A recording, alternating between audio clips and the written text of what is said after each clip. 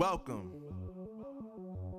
to the place where dreams come true, where everything you want can be yours, if and only if you're willing to work for them, you're willing to hurt for them, but most of all, you're willing to be first for them.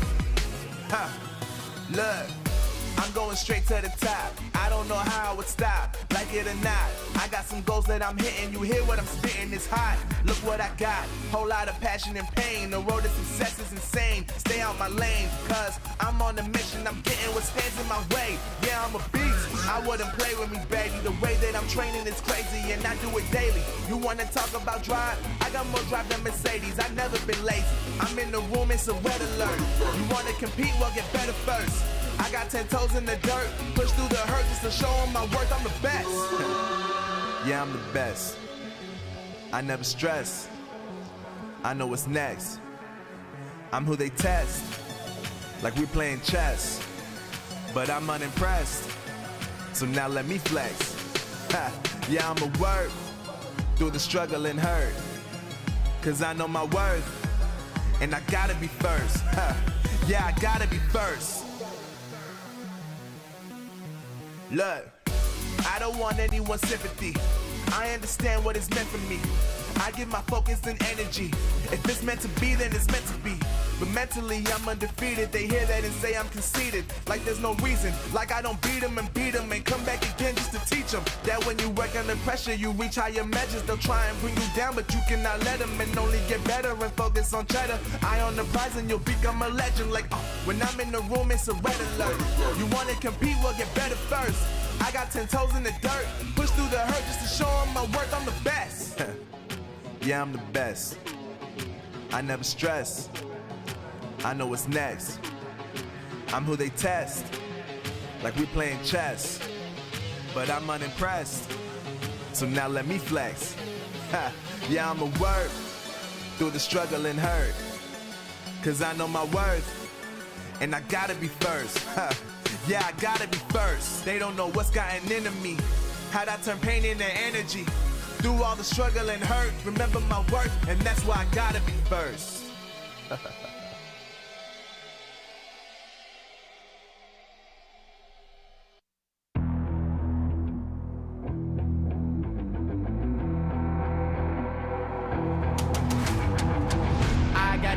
I'm on the mission, snap any minute, casually winning. Stop tripping on me, stop dissing on me. Yeah, I got a dream, can't take it from me. My fire's burning, now I'm always learning. Tell me where to go, man, I'm on a journey. Yeah, I can't explain it, I get excited. Keep it 300, King Leonidas. Strap in, cause it's gonna be a long ride. Working on me every single day and night. There comes a time when your worlds will collide. If it's holding you back, push it right to the side. Ain't got no time for no fear. I work too hard to get here. Ain't got no time for no fear. I work too hard to get here. I don't got the time, put me in, coach. I've been going hard, time to let it show. Everything raw, give it to me now. Let me have the spot, man, it's going down. Gotta get it here, I don't wanna wait. Take what I want, then I go train. Gotta get a win, I won't lose the game. This is my year, I ain't gonna break. Strap in, cause it's gonna be a long ride. More than a year ago, thousands of players began a journey with one goal in mind: to be crowned the champions at the Snapdragon Mobile Masters. Today, one team will realize that dream. All the long nights, all of the self-doubt, every hour spent poring over tape, and every hard lesson learned. All that weight on their shoulders will vanish the moment they claim this trophy. Crazy Raccoon, STMN, Reply Totem, or Tribe Gaming. Who will be the masters? Well, let's find out. Ladies and gentlemen, this is the Snapdragon Pro Series.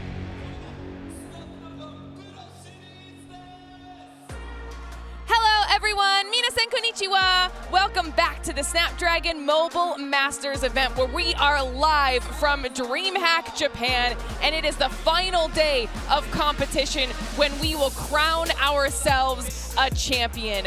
One team will make history today, and it will not be an easy journey to get there. I cannot state how excited I am to get into all of the action here today. I'm your host, Glitter Explosion, and we're kicking off the day today with Spoo, Ready, and Arc on the desk. Are you prepared for what we've got in store today? Absolutely not. No matter who wins today, a new page in history is being written, and I couldn't be more excited to witness it. Look, I'm glad we had day one because I needed some time to get prepared for this. Yesterday, we reached base camp. Today, we reached the summit of this competition and crown a new champion. Yesterday, I was so impressed, and it just goes to show, right, how now the competition is in a box like this, whereas at the beginning, it was wide open. Now, I think everyone's demonstrated just how close all the other regions are to APAC. Yeah, it's going to be a very crazy day of Brawl Stars action, to be sure. But before we dive into it, if you guys missed it yesterday, let's talk about what happened, okay? Because there was a lot of action. We had STMN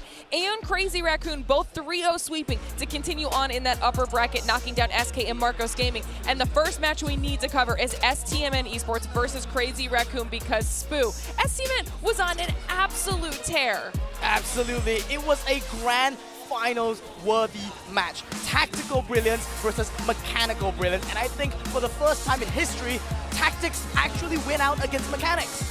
I love that you place this also as a grand finals worthy match because Crazy Raccoon, STMN Esports, absolutely the two most feared rosters coming into this competition. Did not expect it to be this chalked.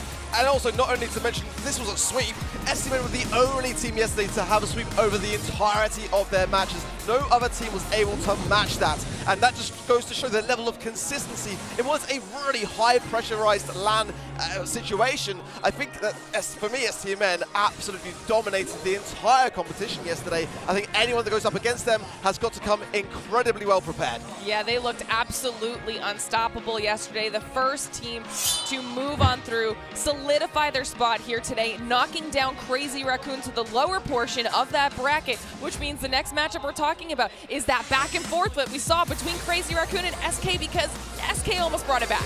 Exactly. This was a redemption story for both teams trying to make it into day number 2. The aggressive style going against this passive control. Everybody projected that CR would roll over SK, but SK didn't drop without a fight and showed that gods can bleed. Oh, no doubt, and we sort of saw them roll over a little bit in those first couple of games. SK Gaming, though, however, started to come back. Once it came down to hot potato, history started to repeat itself, not just in the reverse sweep, but also on that specific map. They had a lifeline, and they almost took it all the way to the finish. Yeah, SK are a team which are renowned. They are known for their abilities to reverse sweep, and even Crazy Raccoon just goes to show that they shut that idea down very, very quickly. It could have gone another way, but nonetheless, Crazy Raccoon bang on top. And those were the first two spots out of our Group A bracket, STMN and Crazy Raccoon, the first two teams that we'll see here this weekend. But then moving on over to our Group B bracket, we had Reply Totem versus Help Me in a very close back and forth match. Reply Totem making their way through, and then Tribe taking out Revenant Esports to stay in that upper bracket, knocking down Help Me and Revenant Esports. Then, like I said, first match we're talking about here is going to be Reply Totem versus Tribe Gaming NA. Absolutely. EU Mina versus the NA, an age-old rivalry that goes beyond time. But this time, it showed that EU, they still remain at the top of their game. And it started to challenge that idea as well, as we saw Tribe Gaming NA start off so strong. About a minute's worth of gameplay for them to get their first victory, and then Reply Totem started to turn that complete 180, and then they continued that vector into the next several sets. Yeah, we couldn't believe our eyes coming off the casting desk. You know, the match was over as soon as we went down to the dressing room. Reply Totem had turned things around, and it just goes to show great growth as well in the competition, because prior to this, it was a 3-2 against Help Me, a much closer affair, but against Tribe Gaming NA, Reply Totem, they almost made it look easy. As one of the most consistent teams in the entire SPS, I've got to say, they stand a great chance here today. Yeah, Reply Totem claiming the third out of those 4 available spots to compete for the title of champion, knocking down Tribe Gaming NA to go up against Help Me. And in the end, Tribe Gaming looked incredibly strong. Indeed, indeed. Going up against Help Me is no small feat indeed. Both of these teams dropping the Reply Totem, trying to get back into day number 2. I think Tribe Gaming came in looking a little bit afraid, but as Zula mentioned it beautifully yesterday, once they found their stride, it was all Tribe NA. Precisely, hard agree, because we saw Tribe Gaming NA face versus Revenant Esports prior to this, a team that a lot of people did not expect to perform as well as they did, but this was almost a warm-up for Tribe Gaming NA. They come in versus Help Me and getting clean sweep. And going back to San Diego just a couple of weeks ago, Tribe Gaming NA looked very defeated, and understandably so. Coming into that first match yesterday against Revenant, like you say, dropping that first set, it must have been a bit of a touch-and-go situation. But going in then against Help Me, it was a clean sweep, and that is a statement that everyone around needs to pay attention to. Yeah, it's going to be a tough competition when you have teams as good as our top 4. Those are the 2 teams closing out Group B. So here are your Masters Finals bracket. It's going to be an insane day of action. STMN Esports versus Tribe Gaming on the upper side of this bracket. Reply Totem versus Crazy Raccoon down there at the bottom. The storylines could not be any better. Yep, absolutely. I think it's crazy to see the fact that these storylines, pretty much, it's an NA rematch. It's an EU versus Japan rematch. It's Worlds all over again. And the thing that they're fighting for, glory, honor, and that massive $200,000 prize pool. We're setting the stage for some of the best matches we could possibly ask for, with a nice chunk of change waiting for you in first place, second place as well. So a lot to be fighting for today. Yeah, I mean, we have been talking about our top teams all weekend. We're going to continue to do so because of the level of competition here, but another thing we've been talking about is all of our top players, and someone who is always in the discussion when we're talking about those top players is Chitampo.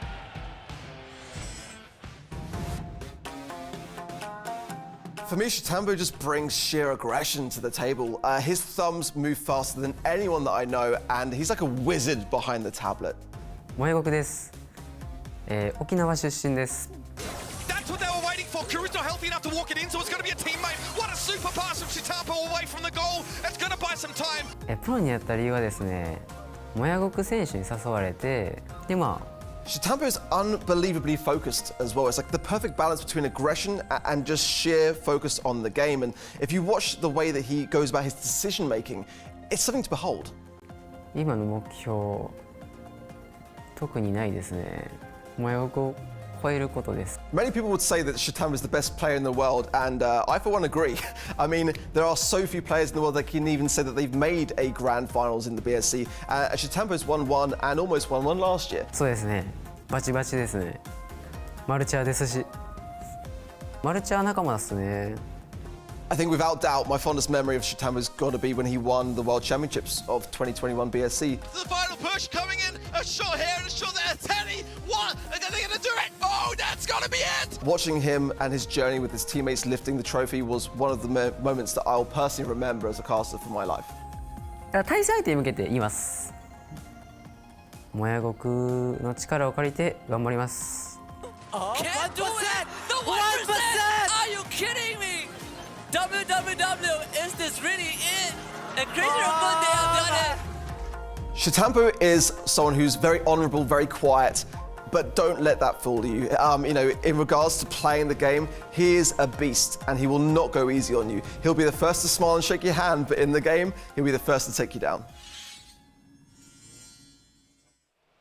What a great sense of humor he has. I mean, my idol is Chitampo. Chitampo's idol is his own teammate Moya, and actually going as far to introduce himself as his idol. But a fantastic segment, as you can see, just very, very modest, but incredibly skilled. Modest, but also with like a dash of really fun personality mixed in, okay? I love being able to see that from our players, but like we've been saying, tons of action in store. We don't want to be keeping you guys waiting any longer because our first match is right around the corner. So let's send it on down to Yuko and Tom to get things kicked off.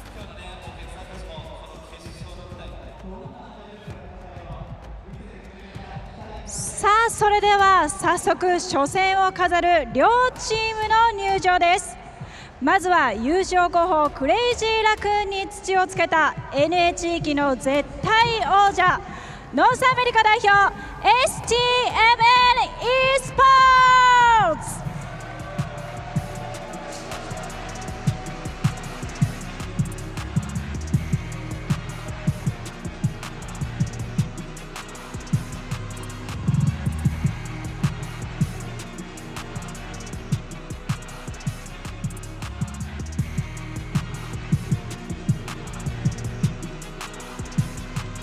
And introducing a team looking to continue their legacy, the old guard of North America, Tribe Gaming.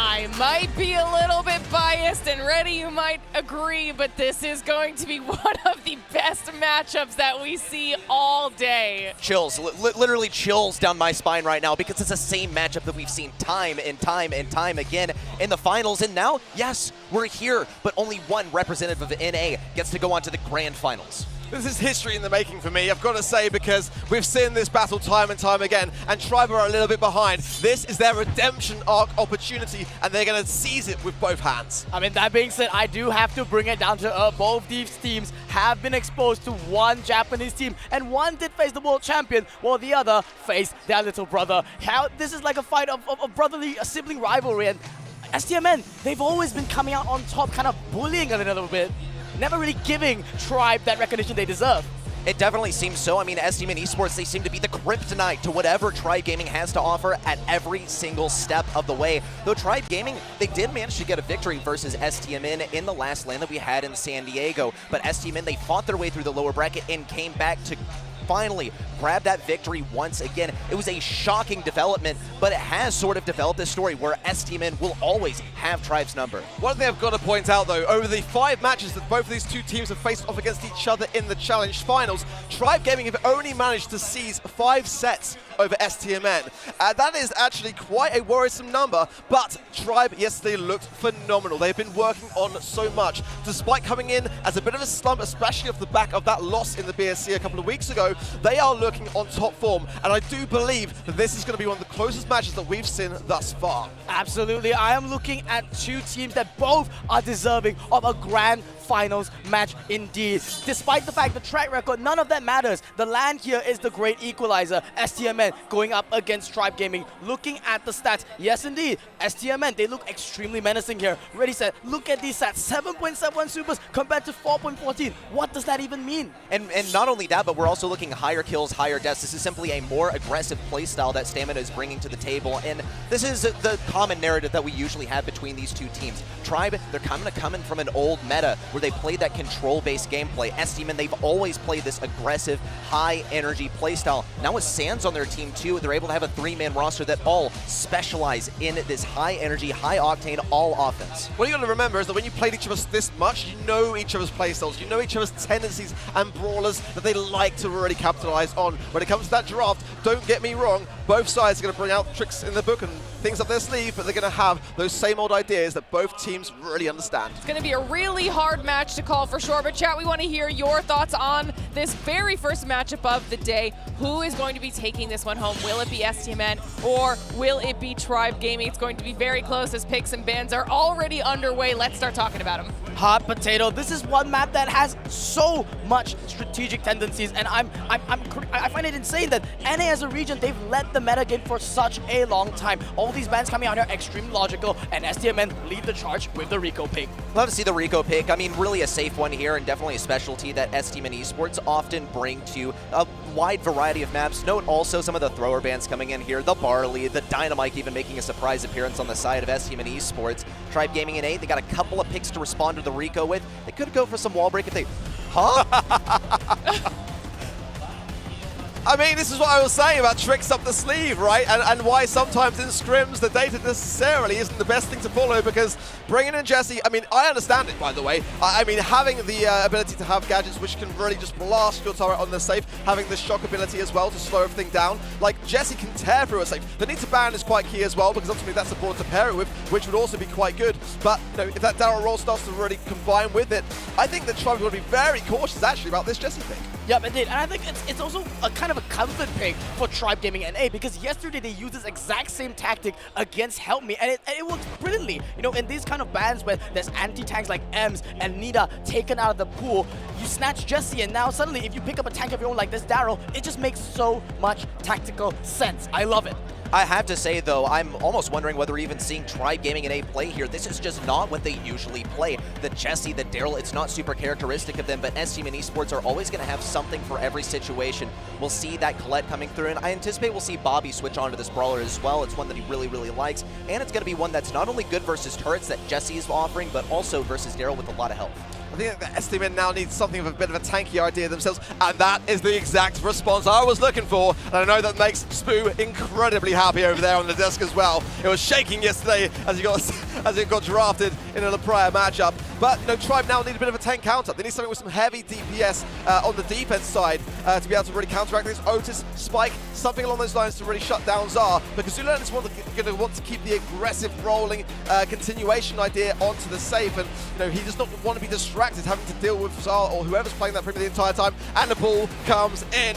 I love it. Both drafts now incredibly balanced for the most part, and the perfect response. This is going to be one of those base race affairs with both sides going on the aggressive whilst trying to defend at the same time. I love it. I think I'm a little bit more on the side of Tribe Gaming's comp, actually. They got more HP, and that's going to be troublesome to deal with. We'll have to see if you're right. It's going to be a very exciting matchup no matter what way you slice it. We're not going to hold you up any longer. Ready? Arc, let's kick off the very first match of our finals day.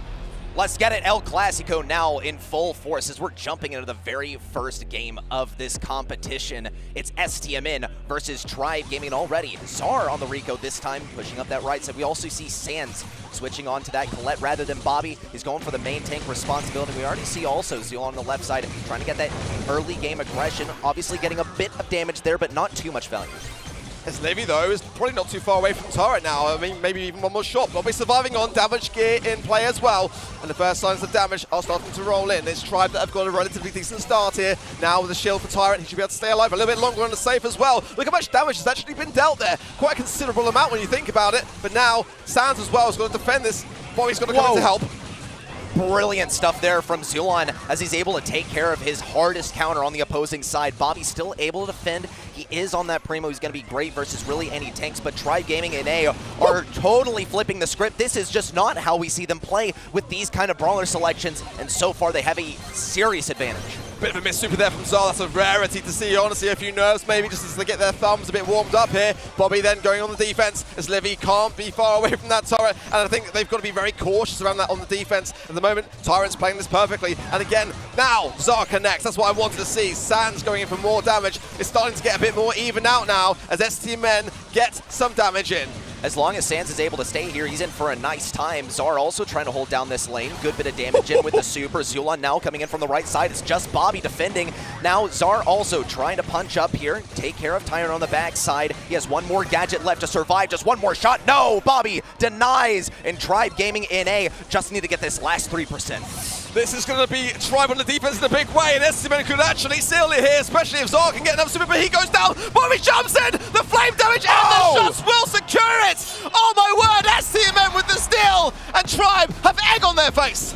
The base race in full force, and Tribe Gaming playing outside of their comfort zone, almost able to take that victory. Really, really won by the skin of their teeth here. They might be able to bring it back in the next game as long as they don't get tilted and given that momentum. I still think Livy is dangerous here. He didn't really have many turrets on the safe, and that was the issue for me. Few too many on defense, and Tribe's just got to get find that balance a little bit better here. Sands already has super, just absolutely going to town immediately, wasting no time at all. Gotcha gadget as well, keeping him alive.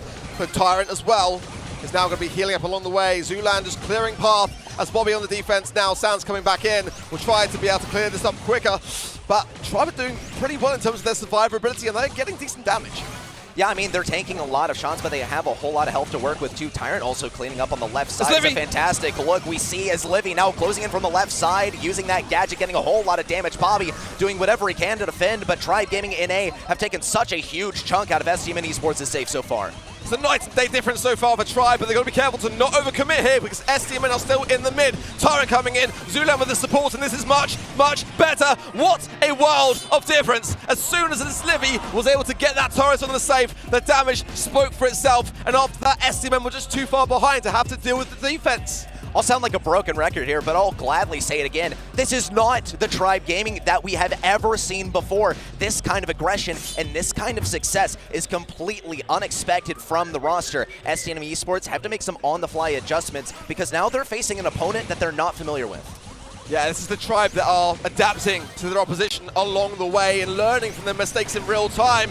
I love it. It's Tribe back. They're an old school team anyway, but this is them in their roots. And got to remind us as well, this is a best of five format now. So whoever wins this next game will be ahead, but they will not be taking the set just yet. It's a relatively decent start for Tribe. Tyrant going in again with a shield, but Bobby and Zar hunkering down in the mid, and they take Slivy by surprise. Bobby gets the takedown, and now landing big fists onto the safe. Zar with the taps to follow up as well. Tribe have got to start to defend this. Hardly a consideration for Tribe, though. They've already really committed on that left side, trying to get some safe damage off. STMN defending super hard on their side, and Bobby almost impossible to remove from the safe, as Slivy will be able to finish the job, but Zar now closes in from the left side. Bit of a base race situation over here. Tyrant looks to close it out, and they get the win. Tribe Gaming NA with 2-game victories already. You got to hand it there to Tyrant and Zulan. They were ensuring good damage, and meanwhile, as Slivy was on defense, I was a little bit worried for him because he doesn't pack the biggest punch. Let's be honest, but the turret was enough just to be able to survive on those few seconds for the damage to rein in.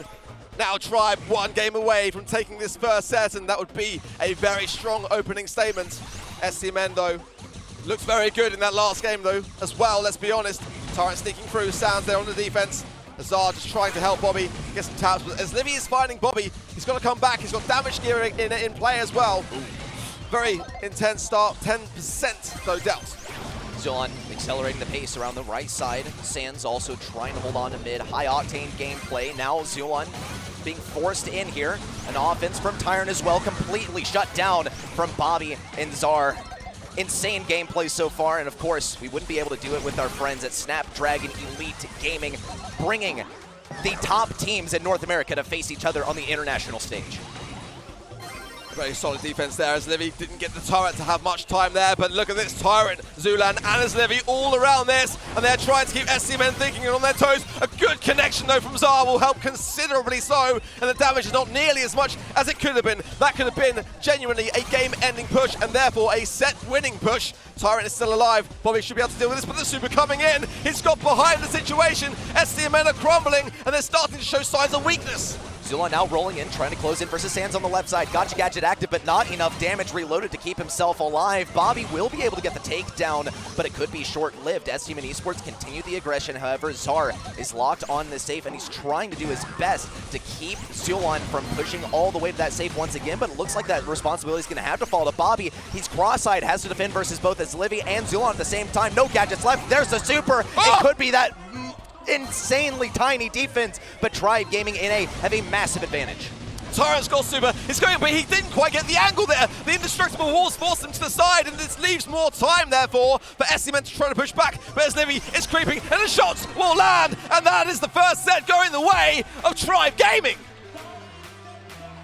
Remarkable here from Tribe Gaming. This is not the team that we're familiar with, but it's all calculated. They're not just playing in an unexpected way, they're also playing in a better way. And I want to add on to that, the draft. Remarkable, just brilliant. They bait out the Primo on the opposing side, and then they punish it with the Bull. Something that's able to contend in close range with Primo, and also keep him out of range. Get a lot of damage locked in. We'll see a lot of times Tyrant playing this Bull at range versus Bobby, getting that slight outrange every single time he can. Historically, STMN have always won the battles against Tribe when it mattered. Well, for Tribe now, they are winning this set when it matters most. This is the most important match that both of these two teams have played all year long, and that is the way to start it off. If you go back to San Diego, it was Tribe Gaming who looked deflated, looked defeated, but it is not that on the stage that we just saw. It's the other way around. It's flipped and reversed. STMN have got to find some energy now, start to bring some communication into the mix, because it's been a while, I'll be honest, since I've been seeing Tribe Gaming smile at LAN.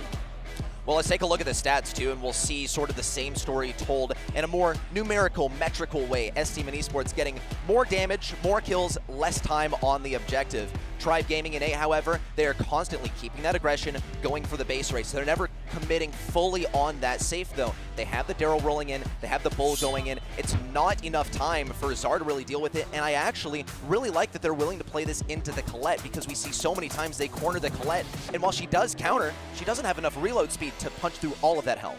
Yeah, more damage dealt because simply more HP to deal with on the other side of the coin. But as we go in now to out in the open then for Knockout, I'm looking forward to seeing potentially some Grey action, because in my opinion, Sands is the best Grey, and therefore Tribe Gaming should be looking to ban that Brawler. Specifically for me, Eve would be a great shout to have as that early first pick. Brock as well, as we know, a big brawler in the North America region specifically, but the ability to break through that mid straight off the bat with the Rocket Fuel, Meg, Artie, and Jean for Tribe Gaming are the bans. For STMN, it's going to be Tick, Bonnie, and another.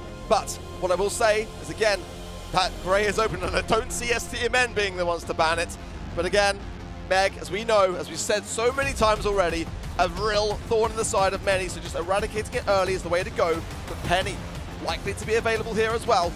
Eve is first pick worthy. It is going to be the first pick coming in there for STMN, and I like it. It's got that ability to actually have some left lane presence, the ability to come back and deal with the pressure that might be exerted upon you, and it's a bit of a safety pick. It's got long range. It's a great first pick in my opinion. Not only that, but you're able to counter out a lot of the brawlers who get a whole lot of value from having long range. The only caveat is they don't have a piercing shot, right? So having those hatchlings coming out is an amazing asset. She also has an escape mechanism. Should she need to get away, should she need to tank a shot, boom, okay, you gotta go, right? You have that gadget called gotta go, whatever. Here's the nanny, and I like this approach. I think there are ways to counter it that S-Team and Esports could absolutely have up their sleeve, but they might not be willing to pick it as their second or third selection here. Nanny head can get countered by a Sprout hedge or something like that, but also it's a fantastic long-range option and is able to break open that wall to allow you more easy passage into mid.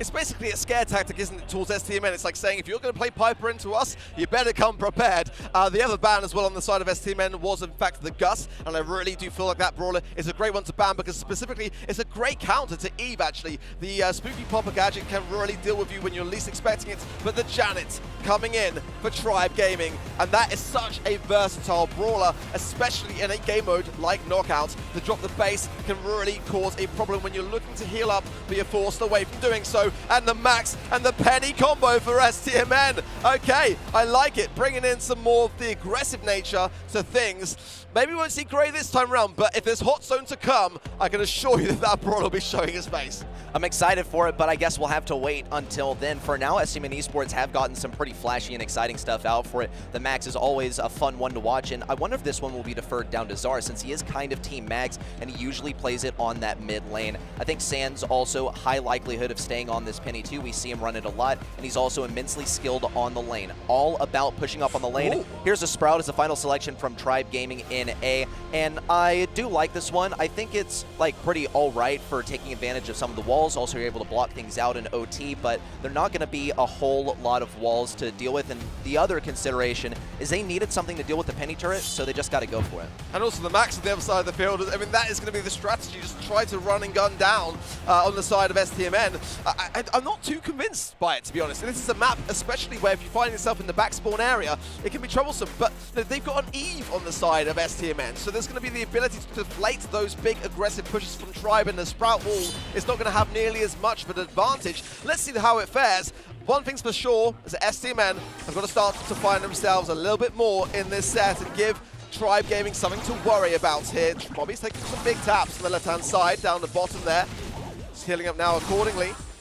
Both sides just now seeking each other out, trying to get that early utility down, as Livy is actually not too far away from a wall now and has been doing pretty well at just landing shots into Bobby. So far, he's been struggling the most, I would say.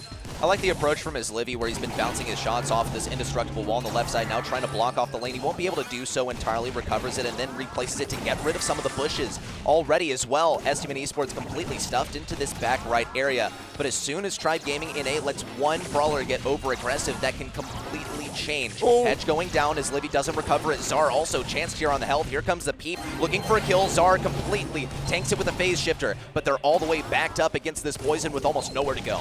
Yeah, this is ideally where Tribe want to really turn the screws in the situation. Big speed though from Zara, and a big push coming in. Bobby tapping his Livy. His Livy goes down. Toro will be next to falling shortly. Return to sender though does activate. Zula will be trying to 1v2 this, and he will go down. STMN with a solid start, but leading up to that, until that max speed, it was looking like Tribe had more control for me, actually. Remarkable. STMN Esports, you can back him into a corner, but you can't cage this demon that is Zar on the max. He pushed forward on that right side, didn't get hit a single time with phase shifters at the ready, but now he only has one left, and they got at least two or one more round to play. A high likelihood of two if Tribe Gaming and A can keep up the control, but they have been forced back quite a bit. Bobby taking a lot of damage there, very calculated as he survived that interaction, and another hedge around the right side. Hatchlings down, could be an opportunity for STMN to push, but they're probably just waiting for the perfect opportunity to pounce and punish Tribe Gaming's aggression. Level return to send there onto Bobby, so I think one left and they've got to go out of the situation. But I do like the fact that Bobby tanked that tick head, the peep rather from the nanny, because ultimately it allows Zar to have one more phase shifter and saving it for a rainy day. Big tap there on the left as well from Bobby, continuing that aggression and the speed from Zar, just waiting on it until the gas comes in, but no, chooses to go with it now with Sands and tries to get his Livy 9 HP and not anywhere to go out of the situation, surviving on somehow, some way, and Zulan goes down. He could have taken to the skies. Tyrant might be able to win this. There it is, the return to Cinder to shut things down. And in just a matter of seconds, we go from 3 brawlers to 1, and Tribe Gaming and 8 take the round victory. It's all tied up now. Peep coming down the right side. Bit of destruction on that barrel. It's going to hurt Sands just a little bit. He can't take any more damage as he doesn't have that salty barrel left, but Zard does have the speed. Once Sands is ready to move in, they could go for a big play. Bobby also has his last gadget remaining. Tribe Gaming can't say the same for them. They have 0 gadgets left, no gas left in the tank. They're running on fumes. I can't work out whether Tribe actually want STMN to push into this because they're waiting for Zar's speed. It's like they've got a plan, a strategy to be able to counteract it, and now STMN have actually given up position and allowed Tribe to maneuver themselves into the mid. Sands, though, down now to 2,000 HP, and Bobby as well has got to heal up. Zar knows, yeah, let's get out of this spawn trap. Tribe are getting us into a trap. Big wall there from Livy and Zulan will take to the skies here. Phase shift from Zar, but he's out of position. It's the 3v1. What was he doing there? Extremely overextended, but still able to claim 1 kill, quickly shut down on the left side, and Tribe Gaming get the game victory. It all crumbled so quickly. Zar, he looked for that big play, tried to punish. Bro thought he was him, and he is most of the time, but really you're rolling the dice in a lot of these situations. Yeah, and especially in this scenario where Tribe have got that momentum, they're feeling good about this one. You've just got to be cautious going in and just gradually find that confidence within yourselves and then win those games, win those sets, and scream louder across the stage. But you've got to earn it first, and STMN rather have got to find that balance here. Zarlo as well has the phase shift away, and that could have been a full, a very early one at that. And they're not out of the woods yet. He's still taking shots as well. Oh, Toro will get the pickup. Sands will do the trade on the right-hand side, but at least Bobby all alone. What is he going to do in that scenario? There's nothing that he can do about it. Tribe Gaming A, they come down like a hydraulic press. They continuously crush STMN Esports against their own spawn, and they're going to look to do it again. They come out with a lot of fire, an entire barrage on the opposing side. But Tribe Gaming A, they're playing a little bit more defensive this time, just looking to hold their ground, maybe depend on STMN Esports to get antsy, impatient, aggressive, and then go for a play from there. Sands, the first to fall. Zar looks for a play. Zulan's able to take to the skies. He might have to shift gears. Take down into Bobby on the left side. Zar looks for the big play, but it's just not there. Final shot comes in from his Livy, and Tribe Gaming and A take their 2nd game in a row. They're starting to run away with this, and STMN know it. They've got to start to change their game plan. They are very separated around the map, and trying to make hero moments happen for themselves. They've got to start to have each other's backs better. That is what STMN as a North do best, actually. They've got so much camaraderie. They've got to bring that into play a little bit better now and time those runs better. They've got such an aggressive comp with the Max. They can really start to utilize it more. Let's see now the opening statement as Tribe still start to land these early shots in. STMN are just not able to close the gap yet. They've got to get that Max super down, and oh, that's a great wall. Wow. A great starting wall there from Miss Livy. He's going to be able to see the crossover now in the bush, but it also locked in Zar for a good amount of time. Now, Bobby with some big things. They've got to go perfectly timed. He will survive. He's only got a few of those per game, too. That's already 1 out in STMN Esports. Don't want to strike out here in terms of their gadget economy. Tribe Gaming and A still playing a little defensive here. They want to allow no opportunities for STMN to squeeze through. Zar getting chanced a little bit there too. Sands now receiving the speed. No openings for him. Tribe Gaming and A have closed off any counterplay, it seems. Zulon uses his second gadget. Zar almost taken down, avoiding a whole lot of damage, staying just on the outskirts of this arena. This could be a big play for Sands if everyone keeps staying so grouped up. As Livy taken down. Now next to go is Tyrant. Zulon's going to land soon. He's got to get the super back if he can. Just one shot, but it doesn't even connect. And STMN Esports take the round. That was much better, and a lot, though, of utility used already by STMN, bear that in mind. I think that was strategical. I think they want to be able to get that early head start. Peep coming in, the quadruplets coming in as well to help tank some of those shots, as Sands will hit hard with that Peep. Now, STMN have got Tribe in a good spot, pretty much where they want them, in fact, and if they can heal up and just keep this control, this might be where STMN starts to break away now. Well, Tribe Gaming and A, they didn't come without preparation. Zulon does have a drop the base that he can use to get a free push out of here, force everyone away. Bobby now using his last gadget, his last get out of jail free card is certainly hazardous. Zar and Sands also on pretty low health, but Zar has to be close to this next super. Here it comes.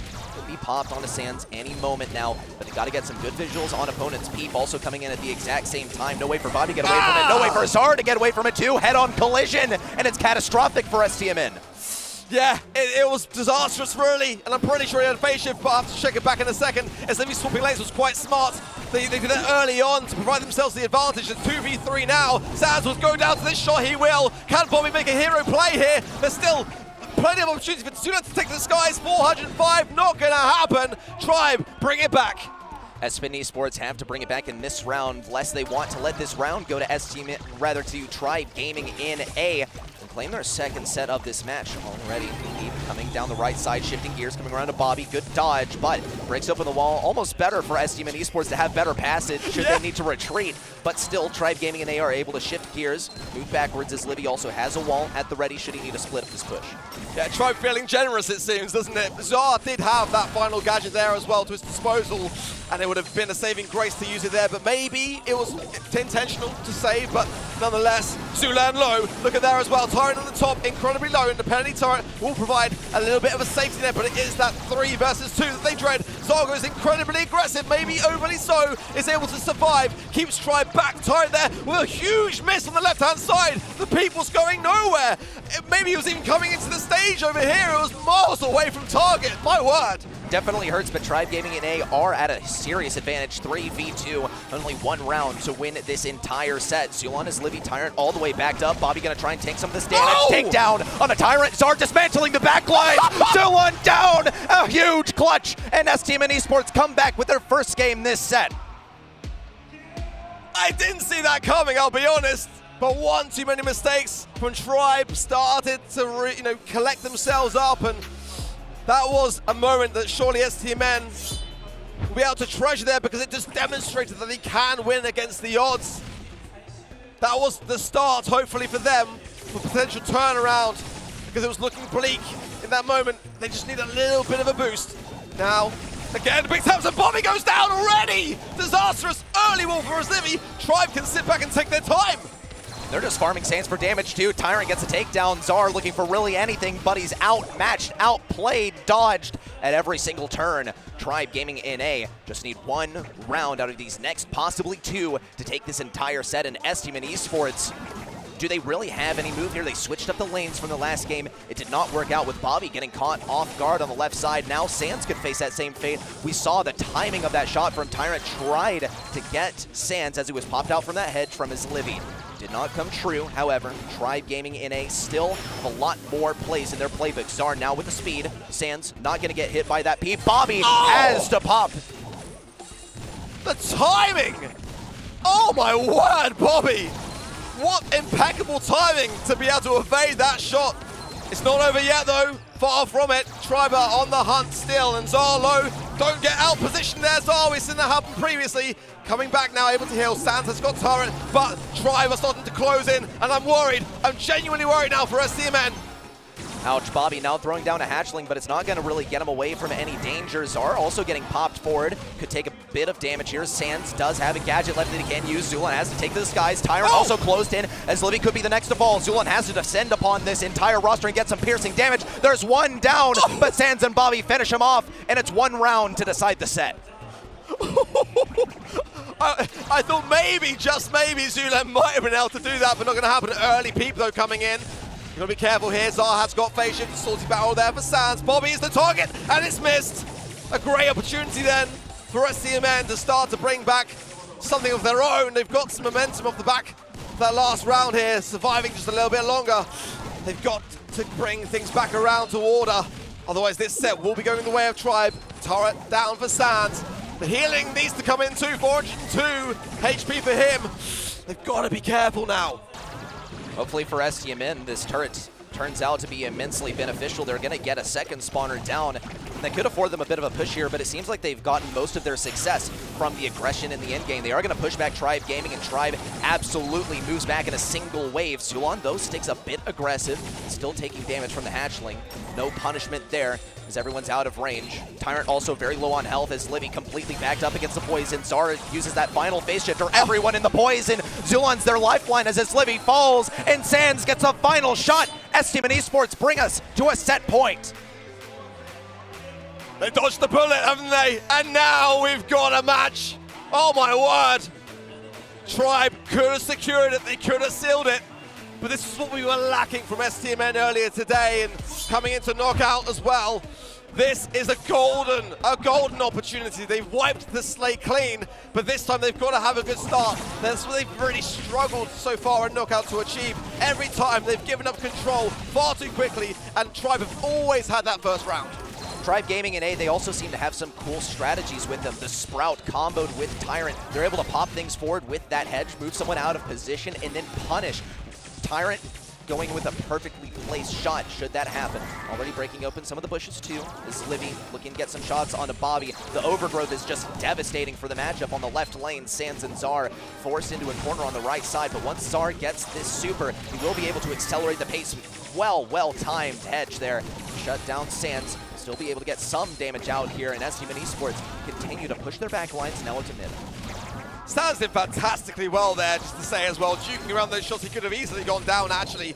Bobby's still struggling with his living because of that range, but on the right-hand side, yeah, Zulan now has the ability to take to the skies. Low, though, and not able to go just yet. Zar with the speed, but goes down himself. 3 versus 2 now, and Tribe have got STMN exactly where they want them. Bobby, though, with a huge pickup, and he will continue it. Guess this Tyrant comes in clutch and shuts the very idea down. At some point, you gotta call this consistency for Tyrant. This is not the first time he's done this, even within this set. An extremely fearsome player on the battlefield here, as he now pilots the peep in perfectly, almost able to contact Bobby, breaking open some walls in the way, but not allowing them easier passage into mid should that third round arrive. Tribe Gaming obviously trying to close this out within this round. They've gotten rid of so many abilities on the opposing side. Sands is gonna place it down a very, very aggro turret, to get some piercing damage onto Zulan too. No success so far. It becomes this Livy's responsibility to take care of the turret. Well played by Tribe Gaming in A as they gradually push back in mid. This is better for STMN. They've got Tribe in a pretty difficult position, as Livy needs to help out a little bit of a wall, which is going to be coming in soon, but as is the peep. Bobby jukes that beautifully, but Zar could not be as fortunate. 3 versus 2 now. So much utility on the side of Tribe as well, and Sands is their target. He is low. Bobby, so even lower, 750 HP. No way do STMN get out of this, and Tribe know it. Last play for Sands, and he falls to the poison. Tribe Gaming, they almost let it slip, but they bring it back just in the nick of time to take set number 2. You can see it.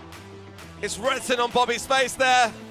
STMN had a golden chance, and it slipped through their grasp. It is not over yet. There's plenty of time to turn things around. But when you look at the historical lead up to this, how many times have STMN been behind? Not really. They're not so used to being in this kind of position.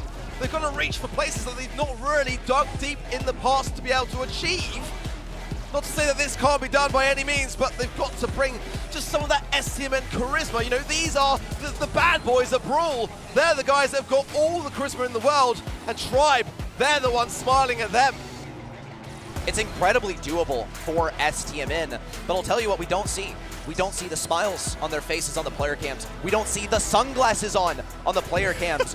What is going on? Tribe Gaming NA are looking incredibly confident coming into this, and all of that preparation is paying off. And we know that they've prepared for this just from the level of plays that we have seen come out. The Sprout walls combined with perfect placement of the Nanny shots, the Nanny peep coming in with a perfect placement of the Sprout shots to follow. Just an unavoidable combo. And STMN Esports, despite playing their all and honestly getting a good amount of healing in this set, they fall short.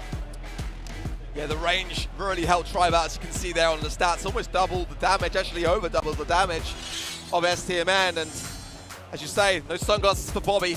Sunglasses replaced with reading glasses of Zulan, it seems. But Tribe have got to be feeling great about this now. Clearly had a great night's sleep, a great breakfast to add to it. STMN have got to go back to their mindset yesterday. This is the same team that were able to sweep Crazy Raccoon, arguably the best team in the world yesterday, arguably still today. But they just don't look like themselves. And I think that that's because Tribe Gaming are reading their book. They've got their number. They know the responses when it comes to the draft, and I feel like that's where they're really struggling, because STMN, in my opinion, have got just the thumbs against Tribe. I mean, it's not even just in my opinion. Statistically, they've beaten them more often than not. But today, it just doesn't look like they're comfortable for some reason. Whatever it might be, Tribe are distinctly ahead. Hey, you want to talk thumbs? I really do think Tribe Gaming are the best mechanically skilled in North America. And I think they owe a lot of their success to that, considering that for a long time, they have fallen behind in the draft department.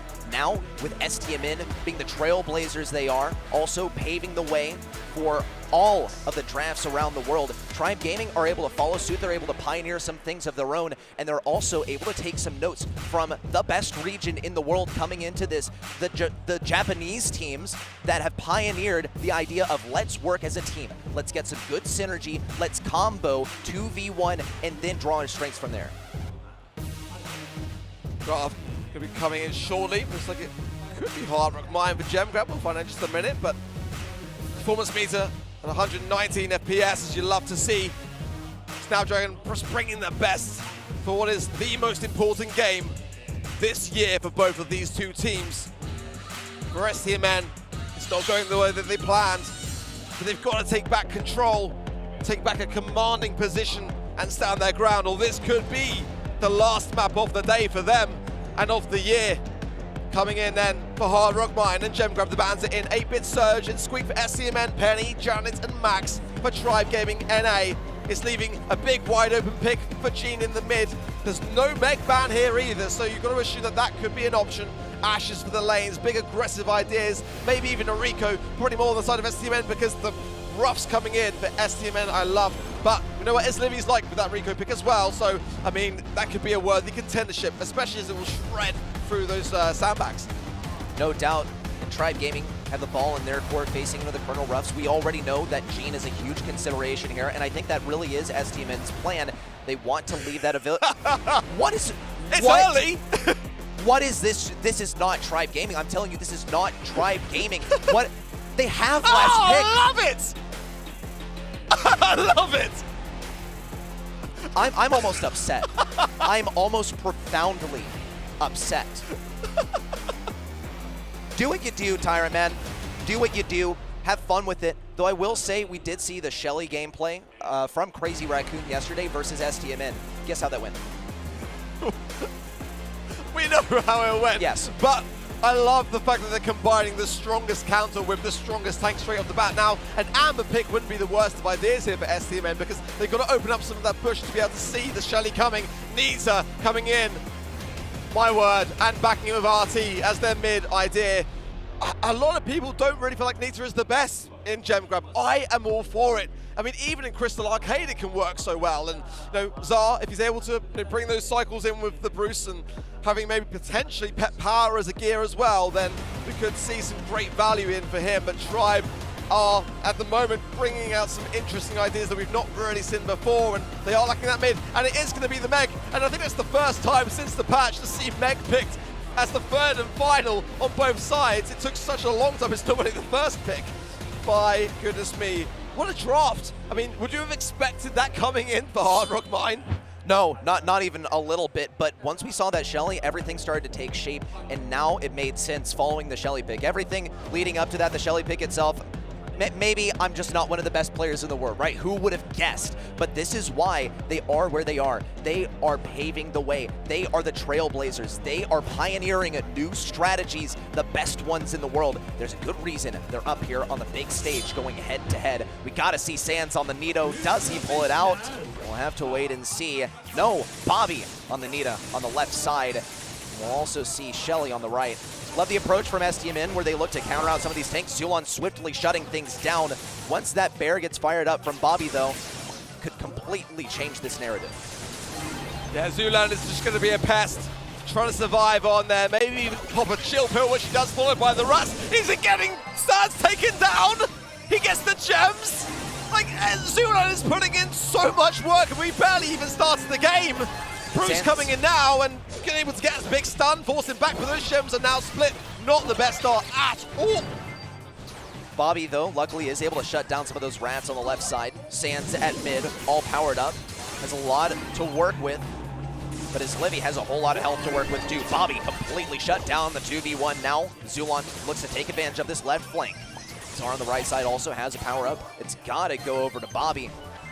He might use it to break open a wall too, disrupt what Zulon's capable of on the back lines, but Tribe Gaming in A completely own this mid, and a lot of it can be attributed to Zulon consistently punishing the matchup on the left side. I loved that gadget there from Sans to force then out Livy out of the mech. Zulon still being a troublesome pest on the left-hand side. Rats shouldn't be that much of a problem now, but it has left Sans away from the mid for a long, long time as they move back in mech form, and this is where Tribe are going to really make use of their time, force their way back into the mid, get the final gems they need, but it spawns the other side. Sans knows it, he's got to go in for it, and Tyrant is coming in, gets the smash, knocks him back, goes back to the spawn, but Czar there slows down the pace just in the nick of time, buying such a tremendous amount of time now for STMN to bring this one back around. That bear was so troublesome on the left side, and now STMN Esports are able to start bringing things back. They have to play an extreme control game and keep his Livy from getting back in that mech. Countdown active for STMN. They might be able to do this. Is Livy back in the mech? He has charged it up over time. Czar also looking to disrupt things. Big amount of control as Livy popped out of that mech. He doesn't really have any way to fight back here. They got to grab a gem. They got to get a takedown, but there's just no entry point into STMN's defense. It's a win for STMN. Huge from Bobby there. It really was. He had to get that gem. It then forced the decision for Tribe to have to get a takedown, and they were not able to close the gap. Wonderful stuff. They know it, but again, they're under stress. You can see it. The pressure is mounting, but they could not let Tribe win that first game. They've got a really good comp, I feel, especially with as Livy able to be so tanky in that mid. It just goes to show how strong Meg really is, because an RT should be able to take relatively good care of it. Tyrant on the right-hand side, soundbacks for good measure from Czar. I like it a lot. It's going to force the retreat. And Bobby's doing better now this time on the left-hand side. So far, so good for STMN, but the gems don't say the same story. Tyrant has just been taken down. It's a good opportunity for Tribe Gaming in A to start switching up the lanes. Zulon a little indecisive of where he wants to go. Does end up taking that left side, where Bobby is looking to farm up that super slowly but surely. Here comes Zulon, a whole lot of pressure, a whole lot of damage too, but Bobby has that super. He's kiting all these shots, however, and Zulon won't walk away with a kill. In fact, Bobby has that bear at the ready. Along the way, though, Tribe Gaming and A have accumulated so many gems, 6 already on their side, and Sans only 2 gems to show for his efforts. They've got to force this Livy out of this mech. The gems now at 7. Only 2 for STMN. Tyrant might go down, but no. Big beams ensure the takedown of Czar, and now it's a 3 versus 1. Sans is going to be incredibly cautious, especially because Tyrant is popping the clay pigeon, getting the takedown. 2 gems sitting, and Zulon is thinking about it. I think Tribe are going to take it from the mid regardless, and STMN have got to reset this now. Zulon now taken down. Bobby punches through, moving in through the left side with only 10 seconds remaining on the clock.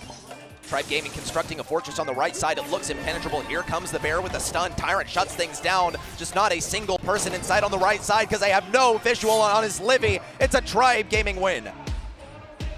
STMN there, nowhere to be seen. They had to reset it. They had to pressurize the situation. It wasn't possible. Coming to this next game, it's getting tougher and tougher to realize if STMN can turn this around actually. Maybe, you know, in terms of their skill, absolutely, but their morale is so low now. They've got to pick each other up and be there for each other, you know, on the map as well, take care of business, as they usually are so good at doing. Zula on the left-hand side now, pops the shield, Pill keeps alive, forces back Zar, and Sans has got to come in there, does secure it.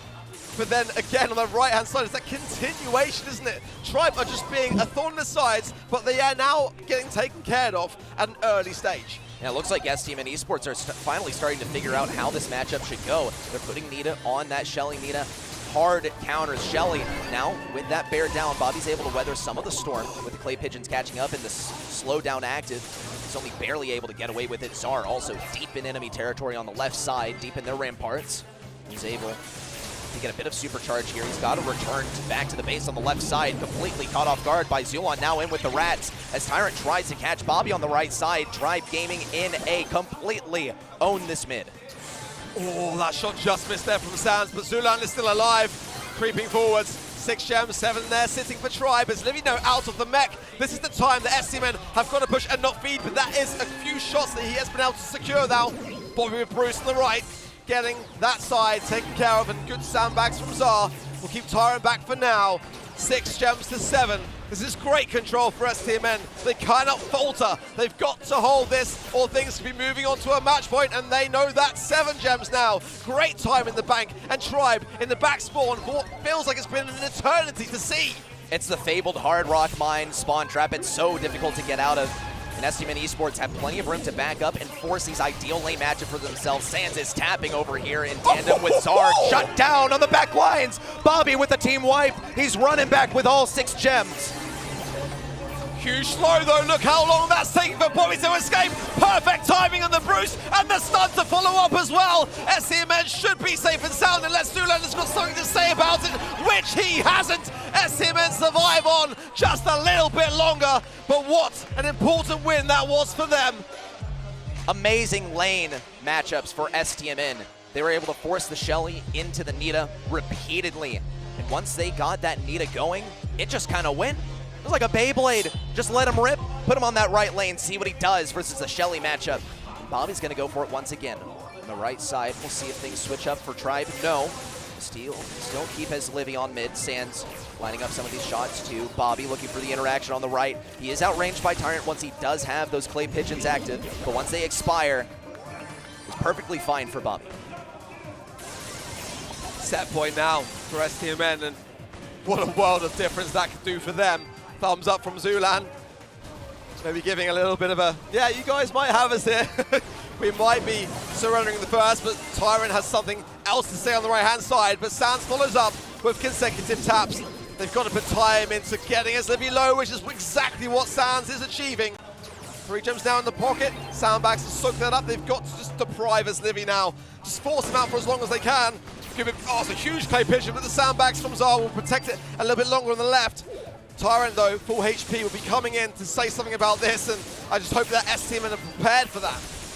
Just might be able to. Sans does have that super at the ready. Tyrant now coming in with the super on the left side. Bobby manages to shut him down. The bear really coming in clutch in that matchup. And STMN continue to push forward. Have the tree ready for anyone who so desires to grab it. Bobby might be able to push up there and get it, but it's just not even that important. Zar will be able to get this back basically for free as long as he's able to pinch Tyrant back in here. As Livy's peeling for him really, really well. Bobby going for the kill once again. Bit of a misfire on some of those Rats as Zulon stays alive on the left. Sans has to rotate over to the right and help out Zar, who's almost getting trounced by his Livy and Tyrant in terms of positioning. An 8th gem going inside of Tribe, gaining a bit of a trade here as well. Zulon now running away in the wake of that bear. Sans still looking for something, could get the takedown to his Livy. Wow! It's catastrophic, and it's in Tyrant's hands to upset this match.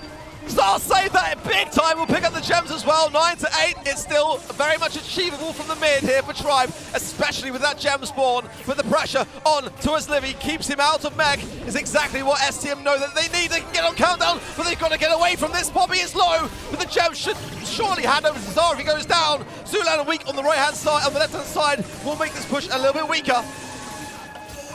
Bobby's ready with this bear pushing in on the left too. Tyron has to get away from it. There's not much damage he can do versus it. STM Esports coming away with the lead and the win. They take their first set of the match. The first signs of life have entered the arena for STMN. The first break of a smile from Bobby. It was all we saw from him back in San Diego. You couldn't wipe it off his face. But it's taken this long to slap it on. Now, will the redemption arc take its form? It's a strange thing to say because it's normally the other way around. This is supposed to be Tribe's redemption arc. But let's see where this leads. Whatever way you look at it, what a commanding position now that STMN have got. What an opportunity to turn things around. STMN Esports, they went into something that they're unfamiliar with. Tribe Gaming and A going for that Shelly pick, but STMN Esports knew exactly how to respond. The Nita was catastrophic for Tribe after that first game. After STMN Esports took some time to download Tribe Gaming's strategy and identify the winning algorithm, they simply knew how to deal with it. And Tribe Gaming and A, mentally, this has also got to be incredibly devastating as they have now gone out on a limb. It has been the thing that accelerated them to victory in the first couple of sets. Now they've been punished for it. Do they continue down that lane or do they retreat into what they're comfortable with? Stats as well, looking far, far better for STMN, but more importantly, the objective. That's where Tribe struggled, dropping those 29 gems. The damage obviously saying a big story in terms of the HP on the side of Tribe. But I'm glad you mentioned as well the draft because it just goes to show that we are in unknown territory now. Every team has been keeping their cards and their weapons of arsenal at their disposal just under their chest, and now's the time that we're starting to see the playbook come out. And you can see that STMN a lot of the time are just kind of trying to work through it. Look at the Shelly ban sticking out for me there. The Willow ban as well, which I rate quite highly, and Dynamite for STMN, Barley, Janet and Meg for Tribe. B wide open here, gotta say. That's gonna be surely for me one to look out for. The throwers could be strong potentially, but it's normally like a final pick thing. Ultimately as well, Ems I feel would be a great one to have here. STMN would probably like to snap that one up too, but Nita worked out well in gem grab. Will it work out well in field goal? That's the question. I mean, this is what I love about seeing this matchup and seeing this level of competition, because it takes something like this in DreamHack Japan to bring out the Nita first pick, right? Nothing else is capable of that. Tribe Gaming and A have to find a creative way of responding. STMN Esports know that when they play unexpectedly, Tribe Gaming and A, they don't have a solution for how to do. They just got to stick to their gut, or they go with what they're comfortable with, and that is where STMN can excel. There's the M's that you wanted to see, and I think this is going to be really, really effective for that Nita. It's just such a suppressive brawler. I watched Sands on Gem Grab do insane 2v1 scenarios with it many a time. So STMN for that reason might be feeling like they may have missed out a little bit, but Bobby played a phenomenal Nita in Gem Grab. So for that reason, very comfortable with that. Surge is actually available as well. We haven't seen really any of Surge recently, but I still think it's viable. RT for the mid for Livy. I feel like STMN now have got to respond with B. It's normally Zara that will follow it up, and the Honey Molasses on the offensive can just suppress things so much. Penny as well open here. Could well be an idea that they might want to explore. It's a great Janet ban though from Tribe, I've got to say, because that brawler would have caused a lot of problems in this scenario. Looks like Tribe Gaming and A, they're taking a really defensive approach with their couple of brawler selections so far, and I think that's absolutely warranted. Whether they had the stats, whether they didn't. STMN Esports, oh goodness, Lazar, Max Smid, and Hugh Sands potentially taking that Ashe. STMN Esports, they are the goal leaders from their group yesterday. They excel in Brawl Ball and this aggressive playstyle. Tribe Gaming and A, they always have taken a control approach. Do they break out of their shell? I don't think so. I don't think they have the right tools for it so far. This is not what they've drafted, but they do have a counter pick. One thing to shut down everything on STMN. Well, Spoo's waving a sign at me saying El Primo. It's not going to be that. It will be the Surge, but I would love to have seen it as well. I think Spoo was showing me a sign every set, to be fair, saying El Primo, but I've got, I was saying it just before the draft really started. We haven't seen really any of Surge this weekend, and I kind of wonder a little bit why. It's such an impressive brawler, has great speed, great maneuverability. Yes, it is a little bit of a risk, if your opposition are cautious in those early moments, and that's now exactly what we're going to have to see. But I do like it from Tribe. It's a good, solid response. But do you see how quickly, though, as well, STMN secured the lock-in of the Max, of the Ashe. They knew exactly what they wanted, and that makes me feel they've got to be confident now about this. Let's see if they're able to do it. Sans finally on the Nito on the left side, pushing up with the Shiva Nita, looking to get some clip shots around that corner. Onto his Libby. Zar already in with the speed. Bobby not going to go for it. In fact, he's trying not to feed that super into Zulon. Here comes the first up, down. Tyrant able to retrieve this ball. Zulon could shut things down on the right. Down with the Rats. Now another one from Zulon, but it's a team wipe. A pass from Sans over to Zar lets him walk it in, and STMN Esports claim the first goal. What an opening statement that was. One friend zone gadget down there as well to make a note for his Livy. So less to be able to defend it. Bobby with all the HP in the world pushing through the left. Zulan now coming in, he will take care of Sans, but the trade is there as well. Speed in from Zar, and Bobby just using the opportunity here to go on the aggressive, maybe overly so, as Tribe get a pretty solid defense. As long as STMN Esports are able to accumulate a max super on their retreat, then things are honestly just fine. They'll be able to pick that ground back up, but now that Zulon has his next super, that's a lot of power that he holds in his hands. Tribe Gaming and A's biggest struggle is going to be putting this ball in the goal. They don't really have anyone tanky that can walk it in, with the exception of Tyrant. He does have a super for that matter.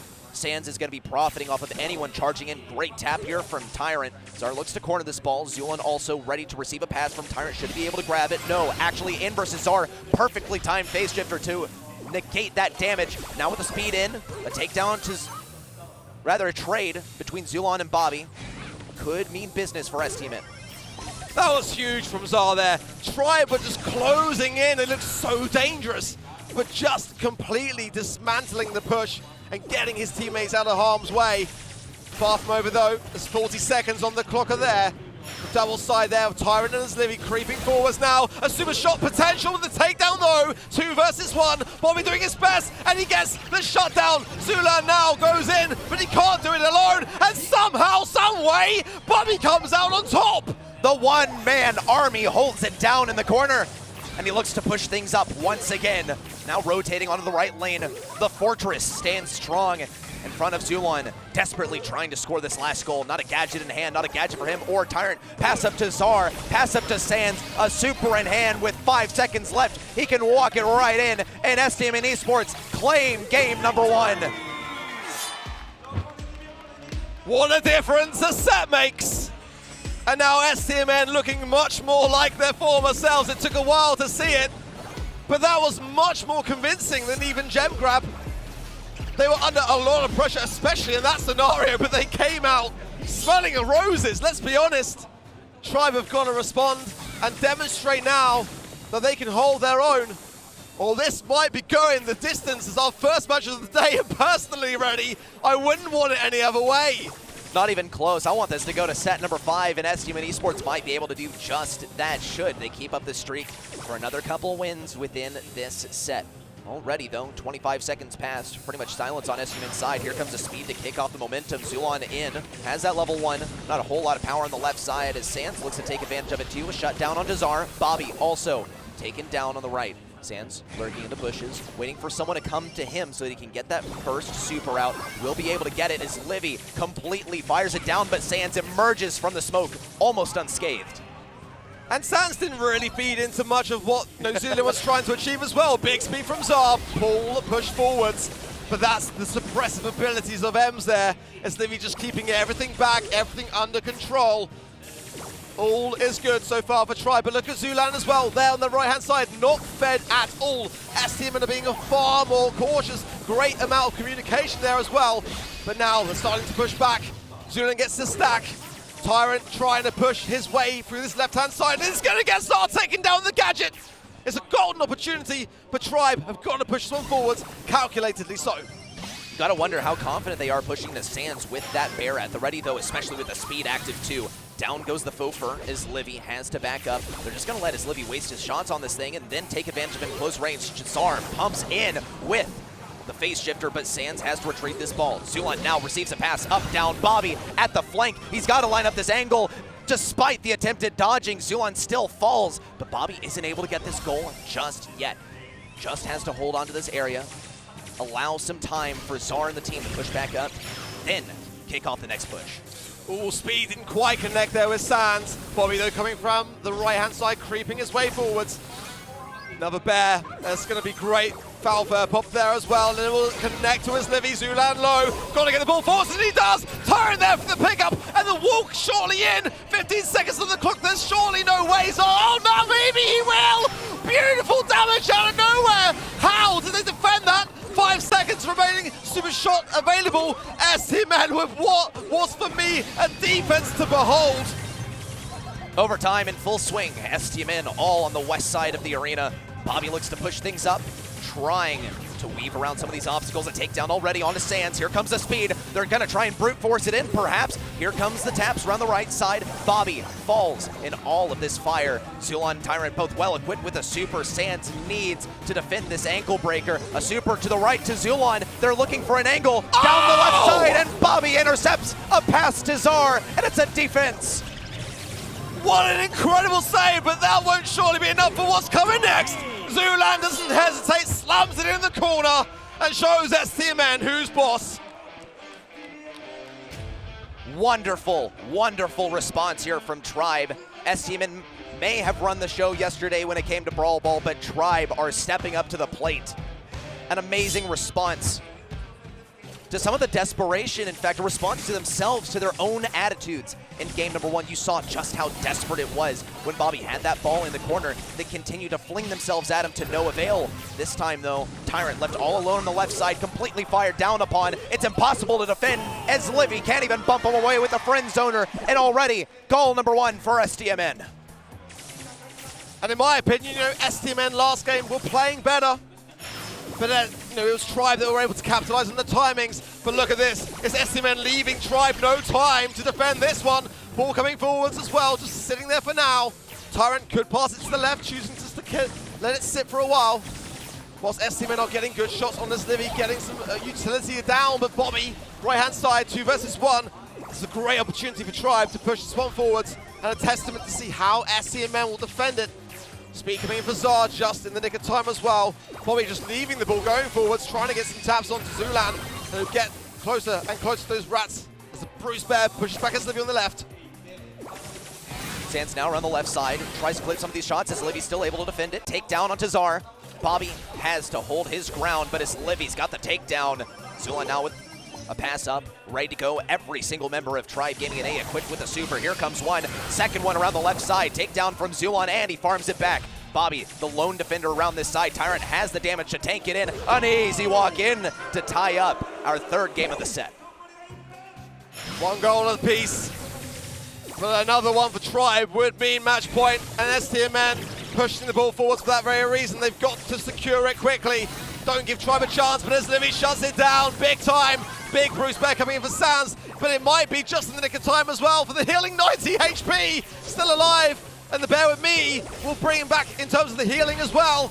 Bobby goes on a tear, he gets 1, will he get 2? No, Zulan with the shutdown, and that will deflate things big time. What a defense for Tribe. And Tyrant now has to turn that defense into an offense, already pushing up the left side, trying to pinch off Zar. Gets taken down, at least he has a super to fire back once overtime is in full swing. 15 seconds till all of these boxes break down, with the exception of those metal ones on the side lanes. Surely Sands is planning to get behind some of these, but now with the speed, he's charging in full force versus as Livy healing up from the hype from both Sands and Bobby. Take down in the 2v1. Sands has the super. He's gonna go for it. Down the left side. No way! And STMN take the game. That is what we wanted to see. Or at least I did, because I wanted to go all the way, really. I really do. STMN took that chance. They couldn't mess that up. They nailed it. And now, 1 game away from being absolutely level and going the distance. Tribe could still end this in this set. But that is a good shutdown right side for Bobby and Zar. Tyrant now left alone as the ball could be forced here. Bobby with the takedown, but not enough time. He could have gone for a flashy super shot. Didn't go for it, wants to keep it. I respect it. 30 seconds have passed, but that was already a very good opportunity for SCMN to get an early lead there. Well, it looks like they'll still be pushing up that lead once again. Zul on the right side is ready to defend, but Bobby and Zar close in from two separate angles as Livy appropriately defends on the left side, and here comes all the rats down as Livy has that hairspray ready to go. Zulon now tries to jump in. Zar able to dodge it out. Tyrant with the defense. Zar looks to take down the base. Teleport back. Nothing personal, kid. Teleports right behind you, and the shutdown of the offense. The Uno reverse card was slammed down hard by Tyrant. My goodness me. Beautiful stuff from him. But now Bobby pushing forwards.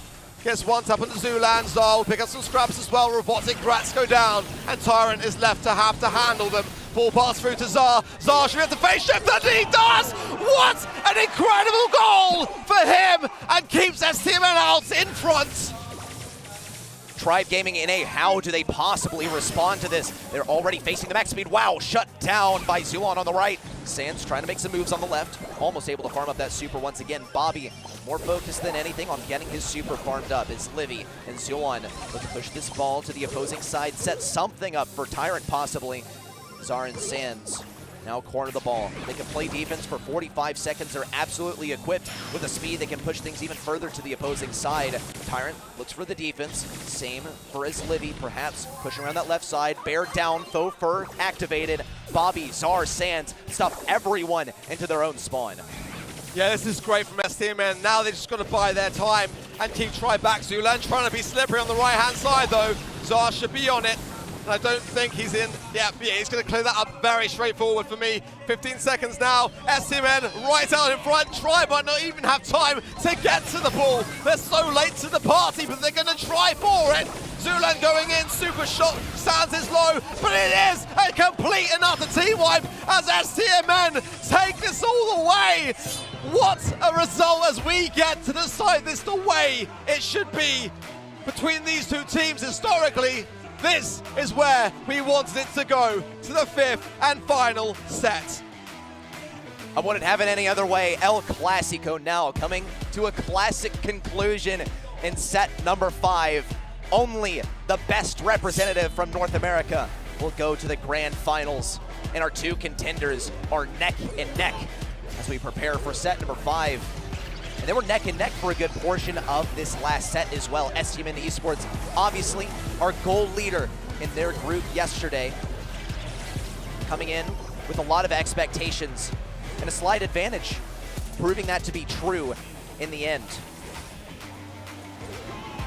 Well, STMN struggled, didn't they, in the early outset, but they're not struggling now.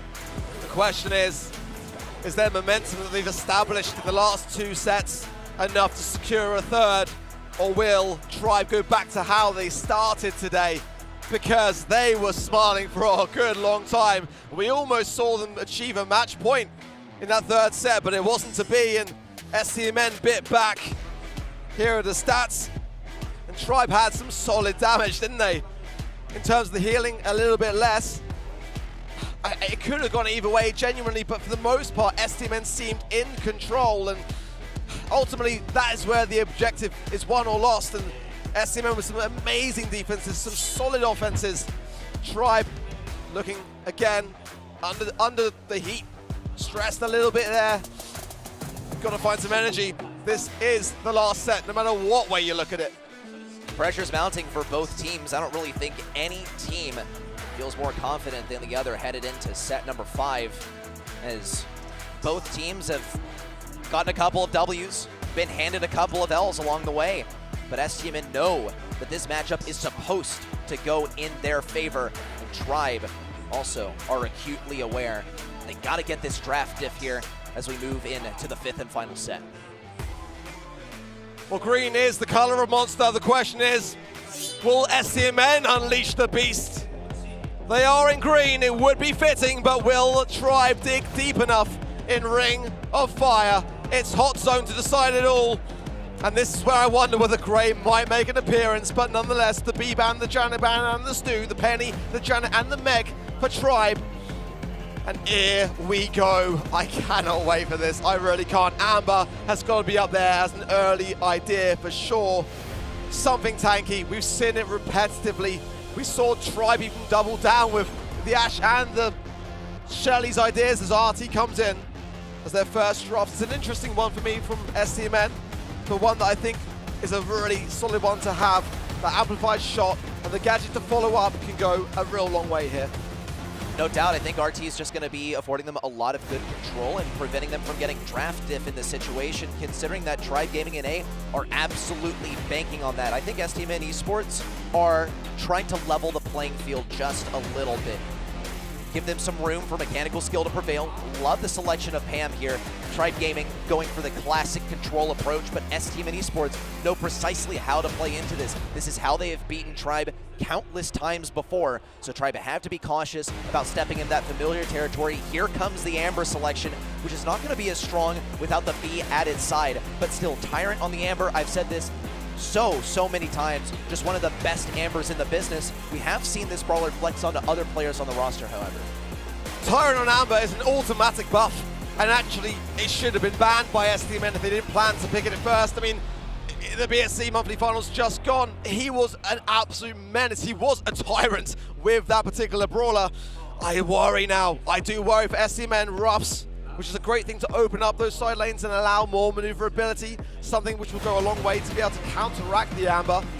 The third and final to come, and it is the Grey. I love to see it, but I'll be honest, I'm more fearful now that I've seen the Tyrant's got that Amber pick. It's going to be a real back and forth. You know, you've got, in my opinion, the best Amber player of North America, maybe even the world, and the best Grey player of North America, and possibly even the world, going head-to-head in the fifth and final. Oh, this is perfect. Poco, double heals. That's a scary prospect for STMN, actually. This is the East Asia approach, right? Have that Poco out there, have the healing, and as Livy's going to be getting some stuff done too, but I think Sands is going to be doing a good job of getting some of those supply drops, getting some of that damage onto the turret, firing around walls. One thing that concerns me though is one of the greatest assets that Ruffs has is those sandbags, and those are going to be pierced right through by Amber's shots, so it's a big question mark for me, but we've seen some questionable drafts already, and the pick turned out to be remarkable, and it all came down to that team synergy. And well, Colonel Ruffs, yeah, that's kind of his deal. He pops down a super that is team synergy in a tiny little package. So we'll see how they are able to play it. It all comes down to one map to decide it all. It's actually going to be Bobby on the Grey. Interesting choice. We'll see if it pays off. It's already a very good start for Tribe, and I do feel like they might have comp here. Let's see whether STMN can prove me wrong. They're hunkered down in the mid. Big heals coming in to Capo there for Zulan. Walking Cane for Bobby just to get that turret out of the way, but it's been 30% of time on the zone. STMN have got to start to contest this. Time is ticking. Remarkable early game lead for STMN as Livy shuts things down in close range. Sands able to respond. Tyrant now with yet another gadget. Zara close behind with the takedown. Sands now with the teleport in, and this is when we start to see the momentum build for STMN. The easy teleports on the right side. Just keep teleporting back and forth to give yourself free health, and always keep yourself away from impossible matchups. Tyrant and Zulon trying to get some synergy here with a heal mutual, but still, takedown as well. Tyrant now falls. Tribe Gaming and A continue to rack up the percentage. Yeah, it's just been Tribe this entire road so far. STMN are just all over the place. They're not together.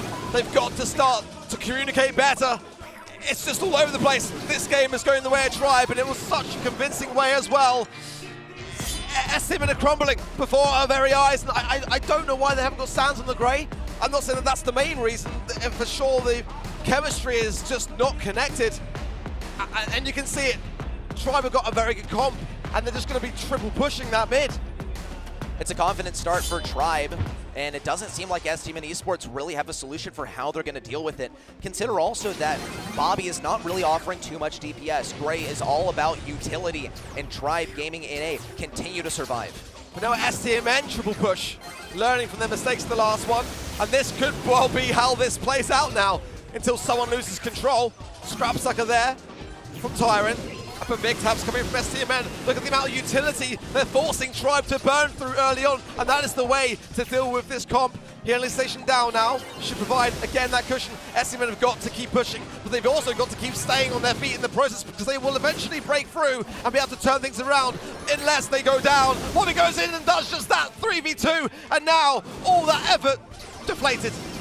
Tribe Gaming and A being really cautious about this super on the right side. Sands can easily teleport in and go for the super. Here he comes, but no super at all. Tyrant, Zulon is Livy. The massive health pool seems to be impenetrable for SCMN Esports. The fire fuel down too, and now Zara is just looking for absolutely anything to shut things down. Sands looking for an opportunity, but still shut down. I mean, Tribe, they're at home. It doesn't even look like it's a challenge. This could be a we got outdrafted case here. As now, look at that commanding 100 to only 16. We're on match point, and SCMN have not had a single answer. Tribe are just dominating, and the smiles return. They're an inch away. Can SCMN reverse sweep this set? If they don't, they will go home. You can tell by the expressions on Tribe's face that they can already feel this victory coming in the next game. That was so confident in game number 1. It got even more so in game number 2. SCMN Esports going to take a similar approach to how they started off that last game. Now in with a gadget from Zar. As Livy, immediate response, lots of healing from Zulon into Tyrant with a scrap sucker, forces everyone back, and yet another gadget from Zar. They have to get this mid control early on and hold on to it for the entire game. That is their win condition. But Tribe Gaming in A seem to shrug off every single gadget Zar throws their way. Oh, big takedown there from Tyrant. Pop the scrap sucker, 3 versus 2, but Tribe are actually coming back, taking their time with this. They can afford to. Huge takedown from Livy there on the left. It's going to be a while for them to spawn back in as well. Bobby, though, coming in, not at a great time for the respawns. They're going to be staggered, and that's going to be all the more power to Tribe. Closing towards now 50%, and again, I am so worried for SCMN. This could be the end of the line approaching. SCMN Esports still going for anything they possibly can, but Tribe Gaming and A refuse to budge. Tyrant, Zulon, as Livy all stand their ground. And SCMN Esports dig deep for any possible move. Bobby with one takedown. Here can come the next as Livy taken down. A team wipe, and SCMN are still in it. This is their chance to hold firm now. We haven't seen Tribe on the back lines this entire time either, so we'll see how they respond in turn. And this is great. Huge taps from Sands, taking down Tyrant. They're about to equalize things out. This could be the start of a turnaround. But Zulon's got healed as well. That's going to be a huge attribute here. 60, 70% now as well. One final chance for a push from Tribe, and it could be the push to end all things. With all this health, they're cycling out the supers from Zar, who keeps on pushing them back. But now, with all the health drained on the STM inside, they will be able to get some capture on this point. Bobby with the teleport in, close range versus his Livy. There's no counterplay to that. STM in, they wrest back the control of the game. Cycling now, the heals going back and forth on the TP, but not done yet. Tyrant does secure the healing station just in the nick of time now. 90%, Sands goes in, gets the value for it, gets back out. 7% is all that remains, but Tyrant's on the zone, and they've overtaken Tribe. Might be about to steal this away, and it's 99. Oh my goodness me, STMN! In the nick of time, it was about to be all over. How? How did they just do that?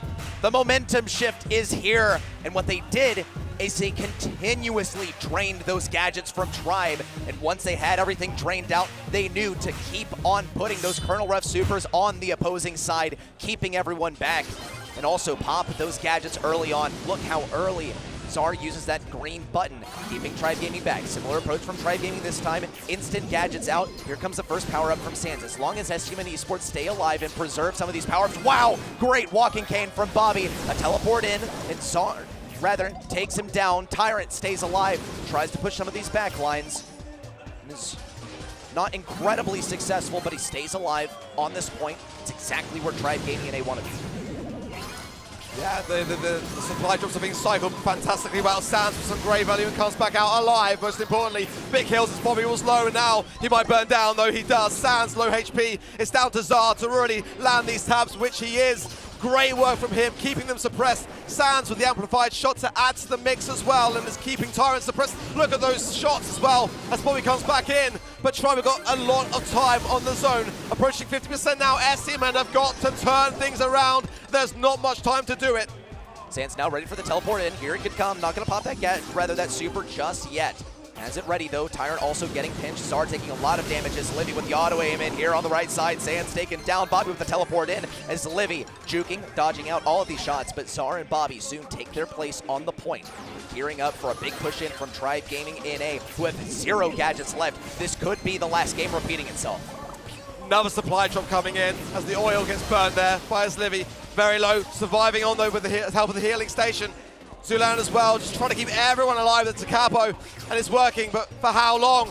I love this. STM members, a huge takedown for Livy. Bobby going down will change things dramatically, and Sands was taken care of almost instantly. It's a team wipe for Tribe, and all the presence in the world in the zone as they approach 25%. It could well be Tribe knocking out STMN. Almost the point of no return for STMN Esports as they push in with everything they've got. Bobby now has that super, could get the takedown on his Livy, trying to get behind Zulon as Livy taken down. Zulon next on the menu. STMN Esports, they stay alive, but it's only a 7% differential. Tyrant has all the health in the world. Down goes that super as Livy still trying to stay in it. Another super in from Sands, but Tribe Gaming NA stay alive.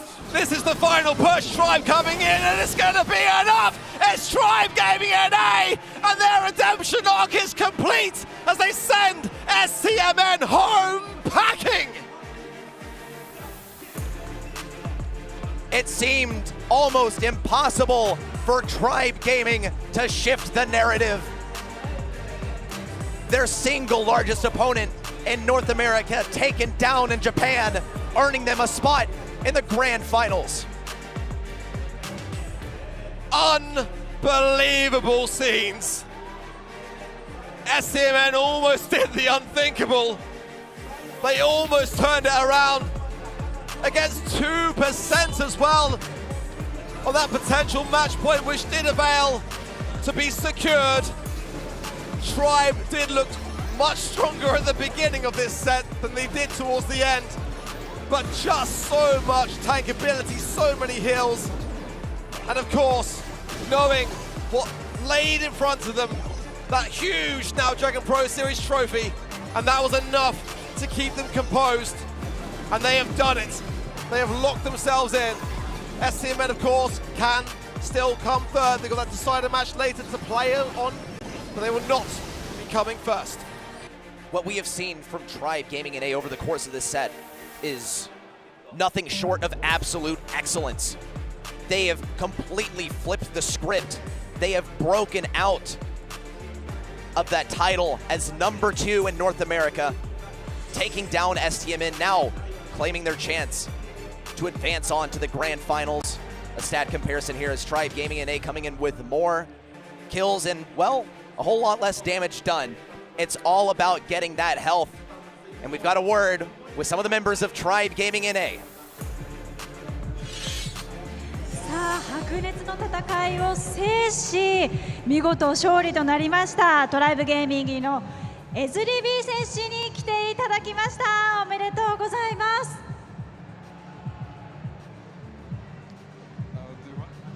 Hello. How's it going, friends? It's your go. I'm sorry? So we've got Livy here, and we're going to be hanging out with him from Tribe Gaming for sure. And Yuko's got a question. さあ先ほどの試合振り返っていかがでしょうか。 How was the last match? It was crazy intense. STMN's a great team. We came into this match with a lot more energy than we had yesterday, and I think that's what won us the game today. めちゃくちゃ大変だったし、すごいカオスな感じだったけど、昨日よりもめちゃくちゃみんな元気にエナジェティックに迎えたんでよかったと思います。 Yeah, I want to follow that up because, listen, I'm going to be straight up. Yesterday, you guys look pretty emo, and you guys lose when you get in your heads. How did you change and turn around that momentum? Because, like you said, that's what won you the set. 一度負けてしまうとすごい流れが変わってしまうと思うんですけど、気持ちの切り替えはどうしましたか？ After our match against Help Me, we kind of made jokes during the match just to lighten the mood a little bit, and that's exactly what we needed. Like our team needs a good mood to win, and so we tried our best to just carry that over into today. Love that. ヘルプミーの戦いの時になんかお互いにジョークを言い合ったりして雰囲気を良くするってことをすごく意識して、それをそのまま今日もやれたんで良かったと思います。 さあ次はいよいよ決勝となります。決勝に向けての意気込みをお願いいたします。Please tell us how you're gonna tackle that final match of the tournament. Wait, can you repeat it one more time? Can you repeat something? Yeah, tell us how you're gonna approach in the final match. We knew in the final match that we would have to get the perfect comp, and I think they made one misplay in the draft, and that's what got us the comp we needed to win. 最後は構成を絶対にいいものでいこうと思ってて、で思った通りの構成で思った通りのプレーができたんで良かったと思います。さあそれではこちらにはエズリビー選手に来ていただきました。キャスター席にお戻しします。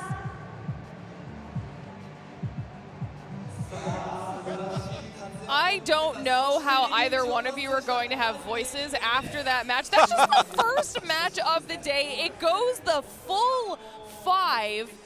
I mean, we could not have asked for anything better between these two, and then Tribe coming out on top ready. It's a remarkable shift in narrative. It seems like Tribe Gaming now have the better draft mechanics, and they shift back incredibly unexpectedly to their same old control ways. It completely catches STMN off guard, and I guess for now, they're #1 in A, but they have the chance to turn that into #1 in the world.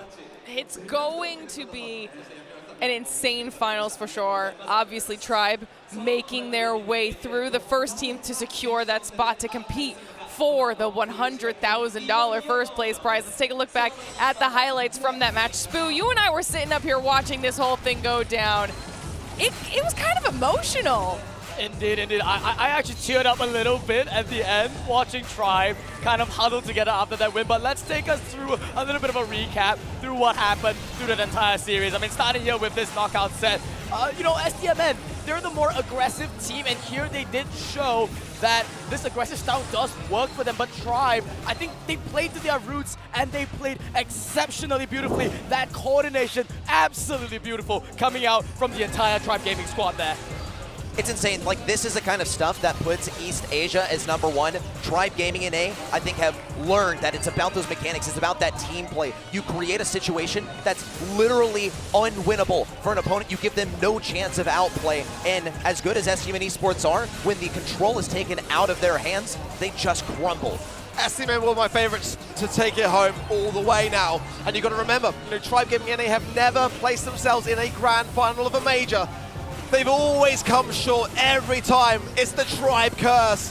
Today could be that day that they really do land themselves into the history books in the biggest way imaginable. I mean, to see them escape their trap, you know, of finding themselves in their own heads, it shows progression, it shows growth, all the things that we want to encourage in something as monumental as the Snapdragon Mobile Masters. This is their time for me, and today their performance just went on to prove it. I cannot wait for what is to come.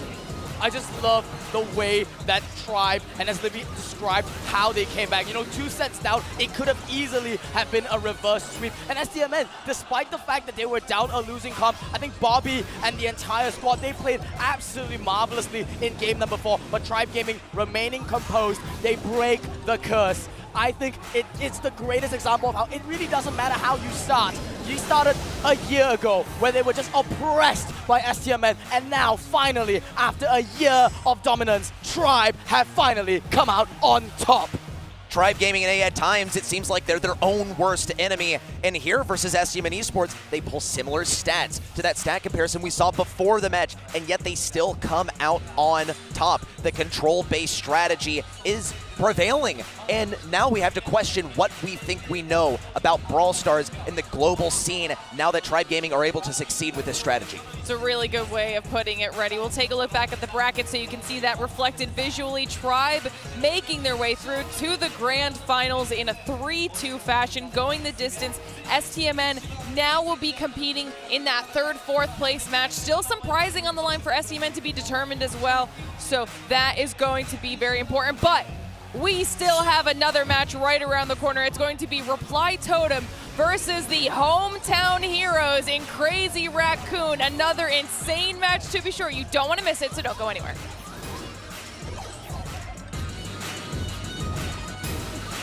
If we play our best, no one's going to beat us.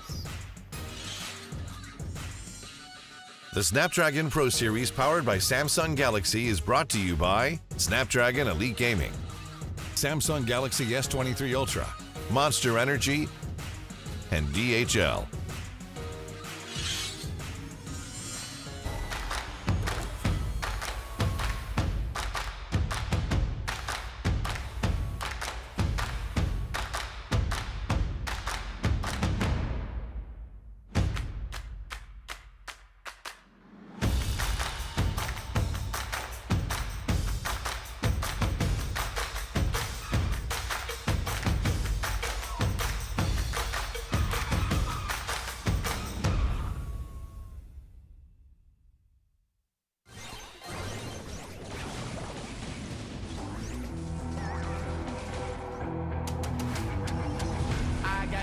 I'm on the mission, snap any minute, casually winning. Stop tripping on me, stop dissing on me. Yeah, I got a dream, can't take it from me. My fire's burning, I'm always learning. Tell me where to go, man, I'm on a journey. Yeah, I can't explain it, I get excited. Keep a 300, King Leonidas.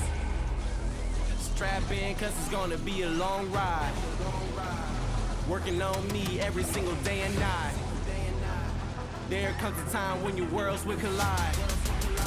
If it's holding you back, push it right to the side. Ain't got no time for no fear. I work too hard to get here. Ain't got no time for no fear. I work too hard to get here. I don't got the time, put me in, coach. I've been going hard, time to let it show. Everything raw, give it to me now. Let me have a spot, man, it's going down. Gotta get it here, I don't wanna wait. Take what I want, then I go train. Gotta get a win, I won't lose the game. This is my year, I ain't gonna break. Strap in, cause it's gonna be a long ride. Working on me every single day and night. There comes a time when your worlds will collide. If it's holding you back, push it right to the side. Another level, I will never settle. Mind over matter, get the gold medal. On another level, I will never settle. Mind over matter, get the gold medal. Ain't got no time for no fear. I work too hard to get here. Ain't got no time for no fear. I work too hard to get here. On another level, I will never settle. Mind over matter, get the gold medal. On another level, I will never settle. Mind over matter, get the gold medal. On another level, I will never settle. Mind over matter, get the gold medal. On another level, I will never settle. Mind over matter, get the gold medal.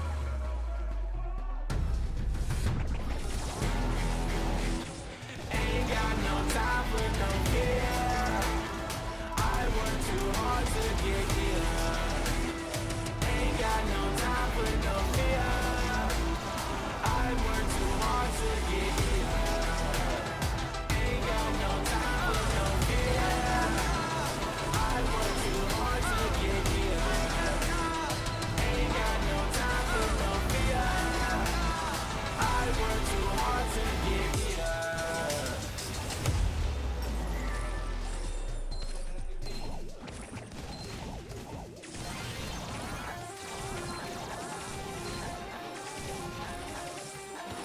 Feel the light, see the stage, hear the vibe. Pumped up to get ready for the fight. Big dreams, one chance, be the star. I'm the winner coming out of the dark. No fear, getting ready for the ride. Yeah, stepping into the light. No limit, aim high. No limit, the prize is mine. Step out as a motivator. Let them know that the weight's up. That's how we know when we level up. Ay, that's how we know when we level up. Level up. All we know about is level up. Are we ready not to level up? You know we fall and we get up. Level up. All we know about is level up. Are we ready not to level up? It's time, get up. Like a gangster ball, still I'm standing tall. Know about the ball, I got my fan with me. All we know is ball to empty out the mouth. The chosen one they call, I take my fan with me. Know about it if you tell, know you're breaking calls. Want your credibility and all, fall like dominoes. Can you really take a stance? All I wanna know. Need me real ones when it's time to go. Step it in, elevator. Listen to all the haters. That's all we know when we level up. Yeah, that's all we know when we level up. Level up. All we know about is level up. Are we ready not to level up? You know we fall and we get up. Level up. All we know about is level up. Are we ready not to level up? It's time, get up. I found out I'm not alone, 'cause I'm just like you. There's no failing when we fight. We're not afraid to. Level up. All we know about is level up. Are we ready not to level up? You know we fall and we get up. Level up. All we know about is level up. Are we ready not to level up? It's time, get up.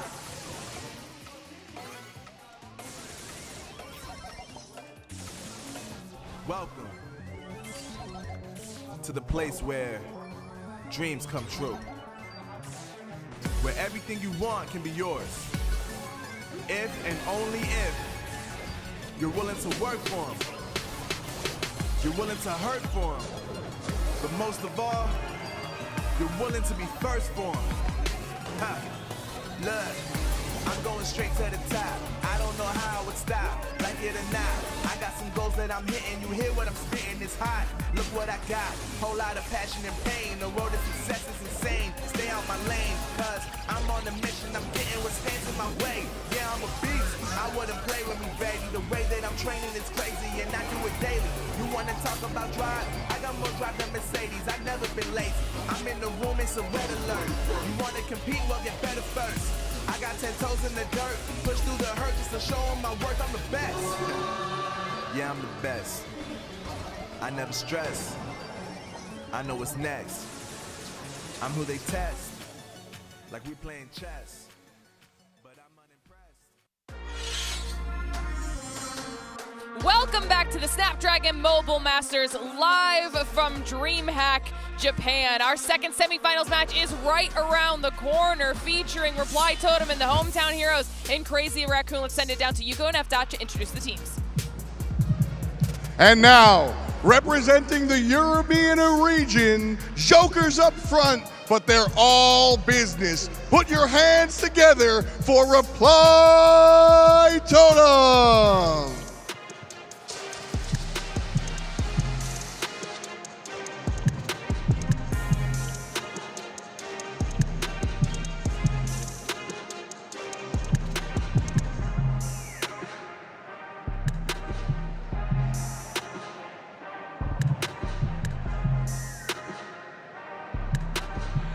昨年世界を制したメンバーを筆頭に改めて日本が最強ということをここホームの地で証明することができるのか。アジア代表クレイジーラクーン。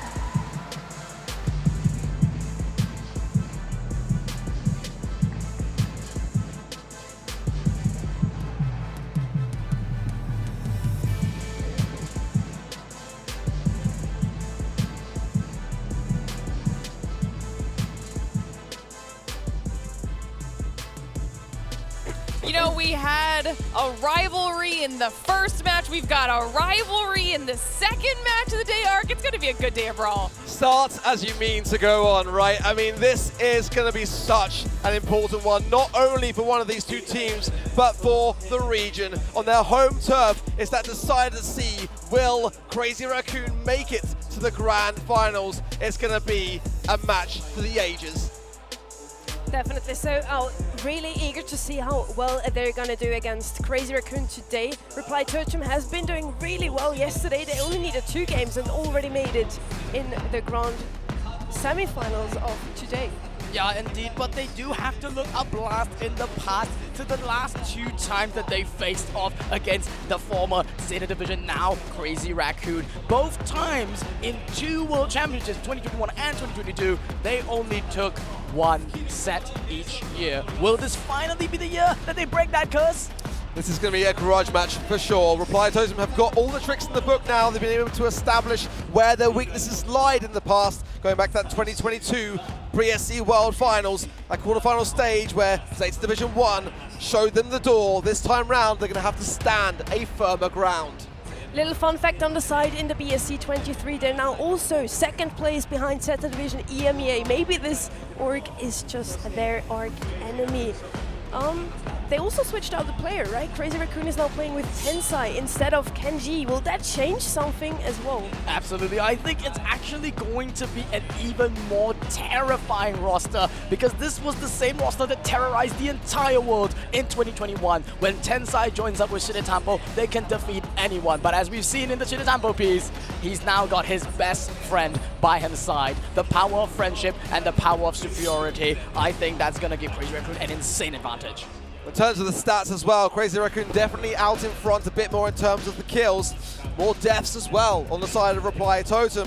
They're both very aggressive teams, no doubt about it, and it's all about the precision of the situation. Got to mention too that both of these two teams dropped the same number of sets yesterday, so they are literally so even in this competition. It's going to be hard to choose in terms of predictions. Well, you're talking about dropped sets. Let's talk about drops in general for everybody at home, okay? Because you can head on over to event.brawlstars.com to claim your Brawl Stars drops. Now, they are exclusive to this weekend. Trust me, you don't want to miss out on any of that. You can go on into the game, give us your predictions on how you think things are going to turn out as well. So make sure you are doing that. It's time for that pick ban phase. Let's jump into it. Talk to me about what you see on the screen here, Sunny. We already have Nita, Barley, and Ems banned out by Reply Totem. A bit of a control-based comp they're banning out here. Ems is banned, Colette as well. Those two, we already said that yesterday already. Those two are the best two mates you can pick in the game, in my opinion at least. Ruffs and Barley also banned from the side of Crazy Raccoon. They're going to go with RT as a first pick. Have a lot of damage output and a lot of control. What do you think of that? Very, very unorthodox pick coming out here from Crazy Raccoon, but I think if they want to have a spot in the grand finals, this is probably something that they prepared in advance. RT, not the most typical, but definitely something that does defend a little bit better against tanks, all of which are still in the pool. I'm actually intrigued by this. I love that though, from Reply Totem taking a trick out of the book of the team that have just proceeded into the grand finals. I feel like that's not a bad way to start your draft, as it did work out pretty well for Tribe Gaming in their first set. But that, Jesse, is the concern that Crazy Raccoon have got to take care of. And of course, some tankier options still to come. So Reply Totem needs to prepare a little bit on that front too, but they've got the ability to respond in kind. Ultimately, Crazy Raccoon have got to show their cards first. So one of these two brawlers has got to be that big tanky beast. It's not going to be the Carl, so I'm hoping it's going to be what follows it. Crazy Raccoon definitely needs something to deal with this sterile pick coming in from Reply Totem. You don't have many mids open anymore. You have Jesse and RT. And now there's the tank. It's not a tank counter, it's a tank itself, and it's something that we only see in this region, right? We never see a BB being picked in EMEA nor an A in the past few months, but it did seem work out well for Crazy Raccoon so far. Of course, the best tank that is a tank counter himself is gonna be Primo. Reply Totem is trying to go with him. Double tank Jesse, what a comp. The stubbornness that comes out from Crazy Raccoon right now, I have to say it is worrisome for sure, because I think this is not a comp that they're gonna win, but we're gonna have to see.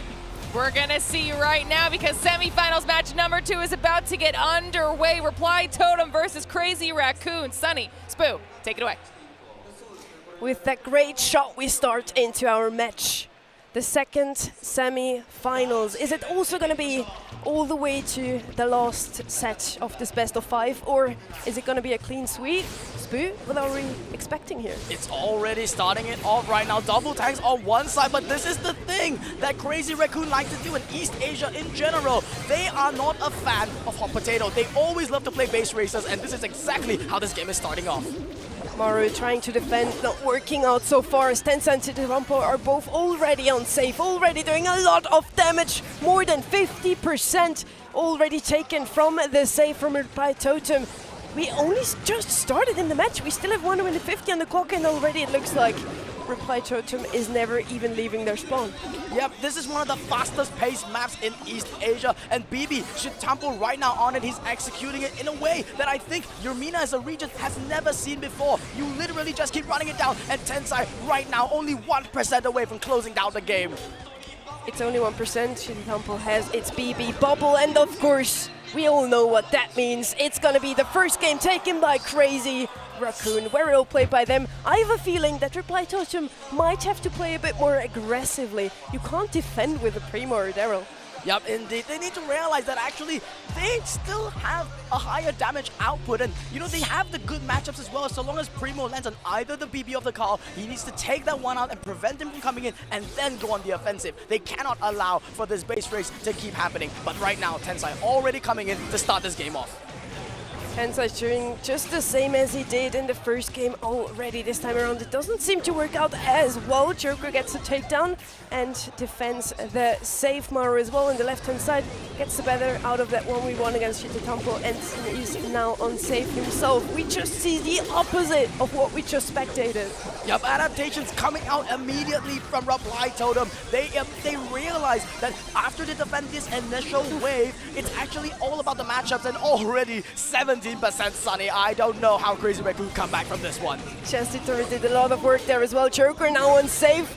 A little bit of a miscatch, and still they managed to finish this one off very quickly, just as we just saw Crazy Raccoon do the same. 1-1 already in the first set. If that's not proposing to be a very interesting match here, a very close one. Blow for blow, both teams are going at it, and every game we're seeing something different. Right now, I think Crazy Raccoon, yup indeed, Shitampo now started now on the right lane, and interestingly, they shifted the RT to the left to play on that. But Joker, first play of the game, coming out around the roll, but it does look like Crazy Raccoon have the initiative.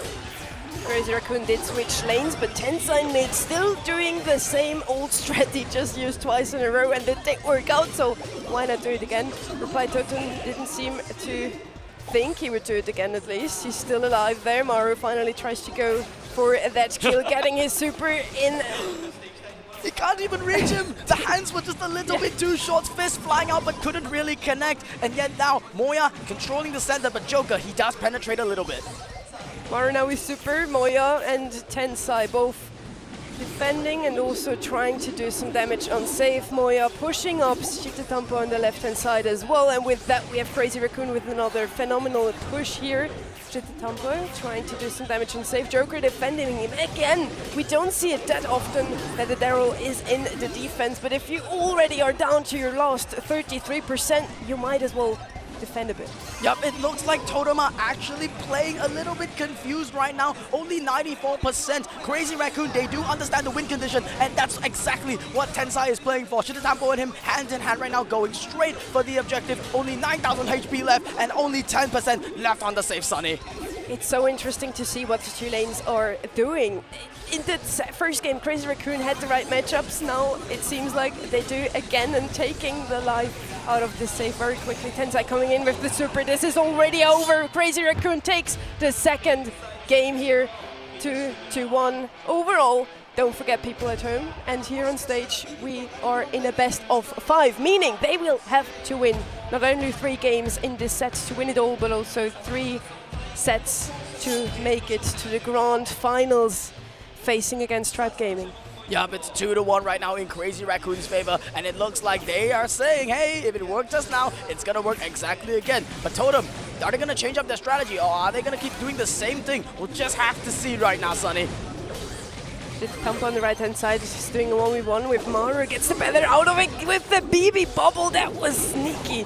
Maru doesn't win his 1v1 either. Both Tensai and Shitampo are one-shot, but they do have damage gear, and they do a lot of damage on safe on the other side, though. Crazy Raccoon safe isn't looking that healthy anymore either, as Maru have been doing some damage. Joker with another super now.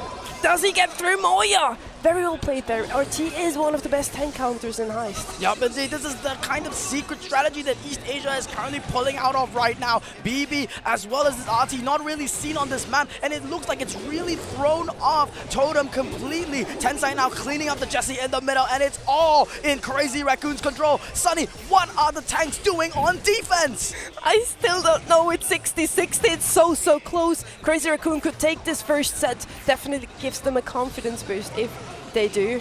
Joker and Tensai on the right hand side. Joker with the roll in the timing he needs. Gets the kill. And still, Joker and Maru just defending. Spoo. Why?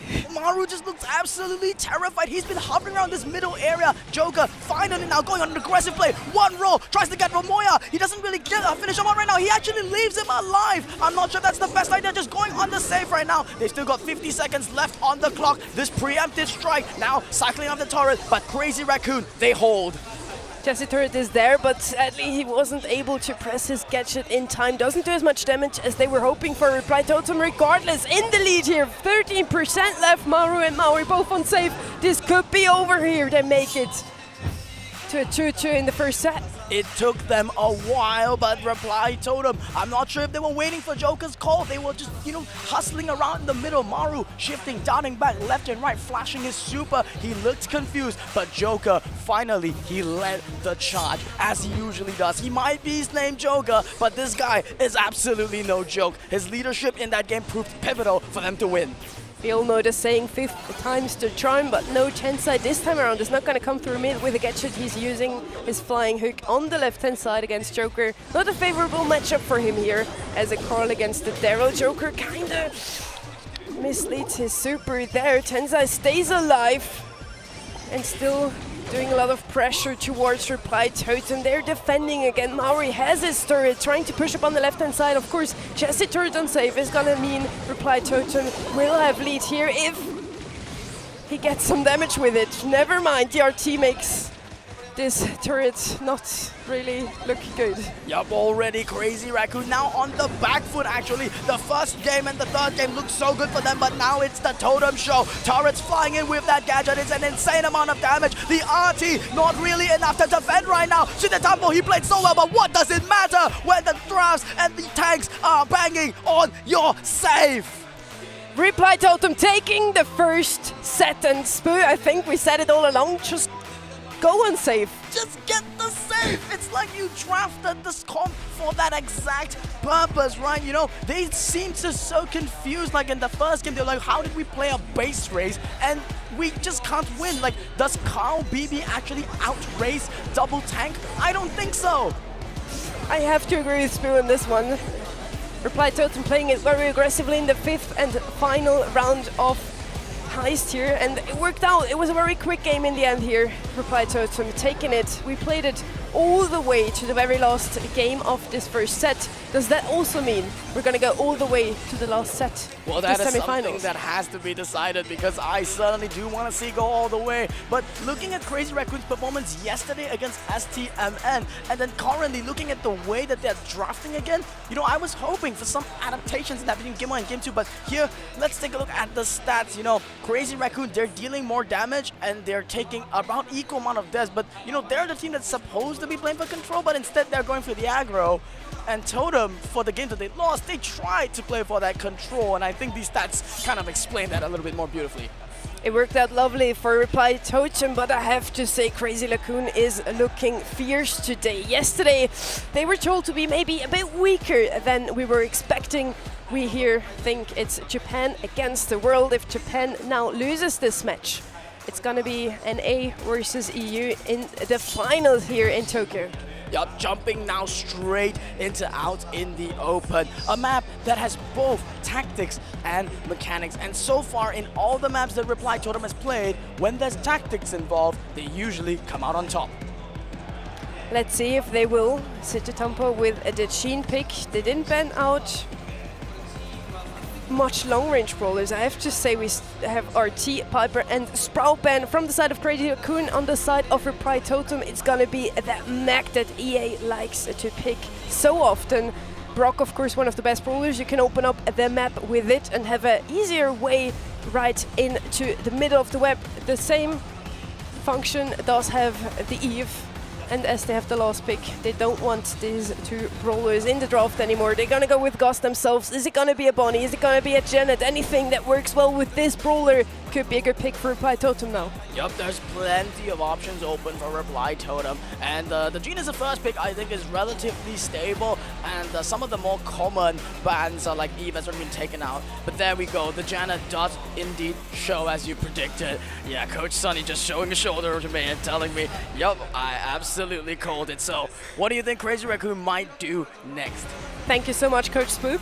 I take it. We have Janet already picked out now. Bonnie is still open. We still have a lot of long-range options. Theoretically, B would be a great option here. Nani as well. But if you already have the Jean, you might as well go with a heal comp. I wouldn't be that surprised to see a Bam or a Poco either. They're gonna go with the Nani. I didn't call the Squeak, but I do like that pick. You can close off the right-hand side lane, and out in the open, the only competitive map with a jump pad on it has really only one way into the map, and that's gonna be closed off by that Squeak catcher. Yup, I think I like the way that Crazy Raccoon are approaching this kind of draft. They are showing that even in the East Asian style, you can still play very tactically, but Totem, they reply right back. They're saying, you know what? I've got a Leon. It's gonna break you. Why not pick a Leon into the Vision Gear of Jean, right? Why not, indeed? I mean, you've got two fantastic matchups, two fantastic teams. We're now on to set number 2. It's going to be a best of 5. I'm expecting it's going to be all guns blazing back and forth. We already had one amazing series of Out in the Open earlier. Let's see if this one is going to be equally fiery, Sunny. I hope so. I hope so, since this is already the second semi-finals of day 2 here in the Mobile Master Series. We have Maori in mid here with the great Gus skin, of course. Moya on the Jean. Crazy Raccoon is just trying to hold control for now, as Totem is playing as their style is showing time and time again. Just very aggressively, they're pushing Crazy Raccoon all the way back into their spawn, all the way back behind that line that draws a line between mid. And you really want to play in mid here. Usually we are the ones seeing the Squeak that is going on the aggressive side here, but a pull flies out from Moya. He actually brings the aggression away. Oh, Maru, a little bit overextended there. He dropped the base there, and then he kind of just walked away from it. That's an uncharacteristic mistake. Certainly one that might cost them the series. Their pull had 2 functions in one. Crazy Raccoon now also open up their own side. They will have an easier access to mid here in the second round. Joker and Maori 2 against 3 here. Can they do it? Joker using his super, getting slowed by Shitatampa. What a play! Maori the only one still standing the sides to go in the smoke to not feed Crazy Raccoon. Very well played by both of those teams. Crazy Raccoon with an amazing pull. Moya showing how to play Jean here. Terrifying as it is. Tensai also starts off the round with an amazing collision of that peep. Now, Gadget's flying out onto Joker right now. He's going to be pulled back, and a pull flies out, but it connects on to the turret. Maru beautifully saving his teammate there, but Crazy Raccoon still firmly in control. Again, we have Crazy Raccoon in mid now, a bit more control. As I said, they have better access to mid now, as we see. Reply Totem can't really fall back here. They need to go to the right. Joker will be hit by that Squeak slow. Once again, the Tampa really has the trick down to hit all of those Squeak supers on the left-hand side. We have Tensai against Maori in 1v1. He gets the better out of it. Again, we have 3 Reply Totem. Is gonna have a tough time here. Oh my god, Maru actually cycling that super, going up in the air again. Tensai, he's using the super at the wrong time. This is actually giving an opportunity for Totem, but Crazy Raccoon, he shuts it down. It looked scary for a moment there. But wow, that mistake coming out from that first round really set the pace for the rest of it. Totem have got to be more careful. We don't see those smiles that often, but Tensai gifting us his best smile after this play. Well played by Crazy Raccoon. They take the first round of Knockout. Knockout is gonna take a while here. We have in each single game 3 rounds. We have 5 rounds. They need 5 games they need to win. Maru on the right hand side trying to get out of that situation, getting slow. Joker is one shot here. gets out of it as well with some HP left. Mauro is low as well, but still the Reply Totem pushing up with no HP in their hands. Unrelentless Totem is the first game using that jump pad, the second game also using that jump pad, but right now it's a team fight in the middle and Sida is the first to drop. Aggression actually paying off right now for Crazy Raccoon. Totem.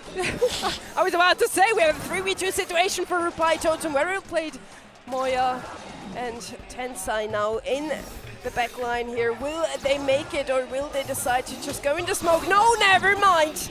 They say no to that. Crazy Raccoon with another pull, getting the kill. 2v2 situation here. Moya will go down to smoke. Tensai as well. We only have a Super Mario though. It still could be Crazy Raccoon's game here. Meanwhile, on the other side, Tensai already flying it out with the super, but keep your eyes on Joker, the white ghost in the corner. He does have his super. Invis in the corner. They can't see this one coming. He's coming in on the right and looking for the flag, but Crazy Raccoon, they're prepared. They go together, and they actually bring him down. Joker shut down on his antics. And that's why you always play with game sound. They could hear that jump it. They knew Joker was around.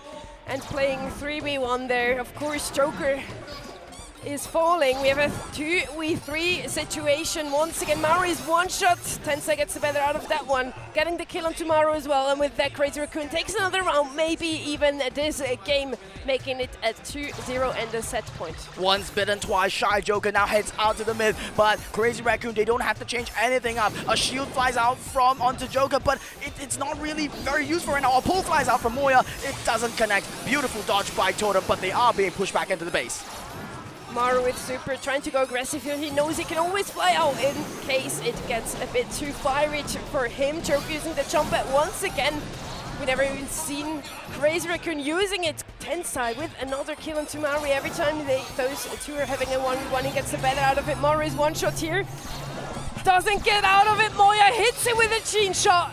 This has to be Crazy Raccoon's round. Joker all alone. Can he do a 1v3? Gets hit by the P-pad, still surviving. Joker gets the kill onto Tensai, 1v2 now. He doesn't get it. Crazy Raccoon takes his second game. Insult to injury is what I call it. Joker goes invis at the end. He kind of knew it was over, but Tensai was like, you know what? I've got my map hacked. You went invisible, but I'm still gonna hit you at the end. Man, Totem looked depressed right now. Crazy Raccoon, on the other hand, as you mentioned, that Tensai smile, this East Asian spirit, it looks like it's coming back. And Joker not going for that jump pad play this time. Very well played by them, and of course they're all playing on Samsung S8s, right? Very smooth the gameplay we can see here, so thank you to our sponsors from Snapdragon Elite Gaming. When winning matters, and I'd say this is the game Crazy Raccoon has to win here to equalize. Reply Totem took the first set here. It's a 1v3 situation already, as Mauri is the only one still standing, trying to not feed too much. Never mind, Crazy Raccoon, all three of them have their supers. This gonna come in handy for the second round. I'm really perplexed right now. When winning matters the most, Totem look the most lost right now. None of them having their supers, while Crazy Raccoon, you know, Tensai right now riding on the peep, a maximum speed going in. It does collide onto Maru, forcing the entire team back. A squeak super flies out to push the team back, but look at Moya. He's ready with the pull, Sunny. Absolutely, he looks just for the perfect situation to get this pull out here. Joker using his turret already, knowing Moya is coming slowly closer, just waiting for that moment. Tampo trying to defend Joker on the left-hand side. Again, Joker wants to use the jump pad. Might be a bit scary there. 1v3 wouldn't be a thing he wants to do. What a timing from Joker here. He places his gadget just in time for Moya's pulls. Tampo, Moya, Tensai, all low. Tensai falling. 2v3. Amazing stuff coming out here from Totem, non-biased at all. That pull and that missed pull, to be more specific, was what completely turned that game around. 2 shots burned from the entire team. A beautiful kind of coordination that comes out here from Totem. That counterplay is there, and even the walls broken are in their favor, Sonny. This, if any kind of game Totem can win, this looks like it's the one. maybe they will win this game. It would be the first in this knockout set here. Mauri, Joker now have their walls broken up, have an easier access to mid. Moya with another pull though. How many team pulls did we see in this game? Already, but Tensai with a 2-man max damage squeeze. A beep gun, that's absolutely insane. What has happened? I didn't even get to see how that happened. Pushing back the entire team, but also killing the Jan in the process.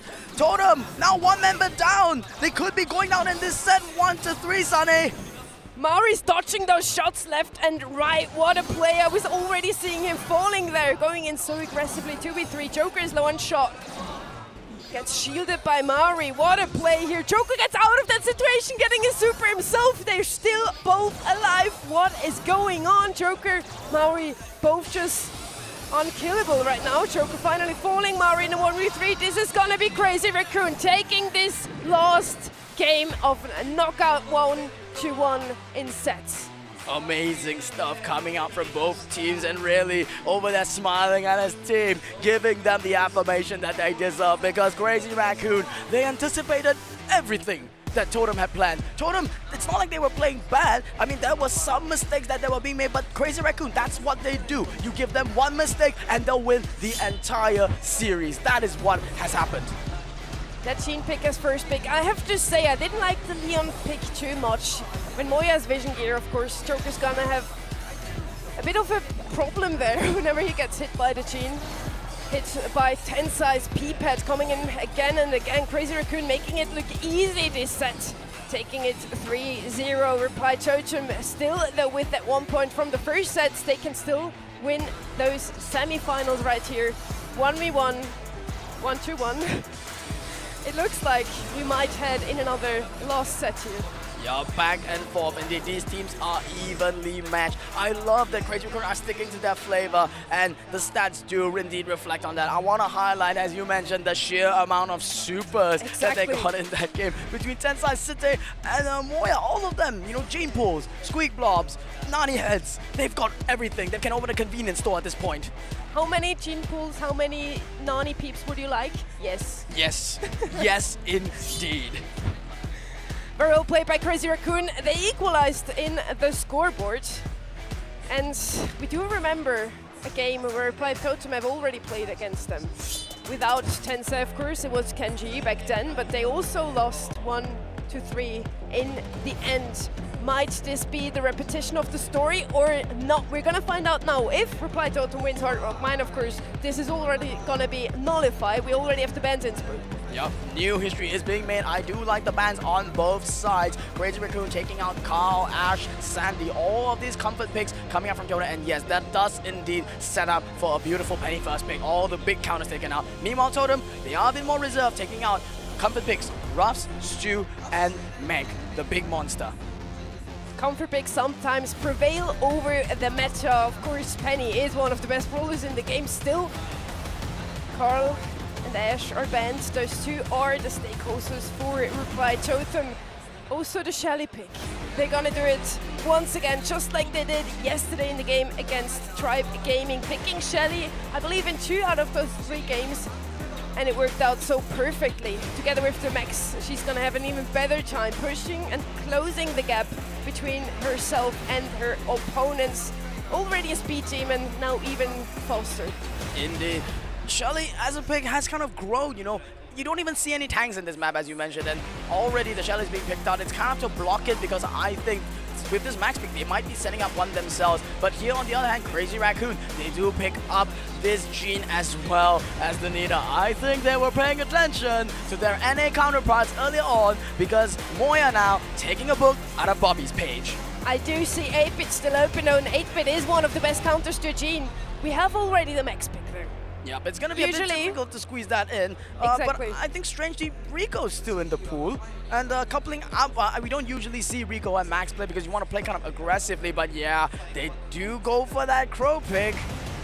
I didn't expect that, to be honest. Crow is kind of squishy. He's not going to have the best time into a Penny and not into Gene either. Struggling with the Nita bear as well. He's not going to have a great time against this bear until a Crow takes this bear down. It might take a while. Let's see if, again, the last pick from Reply Totem have been a bit of a mispick here, or if it's the one that they need to clutch this one to get 2-1 up in the score.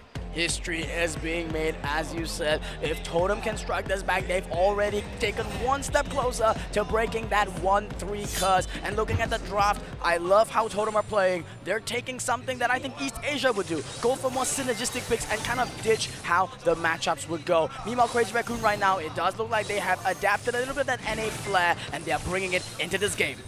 Really looks like they're not going for countering the picks from Crazy Raccoon, and for now it doesn't work out for them, going with comfort. Maori and Joker both pushed back here. Moya doing an amazing job on the right-hand side. While as Himaru left-hand side, Shelly against Penny doesn't have a good matchup here. Moya is falling and Joker can push up here, getting some gems from mid. Tensai with Super though, trying to pull. Maori misses his pull. That would have been a very important one. Totem now fully pushed up here onto the side of Crazy Raccoon, trapping them in their own spawn. The dreaded spawn trap and the speed demon Maru on his Shelly right now in the back. This is going to be an extremely difficult position to get out of. The entire Crazy Raccoon squad now all mobilizing just to try to take down one Shelly, but it is not enough. You take down one, two heads grow back. That is the style that Totem is playing right now. What a jump from Maru. They're hitting not one but two members of Crazy Raccoon. Totem finally has to fall back as Shitatampo has his mortar down. Playing essentially as a fourth player. Maru gets the takedown, gets the gem, and with that reply Totem takes the countdown. 15 seconds for Crazy Raccoon to take down Joker. Joker's protected still by the Shelly. In the bursts, it works out so phenomenally for Reply Totem. Just so clean coming out here from Reply Totem. They recognized that they had the matchups and they just pushed every lane equidistantly. This Shelly pick is indeed a monster. It might just be as strong of a threat as Meg, and if Crazy Raccoon don't find some adaptations in the next game, I'm really afraid that Totem are just gonna run him over. It is best of 5 though. We still have a lot of chances for Crazy Raccoon as well. When I think about if somebody would have told me Shelly's gonna be played in the Mobile Masters, I would have laughed at them. Yeah, I straight on. 2 years ago, you tell me Shelly's in the meta and I love, but instead here, it just might be the win condition that Totem needs to reverse their curse and take a set. But right now, already, you can see that all eyes on Crazy Raccoon. They are looking at the Shelly right now. Mario on the right-hand side pushing up very aggressively, getting pinked by Shite, and Tensai getting taken down. Joker and Mario now in the back. Moya in the opponent's pushes here, trying to push up again against Maori and trying to hold control for his gem carry. Tensai to pick up some more gems. Reply Totem already with a 5-2 lead here, but Tensai now with pull, and Joker knows that's a dangerous situation for him. Tensai using his pull, and Maru gets a Shelly super in his face and still takes him out. Yeah, I think they've kind of discovered this kind of way that they do need to counter out the Shelly. They just need to stick Shitatampo on him. Perhaps that is the way. You might have one of the best brawlers in the world, but can you beat the best player in the world? That is what the solution is for Crazy Raccoon now. Once again, Shite just holding back Maru. He's doing so much on his right side, Sunny. Totem now push back all the way into spawn. Joker the only one going aggressively. Is the gem carry though, getting pulled by Tensai. It's definitely not what he expected. Joker with speed gets the kill onto Tensai. Never mind, he makes the pull into something great for Totem themselves. Maru and Joker now pushing.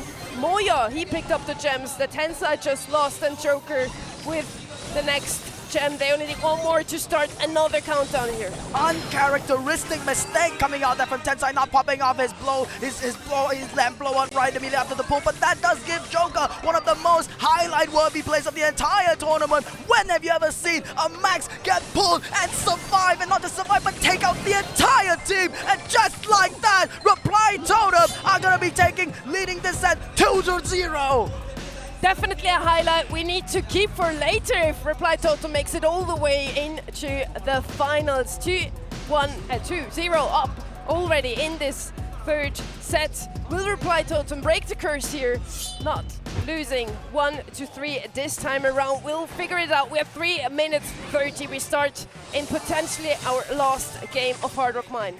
Yup, and Galaxy S20 Ultra, without them, we would not be here to witness such amazing gameplay, so we do give them the thanks. But right now, returning to the game, Shitatampo already invading on the right side. Crazy Raccoon, they seem to have taken a different approach to this game. Kind of don't want to pay too much attention to the Shelly, but now Shitatampo shut down on the right side. Tensai with another pull here. Joker needs to be careful. He already got pulled the last game, but he also figured out, if I get pulled, I just get out of that situation. This time around, it doesn't work out. He gets pinched by Tensai. Moya losing the gems, giving them to Tensai. Crazy Raccoon now 5-1 up. Mari going with an aggressive play here. Does get the kill onto Tensai. The gems are now with Shite. All gems dropping again. Crazy Raccoon, you know, gem grab is usually a mode that East Asia is revered for playing. But right now, Totem, they seem to have the advantage with Shelly taking one super. Does he do another? But Joker now coming in to follow up. He snatches the gem and gets out of there. Crazy Raccoon tries to recover. It's only 2 gems that Crazy Raccoon are up now. That means, but also they only need to pick up the gems on their own side. Shite doing the opposite, picking up all the gems that spawn in mid right now. Tensai with the pull on the side, missing it onto Maru on that Shelly. Shelly getting the best out of Raccoon right now, getting a kill. Moya on the left-hand side, falling as well. Shite the only one standing with the gems, and Joker picking up gems in mid. Still not able to equalize the gem score. Every single pull that is used and every single pull that is missed is opportunities for Maru, and he's capitalizing on every single one of them. But that being said, Moya does push back and respond with the ball. 9 gems now onto Shitidampo. A jump that is kind of flunked from Maru, but it doesn't really matter that much. They are still going to be able to clean up Tensai here. Shots fly out, but Totem, they do maintain the control in the center. And Joker playing like a madman. He's always solo and still pushing up at the map together with his teammates, surviving somehow, getting the last gem now. Countdown for Reply Totem. Tensai is a pull. Shite just needs to pick up one more gem and they can reset this countdown. They do just that right now. Mari getting the kill on Tomoyo, gets traded off by Tensai. 2v2 situation, and Crazy Raccoon with the countdown. A speed flies out from Joe, guys. Now they want to take back the center. Maru hoists his shotgun, points in at Crazy Raccoon, but patience from him. However, it is countdown. They don't really have the time to afford for such patience. 5 seconds on the clock, and Crazy Raccoon, this time, despite Tensai missing every single ball in the game, they do cap out the second game, and they do not get swept in the gem grab. Whew, what a game. Crazy Raccoon finally taking a game in this Hard Rock Mine set. Will they turn around things here, basically reverse sweep this set, or is it gonna be Reply Totem shoot one up after this gem grab match here? Tensai missing some of his pulls, it's quite unlikely for him. It is looking like Tensai's off form, but he does get a chance to redeem himself here. However, initiative do come out from Reply Totem, who have done an interesting play, doubling up here on the right side. They're just trying to give Shelly a good game, and they've started off with a big kill onto Shinitampo. Joker speeding up his whole team now. Shelly with speed in the pushes with a push gear as well is gonna be awful for Crazy Raccoon side. Maru still gets pushed back there quite a bit. Tensai on the other side is doing just the same, going very aggressively, falling in the end, and Joker already with 6 gems, not a single gem on the side of Crazy Raccoon on the right hand side. Shitatampo and Moya now pushing up the map, getting the kill onto Maru, going behind Joker. Joker's kind of trapped there. This game looks like mission impossible for Crazy Raccoon because it's already 9-0 gems. Crazy Raccoon, they don't have the position, they don't have the supers, but what they do is Shinitampo's accuracy. He is currently trying to play the role of the Shelia in the backline, diving in there, and they are going to buy some breathing room for Crazy Raccoon. Honestly, just like yesterday, Reply Totem finally playing as aggressive as we're used to see from them, and it seems to work out. This start is what we're used to see from Reply Totem. Already with 9 gems now, though, they get pushed back all the way into spawn. Crazy Raccoon taking the next few gems and not letting Joker pick up that last one. Shitatampo, the only one left standing here. Oh my, what? In the lines of Totem, gets the kill. And Crazy Raccoon with 5 gems. Absolutely crazy stuff from Shinitampo. I don't know how he survived that, but they are still 6-9 gems down. They do have to deal with Maru, which they absolutely do. Shinitampo is playing absolutely amazing this game. Tensai now with a pull. Will he hit it? Is it gonna be a winning condition here for Crazy Raccoon? Joker with 9 gems, still not able to pick up that last one. Going in aggressively against Shitatampo, Moya and Tensai. All in mid, shooting at him. He gets out of there. They need to kill onto him. They have 11 seconds. Will they make it? Tensai gets the kill there. Amazing kind of stuff coming out from Crazy Raccoon, but oh no! Tragedy strikes onto them once again! Tensai! His pulls this game seemed absolutely cursed because every time he doesn't. He just seems to drop every single gem in his pocket. It doesn't matter how much they can do, but when your pulls are working in your favor, that is what happens. And Totem right now, they are being pushed back in the base. A reset comes out from Crazy Raccoon. Do you think they can make it, Sunny? Maori wasn't jumping into City Tampo, finally falling. Again, we are on 11 seconds. They need to kill this time around. Joker Shite with the shots onto him is alone there. Not able to take him down, is he? He's gonna fall. Totem taking gem grab as well. 2-1 up, the curse is broken. Claps from the audience, our fellow Reply Totem fans, and they do look indeed pleased with themselves. It was a bit of a scare there in that last game. It could have gone the entire distance. Tensai still looking composed there, but indeed, this is history being rewritten. My favorite play has to be Maori just there with 14 gems, jumping into a penny that still has a salty barrel left. Regardless, Reply Totem wins this last game and taking therefore this gem grab set where it'll play by them. Joker in the mid, always low and still somehow getting those gems out of the mine. Chitampo, sometimes the gem carrier, sometimes just pushed up all the way into the bushes of the opponents. And Tensai and Jean hit some great pulls.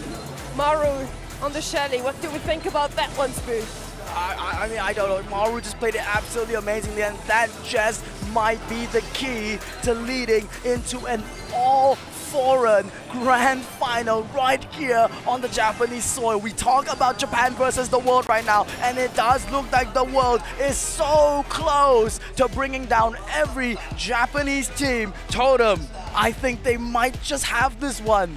This also means we are one set away from an all-foreign final on Japanese soil. What do we think about that? EU versus NA in the finals. For now, we're gonna have a look at the stats.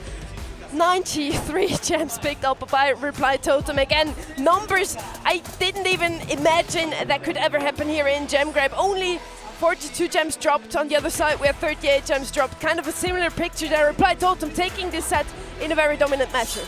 Dominance is the name. That Shelly pick is something that everyone's gonna have to look back and study. But for the time being, Crazy Raccoon, they're gonna need to find their inner strength. They're gonna need to find that indomitable spirit, because it does look like the ice is melting, Sunny. I'm not seeing the usual East Asian flair coming out of it. And as if it is foretold, field goal. This was the map that Reply Totem simply dominated on against every single team. A Bali pick does come out from Crazy Raccoon though.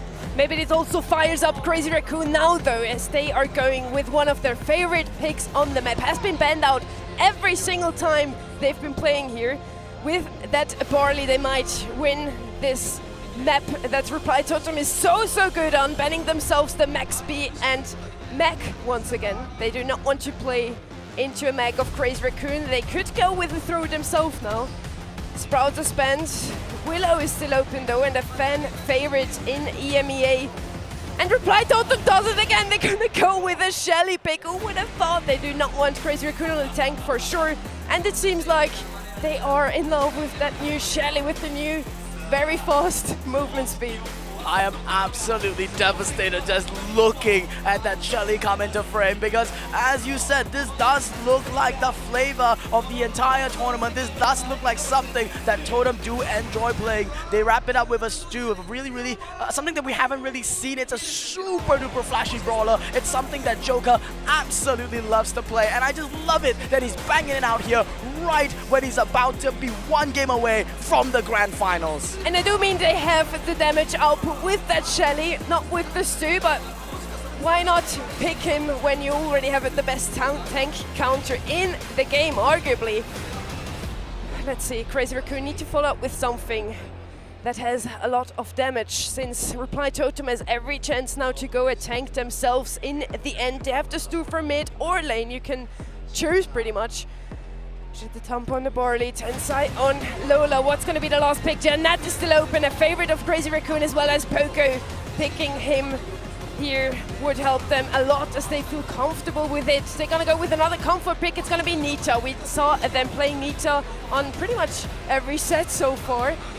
Is this going to be the key to their success, the key to not making it into the decider match, 3rd and 4th? To be honest, I'm not too sure myself, because the thing about this Nina matchup versus the Shelly is that it's something that really hasn't really been explored. It's been theorized, but not many tournaments, and that is what I was waiting for. Yes. That is literally what I wanted to see. This Dynamite pick, this is a bold bloody statement coming out here from this Reply Totem team, picking so many unorthodox brawler, and they run and want to end it with a bang. They do want to pick another thrower. It's not Willow, it's Dynamite, and I love to see that. Personally, we have Reply Totem now with the opportunity to make this one the last game they play against Crazy Raccoon, and with that, they would go hand in hand with STMN as the only 2 non-Japanese teams to ever beat Crazy Raccoon. How about that? History being made in the moment, and right now already Joker really aggressive right now, but he is coming out a little bit low. Moya though, he does get the first kill of the game here. It's Crazy Raccoon, they have the first lead. Joker alone in mid as his teammate is falling. What a stun coming here through from Maori. What a play. That's exactly why Maori is called one of the best dynamics we have. He doesn't break all of the walls. Never mind. I take it back, I guess. Joker with the ball, and he scores regardless. Very nail play by Totem. Even if they miss one goal opportunity, they just get the next one. 1-0 up already. Not even using the Shelly super there to blow up the rest of the walls right now. Dynamite, he throws it out, the goal flies through, but it's a little bit too short. It doesn't really connect right now. And Crazy Raccoon, they have a chance to respond. Chitambo on the right-hand side is quite low. Maori, the only one still standing though from Reply Totem. Still, Crazy Raccoon seem a bit afraid here, not pushing up. Regardless, Maori now on the defense. You do not want to have Dynamite as the only brawler here, but he does a fantastic job. Hits Moya, gets the kill on the left-hand side. Chitambo low as well, getting slowed by Maru. Totem just needs to defend for 1 minute 17, and they already would get this first game of Brawl. Yeah, but that being said, Crazy Raccoon, they still have a lot of resources on their hand. Shinetambo, his movement, absolutely stellar against the Dynamite right now. 1 kill goes out, and now they just need to take it nice and slow. Crazy Raccoon banging on the door. This looks like an opportunity for a goal. It's just Joker versus the wall. It looks like a very easy walk-in for Crazy Raccoon, and they are gonna tie this game up 1-1. Still just not the damage output they needed to defend this one. It's gonna be 1-1. Now we have 45 seconds left on the clock, and Tensai just rushing up here, already looking for the next goal opportunity to follow up the goal that just happened. Great super coming in from Moya, gets the kill on Maru as well. Joker is 1 shot. Maori, the only one left standing, and Dynamite in defense. How well will he do? For now, it's not gonna be a goal for Crazy Raccoon. They just need to hold a little bit more, because the overtime situation right for Totem is not entirely favored, you know. Site Tampo right now on the right side. A lane swap comes out from Totem. They're now putting the Dynamite onto Moya. Joker starting out his flashy plays here. 10 seconds on the clock to overtime. Anything could happen, Sunny. Joker getting hit by Tensai. Maori as well. They're all low and need to fall back technically, but Maori's still pushing up there with another super. Pushing Crazy Raccoon all the way back in front of their own goal. Is there's gonna be an opening for Totem to follow up this goal? Maybe getting the match point they're waiting for. Crazy Raccoon as well, 1 step away from reversing this. Moya, the last call does fly out. He's starting to clutter together. They are going to be focusing on Shelly. Joker, he looks really low right now. Maru as well. Crazy Raccoon, they have some control of this overtime situation. Maru with another super. Shelly out in the open is not a matchup you want to play usually, but Maru makes it work somehow, pushing back Chitampo more and more, bit by bit. 20 seconds left on the clock. Is there even gonna be a goal? Totem with the potentially last push here. Joker is low though. 15 seconds now. Maru and Joker both so low, getting hit by Moya's super. Great super. Is the pass gonna happen here in time? Chitampo passing to Tensai. Super is coming, and this is the goal! 4 seconds before the end. Crazy Raccoon taking this first game of Pro Bowl. Japanese crowd showing some signs of life as Crazy Raccoon pull a rabbit out of their hat. Crazy Raccoon right now so close to elimination, but that's the thing. That ice in their veins, that little superpower that they've got going, it seems to be working right now. But game number 2 is already underway, and the story looks quite similar. Every lane looks the same, Sunny. Totem needs a strong mental right now. They cannot let themselves go They had the first goal in the first game. Can they double up on that one? Chitampo on the right-hand side falling. Maori is as well, and Joker and Maru both standing in mid now. Tensai with a shadow, hitting up Joker quite badly. He needs to heal up there on the left-hand side. We have an unfavorable matchup there. Maru against the Barley is not going to have a great time. This just looks like absolute, the mechanical brilliance is coming out. The reason why Dynamite and East Asia are not really very favored is because everybody just believes you can't land a single shot against East Asia. And Tensai right now, flashing plays coming out of the ego, but Totem do respond with a kill of their own. Maru's doing quite well though, hitting the shots left and right, cycling his supers. Joker and Maori now in defense. And we pretty much resetted the whole game now. Ball is in mid, we have a 3v3 situation. The lanes are switched again on the side of Crazy Raccoon, and as long as they are switching that Barley onto Shelly, Maru is gonna have a troublesome time on the right-hand side here. What a super coming in from Maori there. Trading in our city, Tambo though, and right now Tensai, I love how he's microing this play. Maru, he's looking like he's really close to super, playing so aggressive. I think he's finding a play right now, pass flying through, Clay just pop out, but the coordination right now is just not there. Crazy Raccoon shut that play down. Usually that's why Reply Totem is so strong on Brawl Ball. Those passes coming in at just the right time. All three brawlers of them can open up the walls when they have a goal opportunity here. We have Maori on the left-hand side against Chitampo. Dynamite versus Nietzsche. Who wins? It's gonna be Maori on that Dynamite. Totem pushing up now. Yep, this time this is an absolute golden opportunity for Totem, and they do see it, and they do seize it, taking a much easier and more calculated way this time. Clay Pigeons popped out by Maru, shots fly out. Crazy Raccoon only has 30 seconds to reverse this game. That goal just showing what I was just talking about. Reply Totem with the communication skill, Joker with the kill now on Moya. Maru in the rest at sand with another super, getting the best out of Chitampo. Tensai falling as well. Maori decides to just corner the ball for now as Reply Totem only have 10 seconds left in this match, and they take the second round. Brawl Ball could go all the way here. Reply Totem with the potential to get match points. I think the critical factor that has to be here has to be this mid-lane matchup. You know, the side lanes are so evenly matched that not much can really happen. But right there at the ending, I think Totem, they did notice something. This Stu with his mobility, all it takes is just for a little bit of a misstep of either side, and Stu is much better at punishing it. That 1-to-1, let's see how the rest of the series unfolds.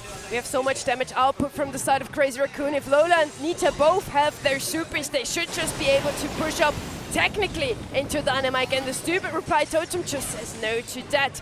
2:15, and we already have the first kill on the side of Reply Totem. Pushing up now, Joker with a super team wipe from Reply Totem here.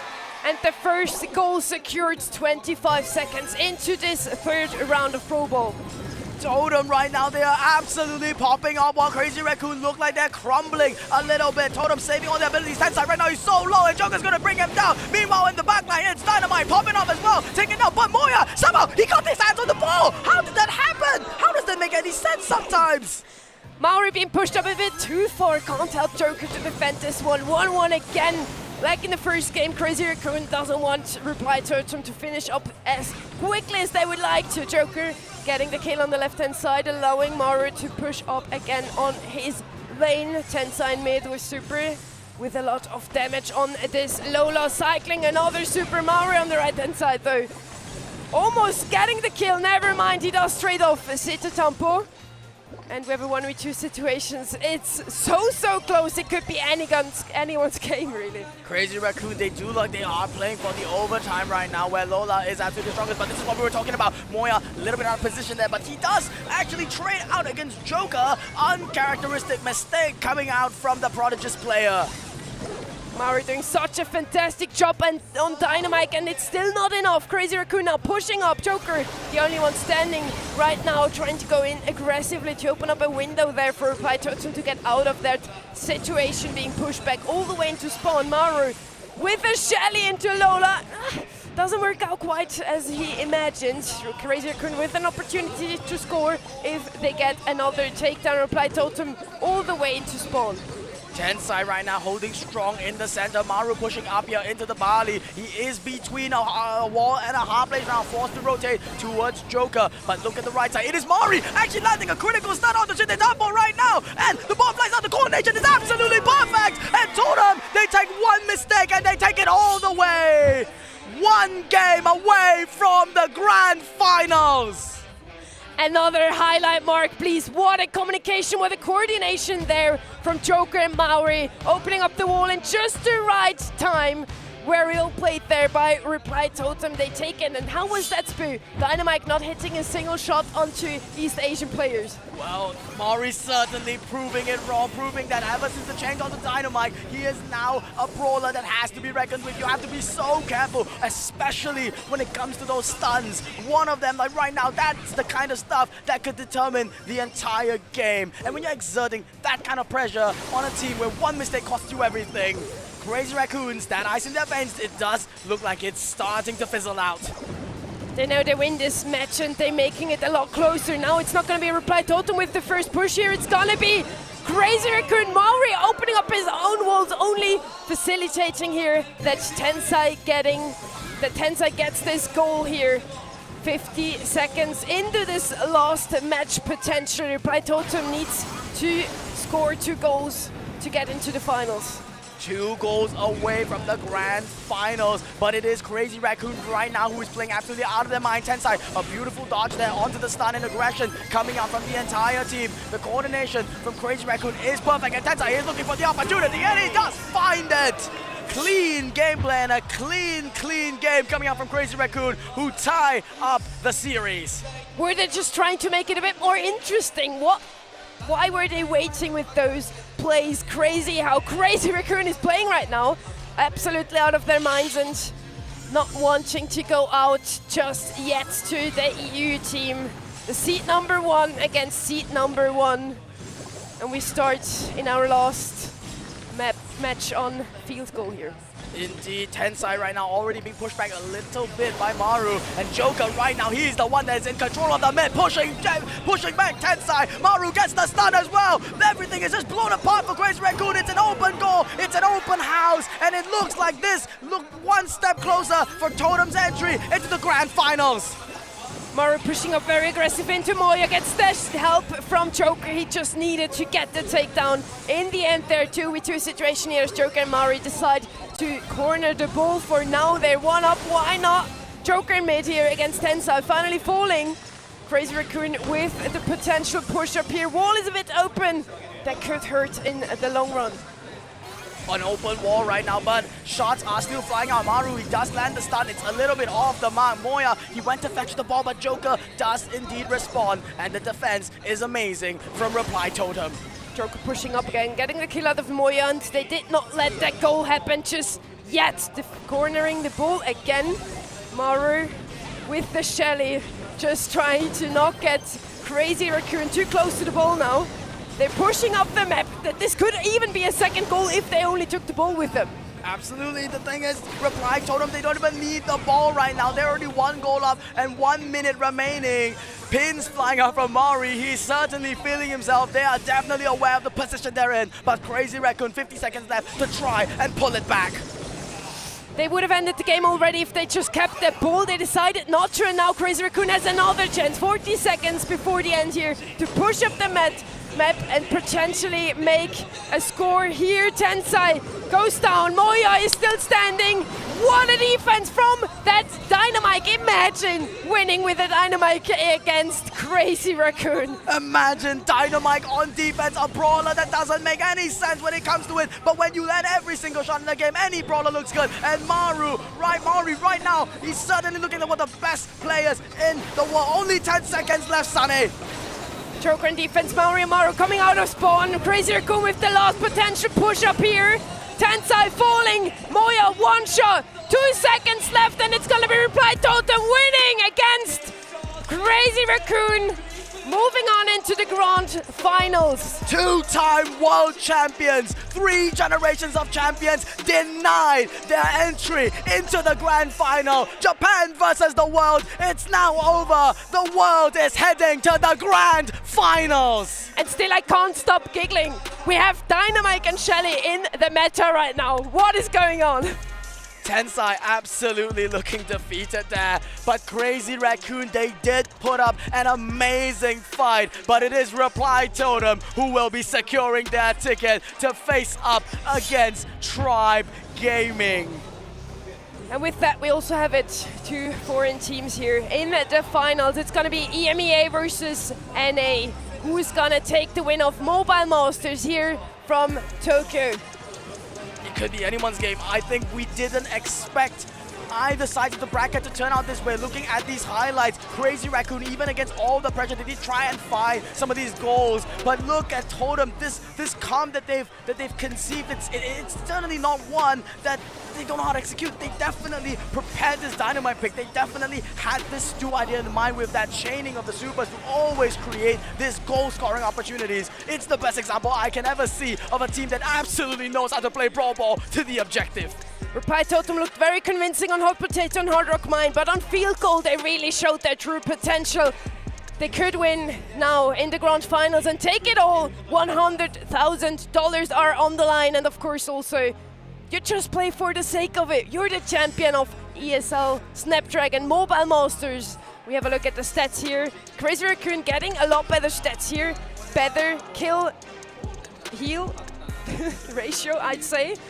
A lot more damage output from the side of Reply Totem, though a lot less shots hit, and still they take it. Brawl Ball. And with that, we're gonna throw to a quick interview with our winners. Take it away, Abdot. さあ勝利者インタビューです。こちらには見事勝利しましたリプライトーテムのジョーカー選手に来ていただきました。Hello, it's us again, and it's Joker again from Reply Totem. さあ先ほどの試合振り返っていかがでしょうか。 How was the last match? It was really good. めっちゃ最高でした。All right, Joker, you do all the interviews, you're kind of the spotlight player, you become the face of Reply Totem, but Mauer and Mori do a lot on the field. What can you say about how your teammates contribute to the squad and the win? いつも MVP ですごいインタビューもこういう風に来られると思うんですけど、他のチームメイトについてもお聞かせもらえでしょうか。Yeah, of course, I'm not a one-man army. We're a whole team. Also, my coach, my analyst, my manager, they all help for the win. And in-game, Mother Mori, they have really good synergy, which helps us win. コーチやアナリスト、マネージャーもみんなもすごいいつも助けてくれますし、もちろん僕だけのチームじゃないです。いつも彼らは僕が動きやすいように助けてくれます。さあこの日本の会場の雰囲気というのはどういったものに感じてますか？ How do you feel the audience around the crowd, around the areas, the stadium? I think it's one of the best stadiums I've ever played at. It's really big, and all the crowd here is really nice. ものすごいこんないいスタジアムでプレーするのは初めてだし、観客の皆さんもすごいいい雰囲気を出してくれてると思います。さあそれでは最後に決勝に向けて意気込みをお願いいたします。 Please tell us how you're going to tackle the grand final. Honestly, I've not even looked at the maps yet. We only prepared semifinals, but we will give our best. ちょっとまだ準決勝までの準備しかできてなかったんですけど、これから準備して臨みたいと思います。ありがとうございました。リプライトーテムジョーカー選手に来ていただきました。キャスター席にお戻しします。Joker fantastic. Oh, sorry. I guess when you're playing as good as Reply Totem is Arc, you don't really need to prepare until the very last moment. I mean, it's either, confidence or carelessness, one of the two, and I hope for their sake that it's confidence all the way. I was trying to Tribe actually in the dressing room, and they were saying that they were expecting Reply Totem to get the win, actually hoping that they would. Yeah. So Tribe want to actually play them, and they've got their wish. It's going to be an insane finals now that we have that nailed down. Still have to also do our third, fourth match before we get to that, but let's take a look back at what we just watched. You guys did a great job casting that match. It was intense. Definitely. We did hear Joker just talking about synergy, and that's what we also saw in all the 3 sets they just won. First up, we had Heist, 2 tanks, and it did not quite seem to work out as they were expecting it to be. They were in defense at all times. Moving on into Hard Rock Mine. This, for me, was a fantastic set, honestly, with a lot of intricate moments, to be honest. You know, Tensai was having a great difficulty landing his balls, and it was quite notable, in fact. Very intense, but if he'd landed a couple more, it would have helped alleviate a lot of the issues. There was a very insane moment in the later stages where there was so much hustle and bustle going on as Reply Totem were really trying to earn the gems. Joker with that snatch there was quite key to ensure they started the countdown, but it's what kind of occurs later, which is where things got really interesting. Joker ran into trouble here, he goes down, and then Maru coming in with the aggressiveness. But this pull here to bring Maru actually cost them dearly there because he just went to absolute town. And this is where Crazy Raccoon started their turnaround. Here with the speed coming in, Maori escaping away. But check out this respawn, because Tensai is able to earn another magic hand from the mid here. And it's what happens when Joker is in a perilous position where, as he said in his interview, it's a team game and his teammate comes in clutch down in the bottom left. Keep an eye on Tensai, he'll earn that super there. But look at the respawn coming in here. Maori, he blocks the pull. That would have been gems in the pocket, and that was what cost them the set. Reply to from there, as we know, history wrote it. History wrote it indeed. This Brawl Ball set. The moment I saw the map, I already had a little bit of my hopes down for Crazy Raccoon, because I knew in my heart that this map, Totem, they absolutely dominated. The way that Crazy Raccoon, they interpret and they flame this map, it looks like that preparation that Totem have done truly have paid off. We now have a look at the side-by-side stats here. Overall, we had a lot more kills actually coming from Crazy Raccoon, but it just didn't help them. In the end, they did have more kills. They didn't go down at all, and still Totem just wins it. How did they do that? Honestly, phenomenal performance from Reply Totem across the board. They have been so consistent this entire event. We'll take a look back at the bracket here so everybody can see how it's played out. We'll be seeing Tribe Gaming NA versus Reply Totem in our grand finals. But before we get to the grand finals, we will still have our 3rd, 4th place match as well between STMN and Crazy Raccoon. Prizing still to be determined for these 2 teams. You do not want to miss it, so make sure you're not going anywhere. We'll be right back.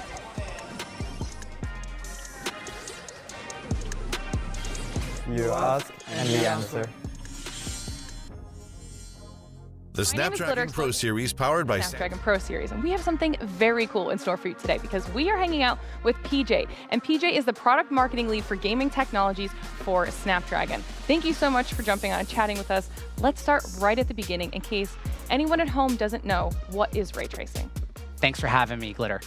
Ray tracing is a new light rendering technique. It's for video games, and it aims to directly mimic the way rays of light behave in the real world, but in your video games. Historically, it's only been available on desktop and consoles. Now, because of the breakthrough that is Snapdragon 8 Gen 2, we can do it at really low power and bring it to smartphones, which need to get great all-day battery life, but also game for hours. I mean, that is very impressive that we can take that technology from those other platforms and now put that into mobile. So let's talk about it a little bit, because what is the exact process of ray tracing?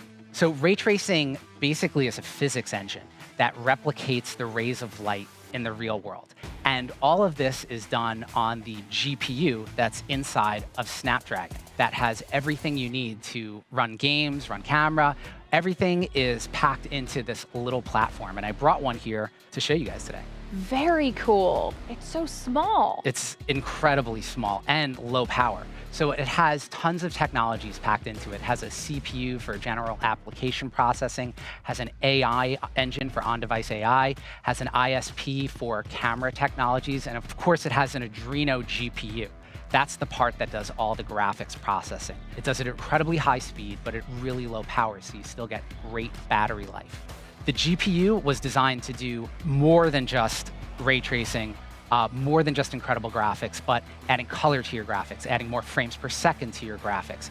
Everything is packed into this tiny processor, again, at extremely low power.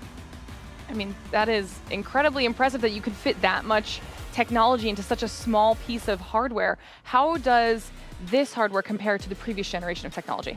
In this generation, we have tons of new technologies for gamers. So there's ray tracing, but on top of ray tracing, you also need a denoiser because ray tracing has tons of rays of light that project onto objects and they leave behind grainy trails. So you need to have a denoiser applied afterwards. We have a custom denoiser just for Snapdragon. The purpose is to smooth it out and do it at extremely low power. Now, compared to our previous generation, obviously we have tons more of these graphics technologies to make your games look even better, but we also just have even more brute force strength. Overall, it's about 25% faster graphics processing, and it's got 45% more power efficiency. So you can play the same games, but play them even longer. I mean, so it's already better than the previous generation of technology. How does it compare against the other market offerings? Compared to competitors, this really is one of the only practical solutions for smartphones. It's capable of processing billions of intersections per second, but does it at less than 5 watts. Wow. Okay, then let's talk about some real-life implications for this piece of hardware. What developers are currently implementing this technology into their game designs? There are lots of developers that are implementing ray tracing into their games. So far announced, we have War Thunder by Gaijin Studios. We have Justice Mobile by NetEase Fire Studios. Those are who's announced, but we have tons more games in the pipeline that will be coming out later this year. Okay, well, I'm sure those will be very highly anticipated, and I'm excited to see who is on that list. But for now, let's talk about how this makes a difference for gamers. We're talking to everybody in the gaming industry. We're here talking to mobile esports players, but we also have Snapdragon Studios, which is a studio within Snapdragon that's designed to work with all of the other studios outside to make sure they have all the tools and everything they need to get all of these amazing gaming features up and running on Snapdragon inside of these games. The other people that we work with are the people building the phones, the OEMs that are building these amazing devices, and they work with their communities. We hear feedback from them all the time on what they want and what their audience wants. So between all of these different communities, we are rushing to get all of these features into these games, into these devices, to get them into players' hands so they have these awesome experiences. Well, I love that. And you were talking about working with communities. How does your team work with the community to directly address the tech challenges that gamers face? There are tons of improvements that we're always making and put into our processors every year. One of those examples is Quick Touch. So it's a technology designed to increase the speed at which the display recognizes your finger. So it actually decreases latency by about 20% when you touch the display. So you get the advantage when you're gaming, when you tap your buttons, because let's face it, winning matters. It most certainly does. I feel like I'm going to need to get my hands on that sometime soon. Lots of interesting stuff that you told us here today, PJ. Thank you so much for jumping on and chatting. I cannot wait to see where this goes. Thanks for having me. The Snapdragon Pro Series powered by Samsung Galaxy is brought to you by Snapdragon Elite Gaming, Samsung Galaxy S23 Ultra, Monster Energy, and DHL.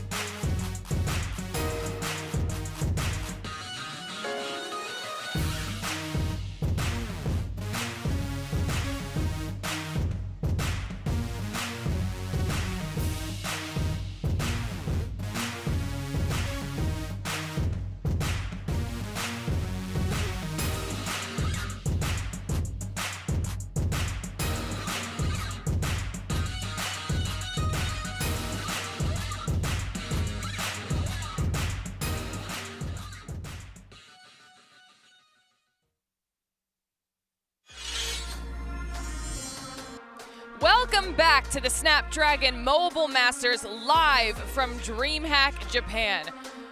Our grand finals are set, and our third place match is right around the corner, so let's send it on down to Yuko and FDOT for the team intros. And now, competing for third place, the org out of Mexico City, STMN Esports.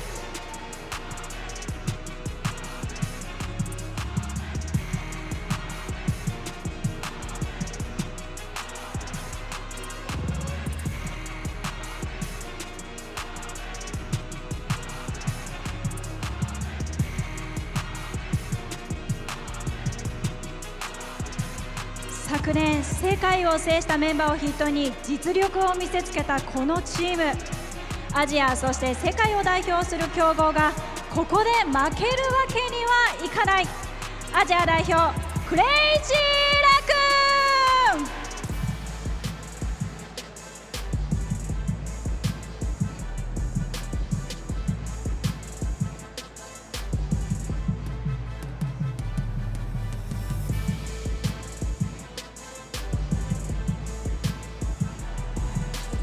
This is going to be a fun match for sure, determining third and fourth place on our overall standings here. And they've seen each other yesterday, and we saw how that played out, Ark. Yeah, this is going to be a big grudge match affair because Crazy Raccoon are going to want to return the favor. And you've got to remember now, both teams are demoralized. They're bruised and beaten. They've got to rise back up and be able to claim that lion's share of what they're able to in terms of the prize pool. There's still a difference in what the prize pool is. It's $10,000 as well. It's $12,000 to $22,000. So not just the money, but also if STMN manage to win this one as well, they're knocking East Asia down another peg in the global scheme. It's just not what they want to be in. They've already lost to Europe. They've already lost to North America once. If they were to do it again, they wouldn't be anywhere near as scary. I cannot wait to see how this plays out. Obviously, Crazy Raccoon going to want to win on their home turf with this setup. We'll talk about these stats here for a second. What jumps out at you here, Ark? For me, of course, the aggressiveness of Crazy Raccoon does tend to lean towards more kills in the process. But, you know, STMN are a team that like to cycle a lot of aggressive brawlers, and therefore the supers will match that stat. Ultimately, it depends on what the comp lineups are going to be, but STMN are in that zone when it comes to just absolutely cycling in a lot of utility. Crazy Raccoon have been struggling a little bit as far as that's concerned today. A lot of those moments and opportunities they weren't quite able to seize, but this time round, they're going to have to if they want to keep face. Oh, we've had amazing gameplay all day. We've got some more in store for sure, but of course, none of this would be possible without our amazing presenting partner, Samsung. Providing top-tier performance, crystal clear displays, and lightning fast response times, the Samsung Galaxy S23 series and Tab S8 Plus are the absolute best-in-class device for mobile gaming. The new Galaxy S23 series has exceptional battery life and incredible power. These devices are raising the bar for mobile gaming with unmatched speed from the newest, fastest Snapdragon platform ever, available only on Samsung Galaxy. With epic power comes epic gaming. Level up your game with the new Galaxy S23 series to play just like the pros you see here today. Obviously, of course, thank you so much to our partners for helping us make this whole thing possible with that beautiful technology that you were modeling for us, guys. Thank you. We need to start talking about our next match, though, okay? We have our picks bands coming in here soon in just a minute. And like you had already said, Ark, potential for both of these teams to be a little bit demoralized. So what are we expecting out of them? For me, I feel like STMN ended things actually on a better note. I mean, there's no doubt about it. You know, you saw the look on Tensai's face. It really was a crushing defeat and far from what they were expecting to find themselves in terms of a predicament. But, you know, for STMN, I feel like in terms of their momentum in their gameplay leading up to their defeat, they were in a better place. You know, Crazy Raccoon had taken a couple of beatings and they were not able to really bring back much of the fight. Now is their chance to shine, however, as the draft coming in for Crystal Arcade, and the bands have got to be on point, Trav. Now, of course, we'll talk about these pick bands in a second. We saw it pop up on the screen in the chat. We also want to hear from you heading into our third place match. Let us know who you think is going to be coming out on top. Will it be STMN who closes out that third place spot, or will Crazy Raccoon have a little bit of a bounce back here? Sunny, walk me through what we're seeing. And with that, we start on Crystal Arcade, the first match here in this third place match, the deciding match. Who's going to take this place? It's going to be Bobby with the mech already. They banned out Ems Shelly. and Max, they must have just watched that Reply Totem game and Shelly absolutely popping off. I mean, you can't blame him, really. It really did so much work, that Shelly. You get it banned out of the way, and it's not something they want to be facing, obviously, but it's surprising it's not something they also might want to exploit against Crazy Raccoon, who did just take a loss to Reply Totem, obviously. It just worked so well against them, but also you can't fault the ban, and obviously the Meg pick as well. It's an NA special, and obviously coming from NA, it's a brawler that they're going to want. Next up, we've got that Nita and Lola picks from Crazy Raccoon. I like it. A lot of spawnables on the board is going to help quite a lot against that Meg. I feel like STMN are going to pick up a B here now simply because they got the Meg. They do not want to find themselves on the receiving end of that particular brawler. And it's interesting that they banned out Ems because Sans was absolutely popping off the other week just in the BSC, able to juggle tasks on this very map so successfully with that brawler. So STMN have got a firm strategy in mind to be able to ban something of that nature, and that would indicate very much the same story. Zara going with Ash. They might choose actually to have a hard counter idea in their back pocket up next as well to make sure that they give Crazy Raccoon as little of an opportunity to counter this as possible. And we see again STMN not trying to go with the counters, they're trying to go with whatever they feel comfortable with. Again, it's going to be the Ruffs pick as their last one. They're popping off on this brawler time and time again. They got their revenge against Crazy Raccoon yesterday. Will they make it happen today again? Sweeping them yesterday 3-0. This first match, this first set is already going to show us the way if they can repeat that one. Crazy Raccoon with the last pick now. Trev, what would you pick? Well, I'm not going to tell you what I'd pick. I'm just going to say Rosa because then I'd be completely right. Moya brings that in, and obviously with the shield, it's quite a good pick against this Ashe, so they are kind of going for this counter gameplay. A lot of spawnables dealing with that Meg.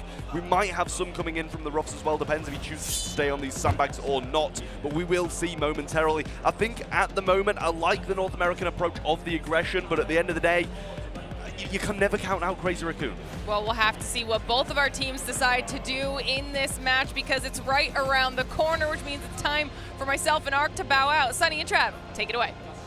And with that great camera shot, once again, we start in our first match on Crystal Arcade.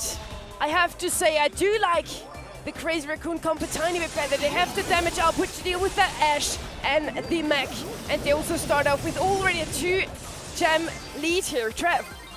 I mean, they might start off with a gem lead, but they're starting off with a brawler down 3-2 and control in the hands of STMN at the moment, and Bobby doesn't look like he wants to give this up too soon. Robotic Rat's placed down, but not a lot comes from it. Tensai pushed back quite far. Bobby's going to be able to find that kill and the chill pill and the retreat as well. Zar's going to clean up the defensive line, but even with that, it's pretty much only going to be 3-3 if he can grab both of these. Crazy Raccoon losing their gems, enabling the STMN Esports to equalize in the gem count for now. Tensai with a shadow will have a great time now against Zar in mid, trickling down his HP on the right-hand side. We have Bobby also losing to Shite on the lane, doing a fantastic job there. Rosa, of course, is a counter to Ashe if played well, and if somebody gonna play Rosa well, it's gonna be Shite. Yeah, I mean, Bobby needs to try and get these robotic rats, scout it out, and then use it. Zar's going to use that swipe whilst she's shielded up as well. Probably not the best decision, but here comes the pinch over the left-hand side here for Moya, and a little bit of a wall break coming in by Sans as well. I like it. Zar's going to be able to pick up this power-up now, and both of them having these power-ups in the mid and over the left-hand side should create quite a big pinch. With the gem deficit we're already seeing, Tensai on 8 gems, STMN over on 4 with Zar carrying all of those, and eventually Bobby's going to be able to pick up this right-hand side lane, but whilst that's happening, Moya over the left's going to clean up, pick up Bear, and that could be ruthless against Zar.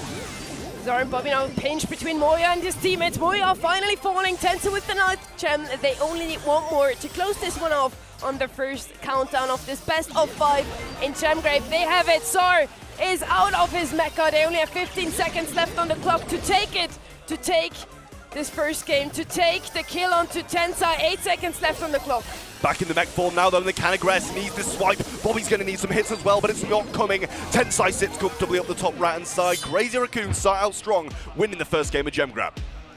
Very well played by Crazy Raccoon, not letting the lose against Reply Totem affecting them too much, it seems like. Of course, we're going to see some other maps, we're going to have some other picks. We have the Ashe that STMN feels so comfortable on, but it seems to not have the value they were hoping for. Yeah, I mean, it had a few bursts of pace, had some good starts as well. Zar's going to be pinching down this right side, but the slow is going to be missed, and then there's unfriendly bushes by Chitampo. Instantly, Moya's going to be able to grasp this left-hand side and hold it until Sans eventually gets the super and a wall break. Does take him down, but over the right side as well, we do see almost a trader. Chitampo falls very low. Zar not able to guarantee the kill. Unfriendly bushes as well going to be added on top of that. Swipe missed, and he's almost at this mech form already. Whilst that's happening, 4 gems in the hands of Tensai. And no gems on the side of STMN so far. Sons is falling. Chitampo again with a great push against Zar now. And CJ just winning his lane over and over again, not letting STMN Esports getting any control over that right-hand side. 7 gems on Tensai. It's gonna be a dominant one here for Crazy Raccoon unless STMN Esports pushes up now, getting the kill onto Tensai or do something in spawn. It's not going to work out for them. I mean, domination from Crazy Raccoon now. Chitampo continuing to aggress. Moya as well over the left-hand side. It's caving for STMN Esports. Countdown starts once more for Crazy Raccoon. Bobby, he's spinning. He's given up. He doesn't even feel like he can bring this one back. And this is what we talk about. You need to keep your head held high. You need to even attempt to try and get the gems down. Crazy Raccoon are going to extend their lead, and STMN's heads are just going to be falling even further to the ground. And still we see Bobby spinning. They do not lose what they have. What made them win against Crazy Raccoon 3-0 yesterday. They played so well. Is it the draft this time around, Trevor?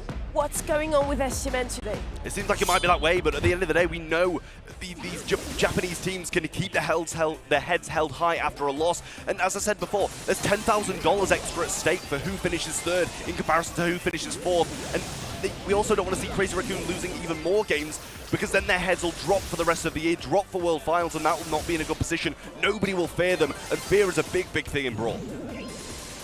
And fear is it now that Crazy Raccoon has. They fall back into spawn. STMN finally taking over some sort of mid-control here. Tensai pushing up here together with Shite again. They win the right-hand side lane. It's not happening that Shite ever losing and giving up this right-hand side for good.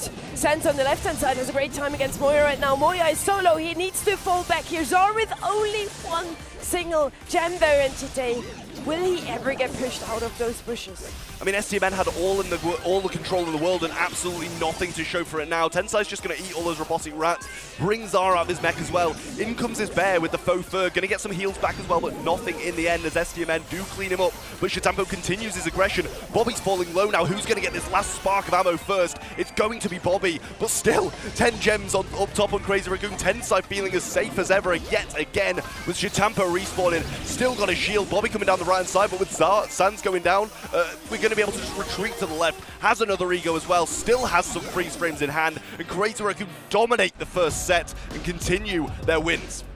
It could not have been more dominant. Crazy Raccoon taking this one, also breaking the curse from yesterday. It's not going to be a 3-0 for STMN this time around. They can still win the 3rd place. They can still win the $22,000, but it's going to be harder now as Crazy Raccoon is gaining some momentum. We see some smiles even from Relay, their coach. He seems pretty content with how these players have kept up after the lose just now. We see some highlights from the game just now. Zar in the first game, already with 5 gems. They had the lead, but Crazy Raccoon turning things around and not giving STMN any space to breathe in the following matches. I mean, I think Crazy Raccoon have got to be happy after that first performance. I don't think it could have got any better for them. They had the draft, they had the plays, they didn't make any mistakes. It's not like they were dominating the game and then dropped all the gems and flipped back in favor of STMN. It just seems so convincing, and Chitampo over here on this Rosa, knowing his aggressive tendencies, we know he's going to be able to do well no matter what, and if you get that shield, you're going to be able to do pretty well against Bobby, but a lot of the time, STMN had some pinches, but Crazy Raccoon still held strong, only dropping 3 gems throughout the entire game, STMN only dropping 4, but they barely even picked up any at all. The stats definitely mirroring the game we just watched. It speaks a history of Crazy Raccoon dominating them, absolutely taking this one 3-0 already. Will this just continue? Will it be a 3-0 in sets as well? In the end, we're gonna find out in the next few matches. The next map is gonna be Backyard Bowl. Who do you think has the better draft here, Trev? In general, Backyard Bowl, is it a favorite of Crazy Raccoon or not? I mean, it's a favorite of absolutely nobody, I think, in competitive Brawl Stars at the moment, thanks to those unbreakable walls, pretty making a lot of draws come out on this map. You're going to need something quite aggressive, and I think that's both of these teams' tendencies to go aggressive. Bans as well are in. We've got the B, the Crow, and the Max. Getting rid of quite a lot of those slows there as well, but getting rid of the Max as well is something that I kind of didn't expect from STMN. Possibly a Crazy Raccoon first pick, but actually they do have it as well. They're going to go with the Janet. We know they're pretty solid on this brawler. If Zar can pick it up, he usually brings out a good performance. And Janet is also one of the favorites of Crazy Raccoon, so of course it makes a lot of sense to pick it away already. Max, to be honest, Trev, I would have banned her as well if I play against Tensai. That is so good on this brawler, dodging every single shot coming in from the opponents. They themselves banning Bonnie here, and Mac, a lot of damage outbursts here. What do they gonna go with? They do like some good tanky comps and heal comps on Brawl Ball. Usually it did not work out at all against Reply Totem. Now they're gonna play the Jean on Becker Ball together with the Pam. As I was just talking about, heal and tanky, and the answer of STMN Esports is? Well, they've gone with the Grey and they've gone with the Shelly. You know, you can bring in a bit of tanky tendencies with that Pam, but if you've got Shelly running at you when you've got no turret, it's going to be quite devastating for you. Super to the face, and it's going to pretty much be cycled out by Zara on that Shelly as well. We're going to see the Grey coming in as well from Bobby, and I imagine maybe he'll hand that off to Sands, as we know how strong he is on that brawler. It's probably the smart thing to do, but at the end of the day, Crazy Raccoon have still got this last pick. They've got some spawnables, and it could become even more difficult for Zara with a Lola that's going to bring in an Ego and a freeze frame. A lot of damage on the side of Crazy Raccoon, a lot of HP. This is looking good for Crazy Raccoon. I do like the comp a tiny bit better. Cute Sense here with the Janet has a key role. He needs to keep control over this Lola, never ever getting the Shadow into play here. We're gonna start in our second match. Crazy Raccoon could take it here against STMN Gaming, finally finishing at least on the third place after being the favorites for the past 2 years. I mean, both of these teams have been the favorites to get to the finals. This could have been the finals that we are watching right now, but both of them completely upset. Tribe Gaming came in and beat STMN. We saw Reply Totem just now beating Crazy Raccoon, so we're going to have that as a finals in just a little bit. But getting into the second set, we start now with a quick Clay Pigeon being used by Cute Sands over on the left-hand side. Now, CR starting to fight back as Zar does fall low, should fall down to Tensai here. The trade almost there, but a few healing puffs coming in from Stampo, keeping Tensai up in the mix. 2v3 situation already. Tensai with his super, and Shite just waiting for the super, waiting to break those walls and making it even easier for Crazy Raccoon to score this goal. Becker Ball, usually a map we know to be true for draws. If they break the map, it could be a bit quicker here. Moya with a gadget, doesn't it? Zar tries to be airborne, trying to do some damage here, not really getting the value he was hoping for, and still STMN Esports finally able to push out of spawn. Never mind, Shite returning with a team pull. I mean, this could be dangerous here. If they can get one, maybe they can force this goal in with the pull, but in it comes. Tensai's going to get the takedown. Sands very low, but actually manages to pick it up with the super and a little bit of Clay Pigeon in there as well. Down to his last gadget now, I believe, which isn't going to be helpful considering we're on Backyard Bowl. Maybe could have been used in more influential circumstances, as now he's pretty much going to be hung out to dry after this last one. STMN just backdated. Crazy Raccoon having a lot of problems with that Shelly picking it themselves. Might have bitten them now as he's already down to his last gadget. Can't really reach them. On the right hand side, Shite getting the pause, making this one the first goal of Becker Ball already. We only have 1 minute left, and so far we haven't even touched the side of Crazy Raccoon, playing the whole match in the lower third. Yeah, Shitampo with a pull as well. We're going to see Zar landing behind them, but instantly pulled in and eradicated by both Tensai and Shitampo up top here. Moya just playing passively. Doesn't really need to move up the top left. They can keep this position. They don't need to aggress. They've got a goal up and only 30 seconds on the clock. Wouldn't be surprised if the ball goes back in their corner, but in comes the super and the Clay Pigeon from Sands, starting to have a bit of an answer, but Bobby's low. He's low. Zar can't really aggress on his own. In comes the teleport, but quickly traded out. Zar aggressing, but Moya keeping back the big boy Sands. Only 18 seconds left on the clock. Moya is low, yes, and Zar trying to capitalize on that. Trading off, making this one an almost impossible task. If Sans gets his super up, never mind. It's gonna be Crazy Raccoon taking this first game, potentially the second set already. And Grey and Shelly are known to be one of the best comps you can play. Grey got a little change a few weeks back. Do you think this Shelly pick was the right one? I mean, I don't. I think it's pretty clear to say, once those Clay Pigeons run out, and obviously you're going to be reserving them anyway, you can't really do a lot at all. You know, you're going to be able to throw out a super and get a slow, but if you can't follow up with the Clay Pigeon, it's going to be very, very difficult. In comes that little walking cane from Bobby over the from the mid to the right-hand side, pulling them in and getting the kill. And a much, much better start from STMN as they need this early control. They need the early kills. The pull through the wall's not going to do a lot thanks to the shot being blocked by Moya. Sands very low and gets traded out 2v2 as Bobby's trying to find an opening.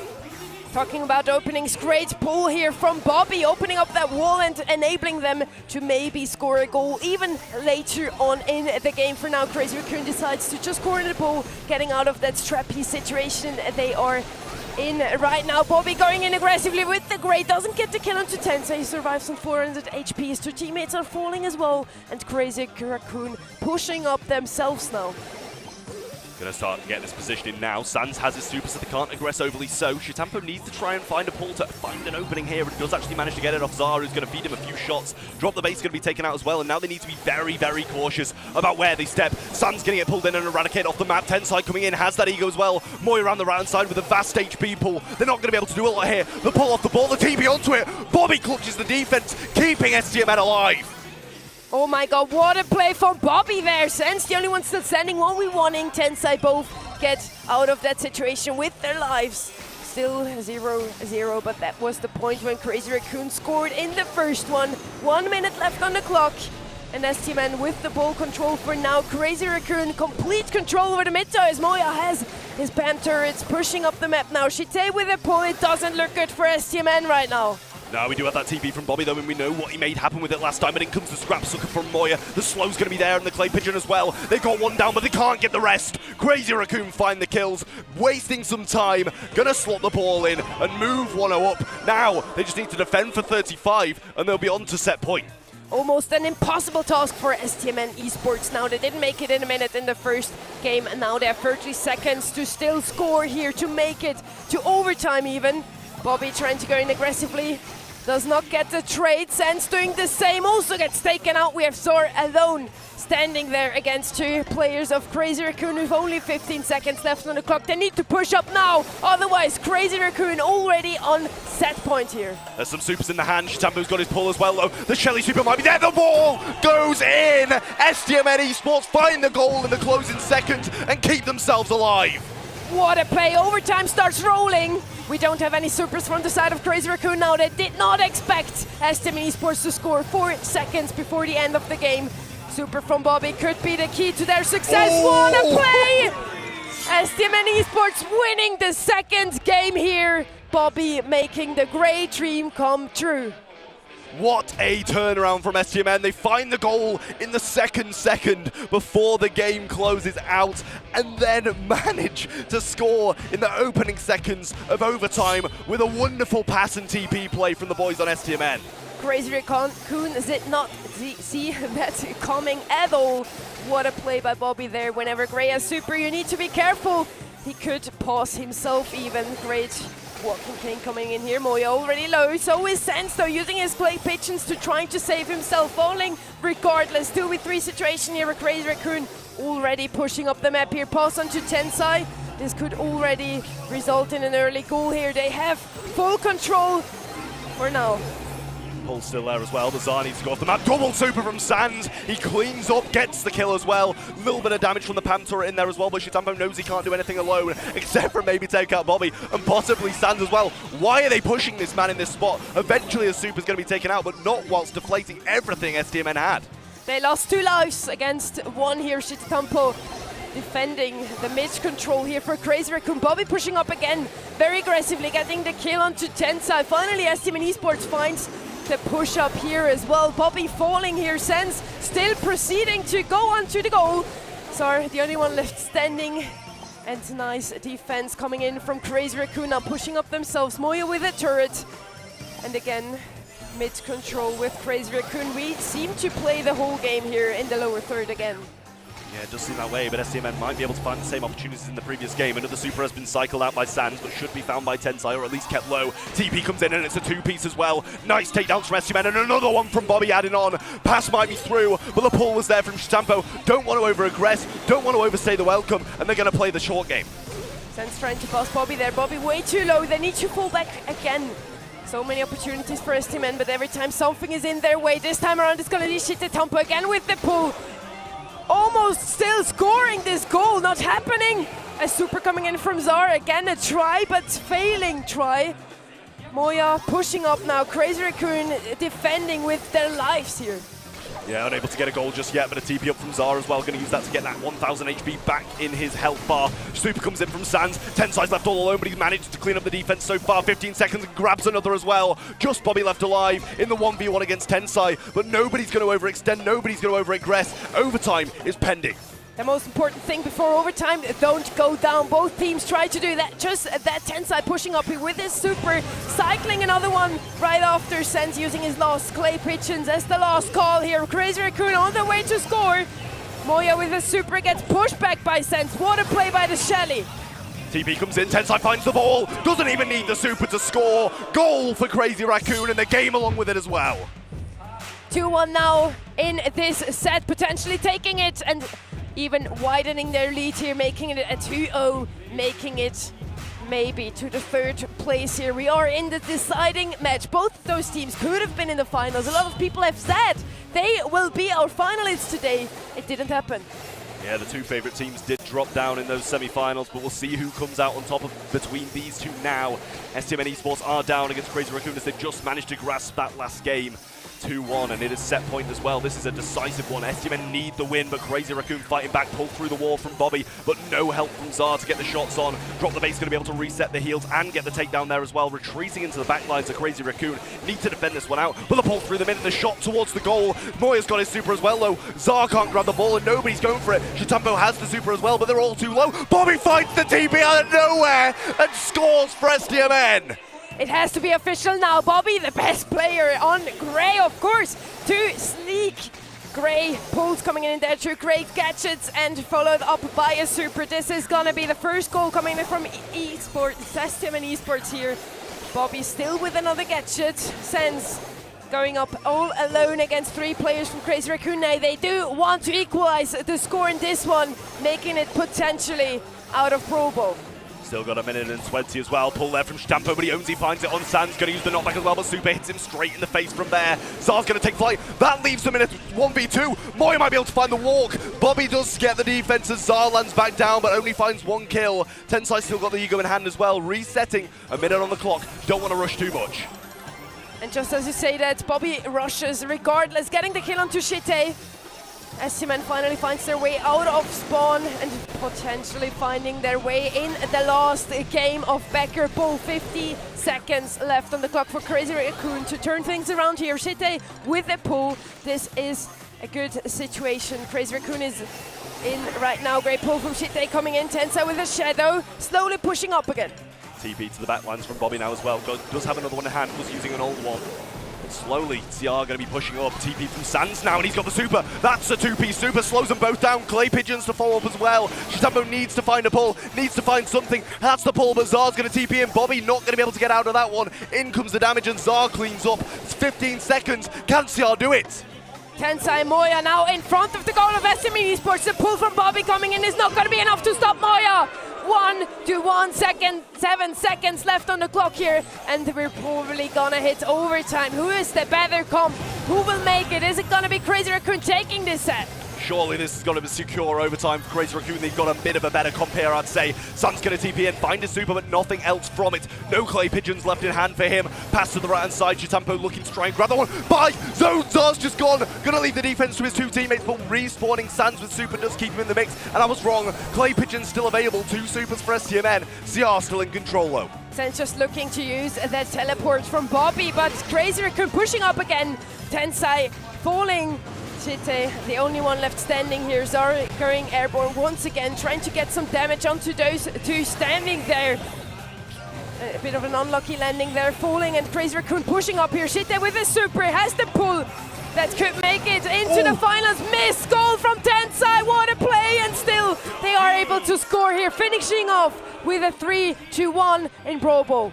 I mean, that is Crazy Raccoon all over. They make a mistake, and then they repair what they've done. Tensai misses the goal, but finds the bounce off the wall, grabs the ball, and passes it straight into the net. Not the best defense from STMN, though, but a good offense from CR, I will say. Maybe he could have cleaned up on the back lines, but they fought back in this set, and it's the reparation from the first one at least. That must have been one of the most chaotic defenses I've ever seen in this last overtime here. Crazy Raccoon gets the better out of it, gets the Brawl Ball set and making it a 2-0 overall. We are in the best of 5 though, meaning they do need to win 3 sets in a row, or not, to make it on to 3rd place, getting the $22,000.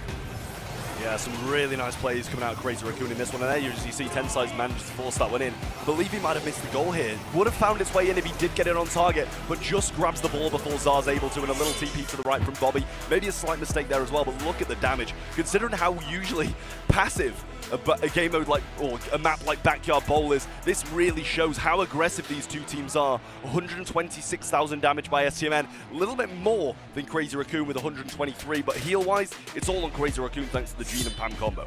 This was really a back and forth. Those two teams want this 3rd place. Both could have been in the finals. Now at least snack this 3rd place, and with that we're gonna head already in our potential last match here. If Crazy Raccoon takes it, they finish off on a 3-0 sweep and gets their revenge on STMN, following up what STMN did with a 3-0. We have the Sam, Penny and Carl pick. I'd say that's very targeted towards STMN. Yeah, I think so as well. We've seen so much Sam aggression coming out of Bobby. We saw it yesterday against SK Gaming, just literally walking in a straight line, and also the rest of STMN are very, very solid on these tankier brawls as well. On the other side, RT, Janet and Bonnie going to be the bans from STMN Esports. Kind of mirrors what we saw in the previous one with a couple of those from Crazy Raccoon, but obviously it's in the side of STMN this time. They do have the return 2 picks now from STMN to try and counteract this Meg. We know how strong the Meg is off the start. It is this time. It's not gonna be a Meg ban, it's gonna be picked by Crazy Raccoon. Let's see if that's gonna bite STMN Esports later on. Gray is working out very good for STMN Esports. They did lose in Brawl, but they made it close. Bobby popping off on this brawler. Might as well pick him here again. With what will they follow up? Is it gonna be another Shelly? This time around they play it a bit more passively, trying to get the damage output they need to go up against the Meg, going with a B. We already have all the picks here. Janet is going to be the last pick for STMN Esports. Lola, Pam and Jean, the picks for Crazy Raccoon. Okay. Yeah, I was going to say, those were the same comps as the last time. Something happened, maybe someone disconnected. As you can see on the right pads, they actually just did.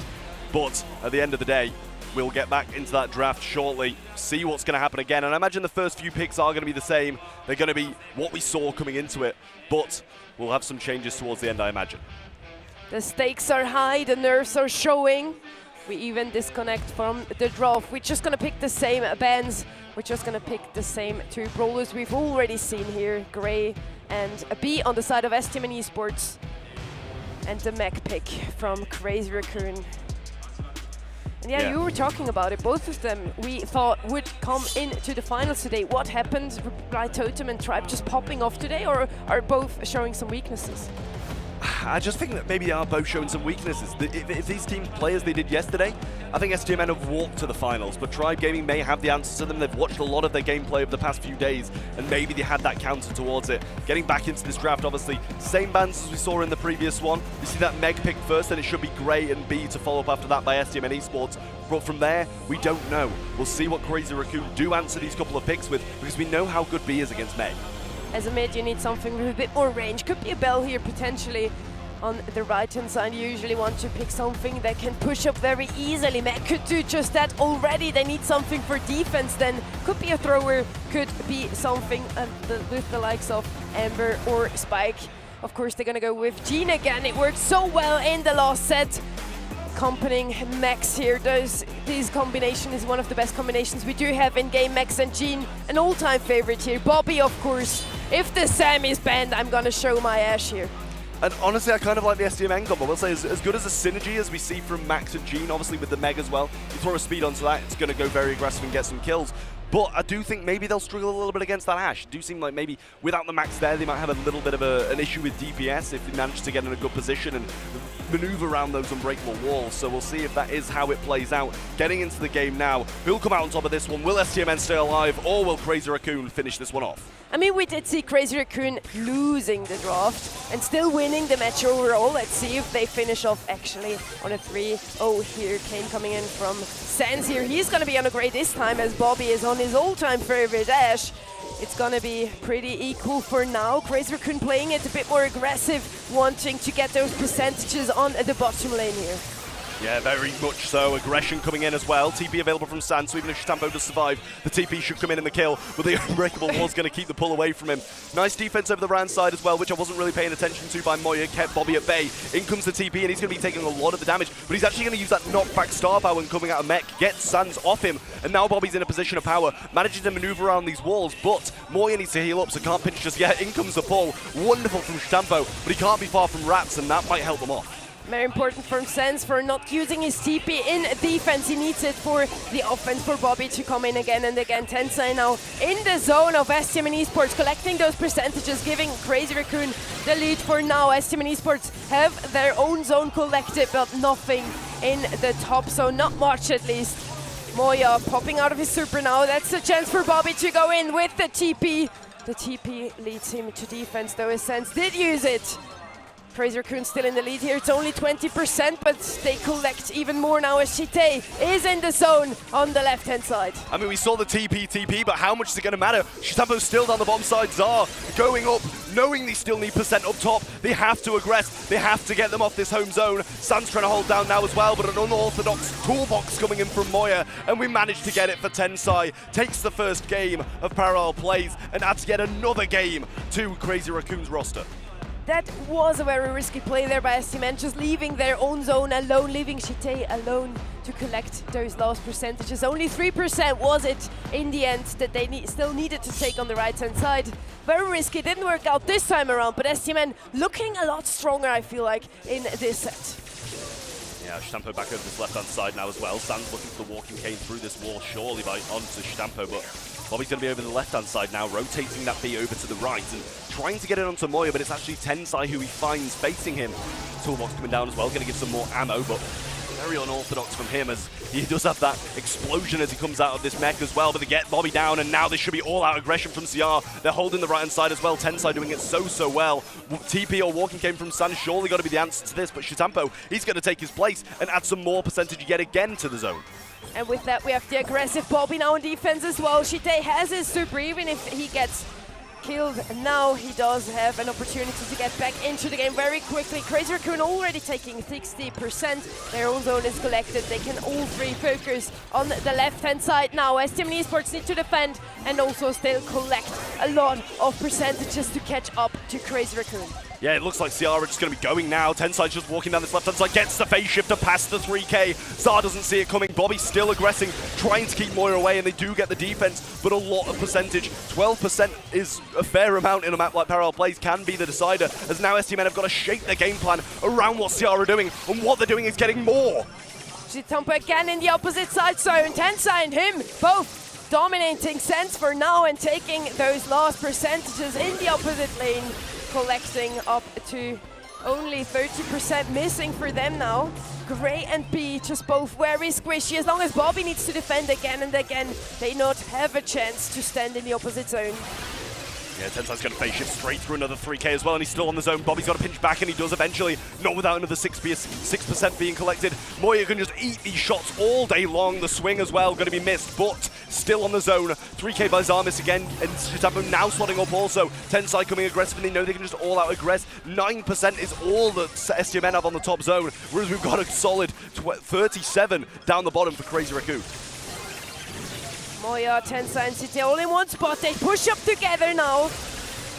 All three taking some shots now, coming in from Sens, Zor, Bobby, all three in defense. They need to defend now. They need to push up on the right-hand side, otherwise it's going to be Crazy Raccoon taking this game, even by time now. They don't even need to collect the last few points. Moya getting his mecha just in the nick of time, getting the better out of Bobby, and with that they collect the last percentages. Tensai only needs to hold a foot into the zone. It's 1% left. And with Speech and a Meg, surely that's got to be it for STMN Esports. Crazy Raccoon still need one after this, bear in mind. They're just not even going onto the zone. They're going to pick up the kills. They know they're going to be able to win it. Tensai finish things off. Match point for Crazy Raccoon coming up next. Crazy plays here coming in from Crazy Raccoon.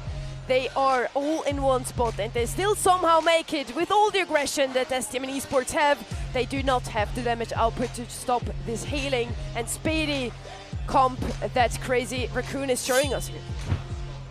Well, getting into the possible last game here as CR seem to be running away from it. STMN need an answer, and they need a full reverse sweep fast. Walking Cane comes through, but maybe not on the right player as Moya's quite tanky in there. Tensai still defending as well. Shitambo just trying to build up enough of a super to be able to get some assistance from his teammates.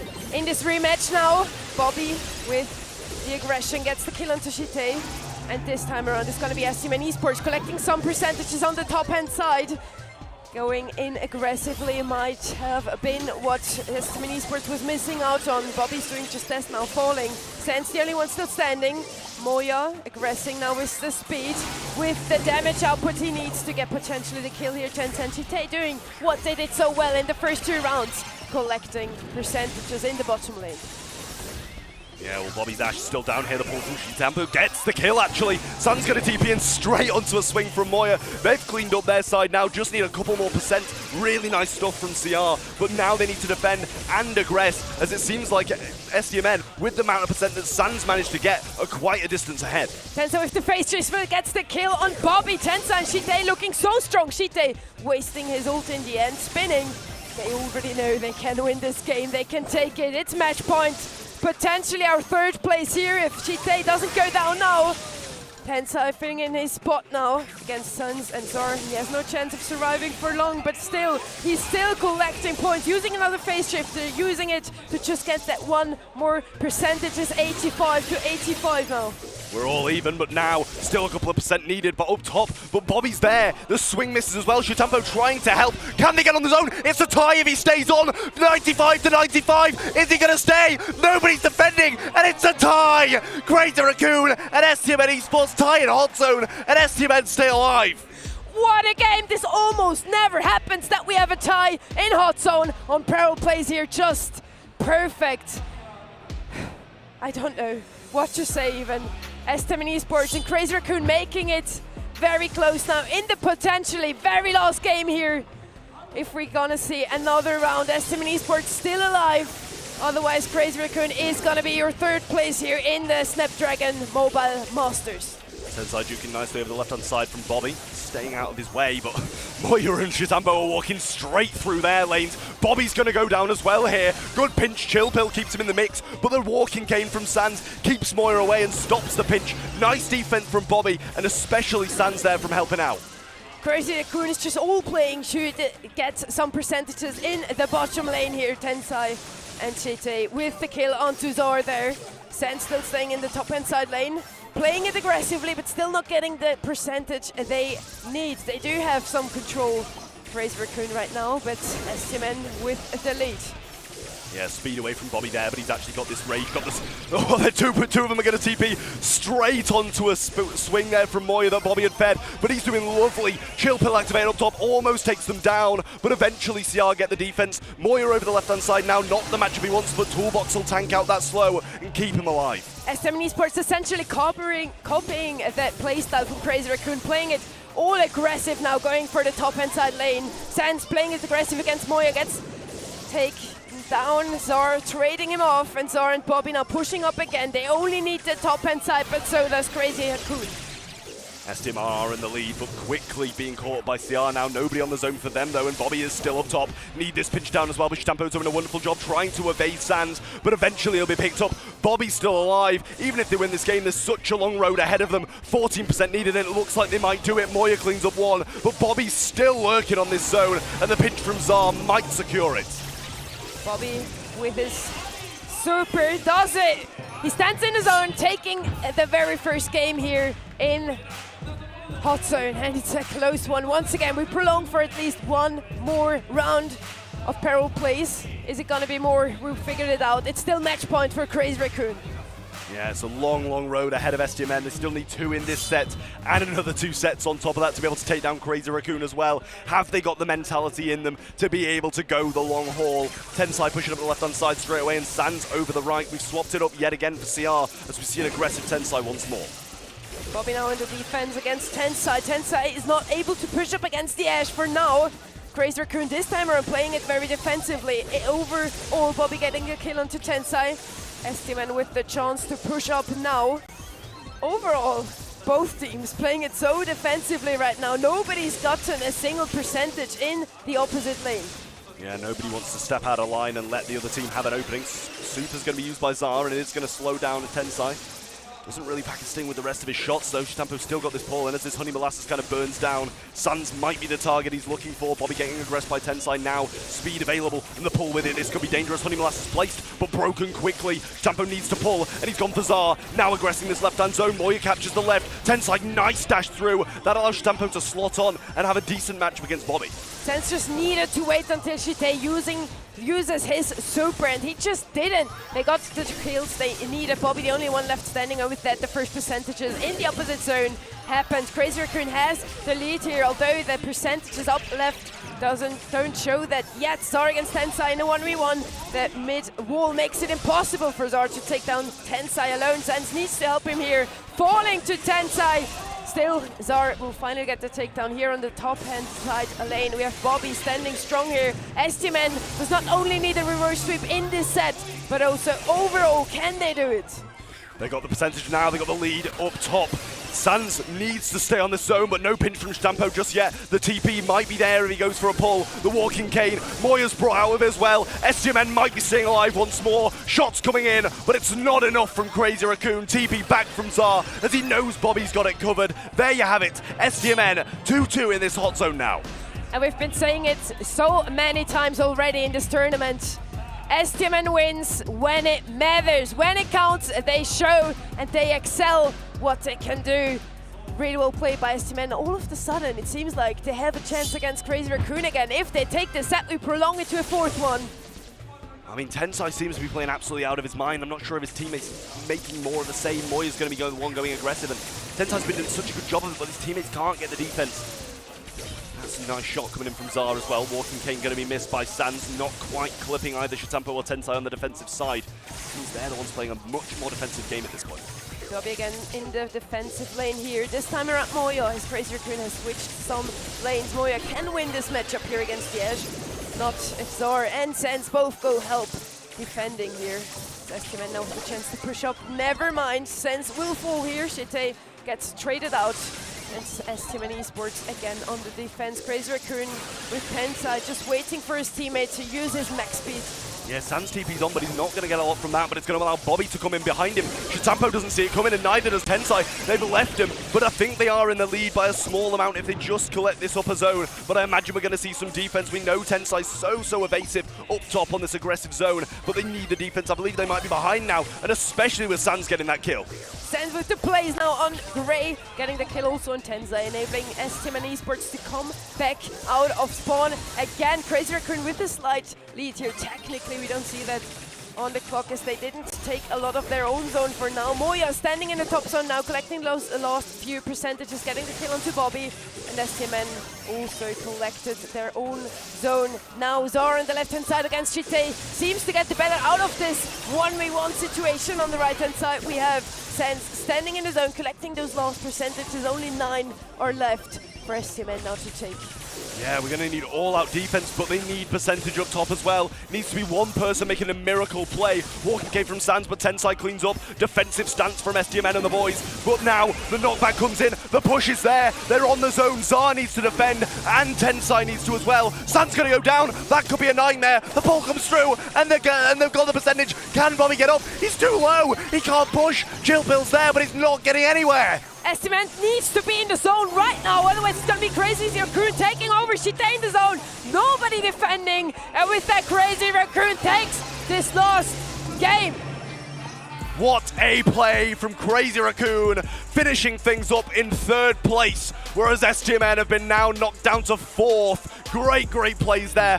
What a defense, what an offense. Crazy Raccoon have it all. And STMN yesterday sweeping them 3-0 are gonna have just the same fate today. Crazy Raccoon 3-0 against STMN, getting their revenge. STMN played it well, but just not well enough to be able to defeat Crazy Raccoon yet again. Maybe they didn't recover from the mental loss against Tribe Gaming, their North American rivals. And CR, we know they've got it in them to recover from these losses. They lost against Reply Totem in a close net game, but they've bounced back and finished 3rd, taking home $22,000. It seems to be not STMN's day today, as they lost already 3-1 to Tribe Gaming, now 3-0 to Crazy Raccoon. still, GG's to them. They made it into day 2. They played so well yesterday. Today, they played well as well. Yeah, I mean, overall, both of these teams thoroughly deserve to be here and possibly even deserve to go further in this competition than they have done with how well they've been playing. It really is a spectacle to watch these teams play, and Crazy Raccoon bouncing back up after a loss and playing as well as they did in this third, fourth place match goes to show how strong these guys are. And with that, at least the East Asian team takes the 3rd spot here, as we have an all-foreign final afterwards. We're gonna have EMEA Reply Totem versus NA Tribe Gaming. We're gonna have a look at the stats of Hot Zone. Yeah, I mean, all-out aggression yet again. 59 kills in a game of Hot Zone is pretty much unparalleled across the majority of any other game I've ever seen. 98,000 damage coming out of Crazy Raccoon, whereas 93,000 from STMN Esports. Heals were on their side, but sadly the win wasn't. And look at those kills, 57 to 59. Oh my god, both those teams playing it so aggressively. And with that, we really want to hear what Crazy Raccoon has to say. F. Take over.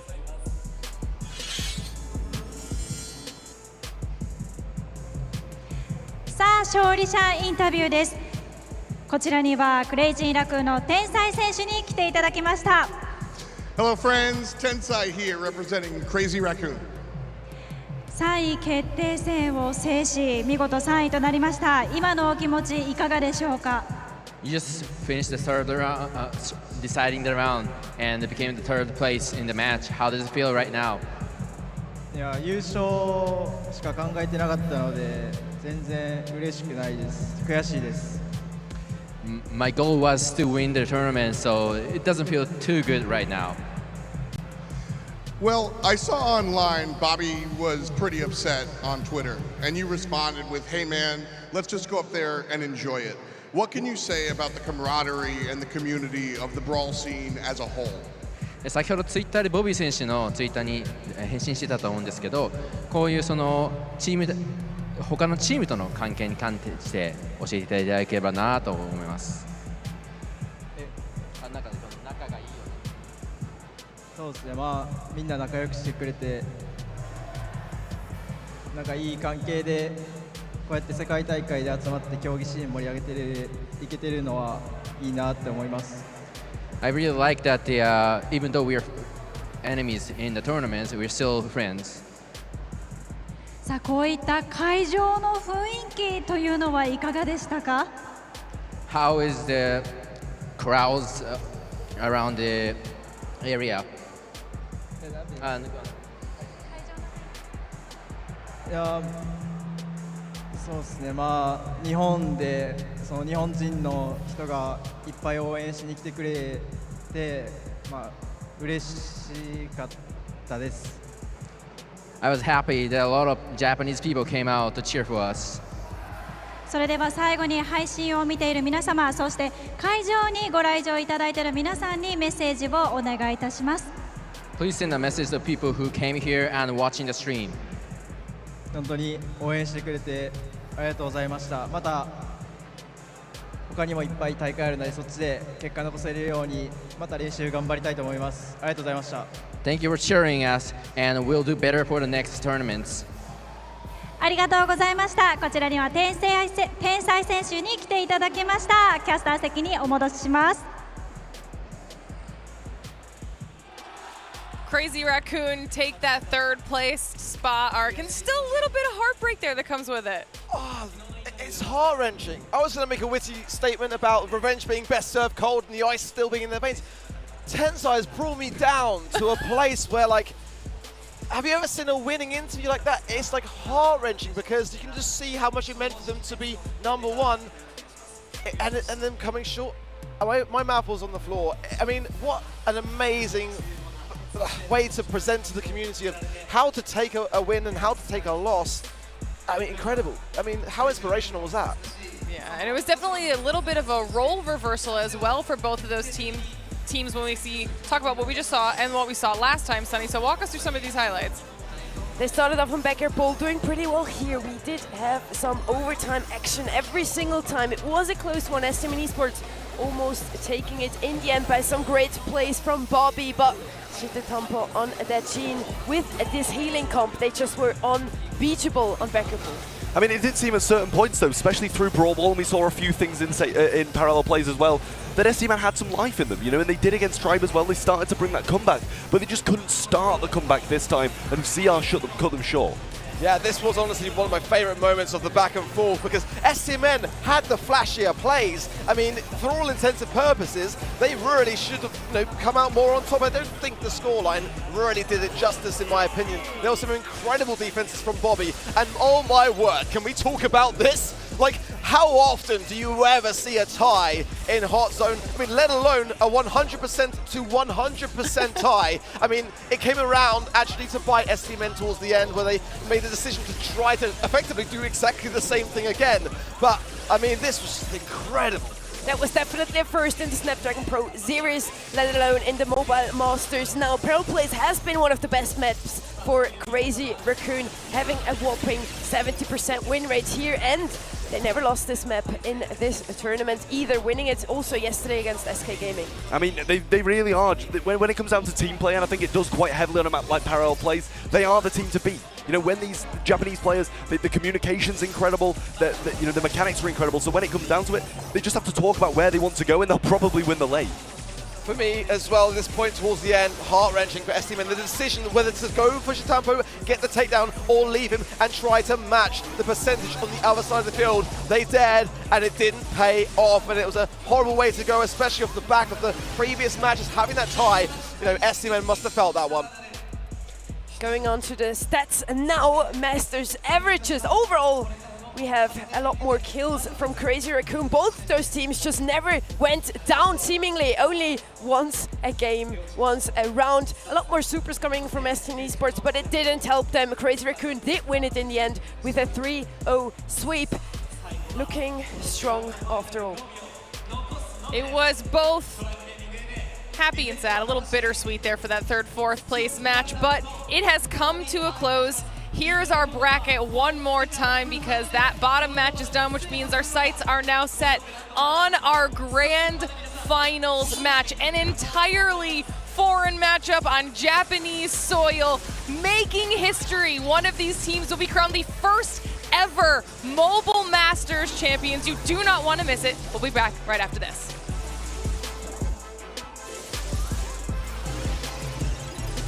萌です。クレイジーラクーン所属です。スナップドラゴンモバイルマスターズ配信中。 The Snapdragon Pro Series powered by Samsung Galaxy is brought to you by Snapdragon Elite Gaming, Samsung Galaxy S23 Ultra, Monster Energy, and DHL. Get down, get back up again, get down, get back up again, get down, get back up again, get down. To do it like this, like this, like this, like this.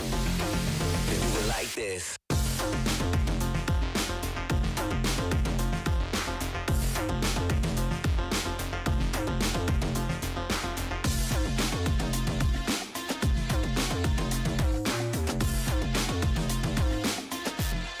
To do it like this.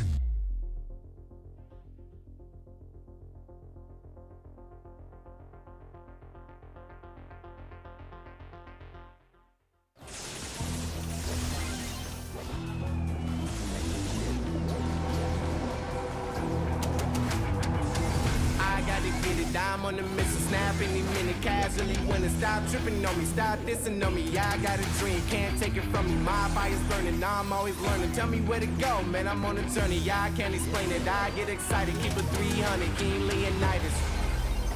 Strap in, cause it's gonna be a long ride. Working on me every single day and night. There comes a time when your worlds will collide. If it's holding you back, push it right to the side.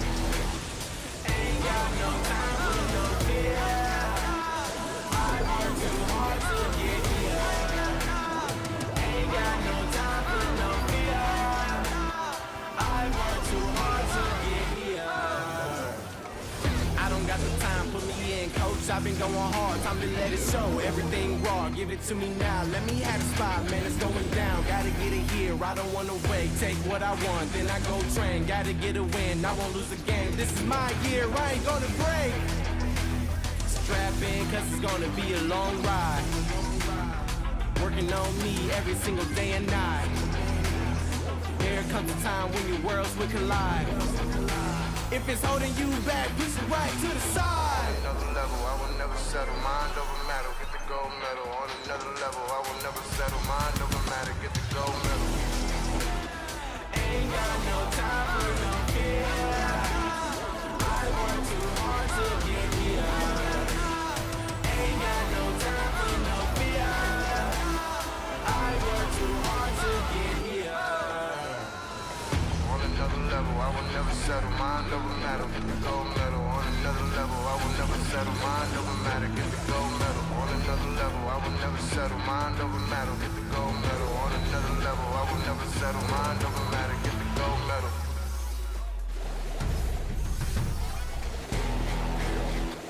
Ain't got no time for no fear. I work too hard to get here. Ain't got no time for no fear. I work too hard to get here. Ain't got no time for no fear. I work too hard to get here. Ain't got no time for no fear. I work too hard to get here.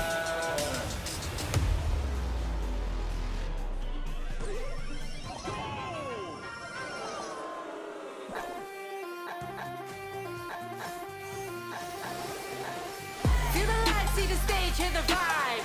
Pumped up to get ready for the fight. Big dreams, one chance, be the star. I'm the winner coming out of the dark. No fear, getting ready for the ride. Yeah, stepping into the light. No limit, aim high. No limit, the prize is mine. Step out as a motivator. Let them know that the weight's up. That's how we know when we level up. Ay, that's how we know when we level up. Level up. All we know about is level up. Are we ready not to level up? You know we fall and we get up. Level up. All we know about is level up. Are we ready not to level up? It's time, get up. Back against the wall, still I'm standing tall. Know about the ball, I got my fan with me. All we know is ball to empty out the mouths. The chosen one they call, I take my fan with me. Know about it if you tell, know you're breaking codes. What your credibility and all fall like dominoes. Can you really take a stance? All I wanna know. Need me real ones when it's time to go. Stepping in, elevator. This is to all the haters. That's all we know when we level up. Yeah, that's all we know when we level up. Level up. All we know about is level up. Are we ready not to level up? You know we fall and we get up. Level up. All we know about is level up. Are we ready not to level up? It's time, get up. I found out I'm not alone. 'Cause I'm just like you. There's no failing when we fight. We're not afraid to. Level up. All we know about is level up. Are we ready not to level up? You know we fall and we get up. Level up. All we know about is level up. Are we ready not to level up? It's time, get up.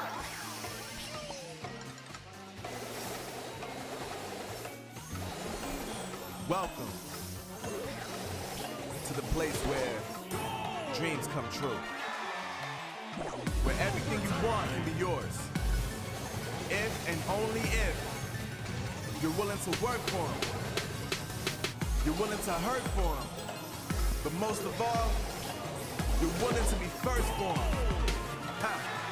Look, I'm going straight to the top. I don't know how I would stop, like it or not. I got some goals that I'm hitting. You hear what I'm spitting? It's hot.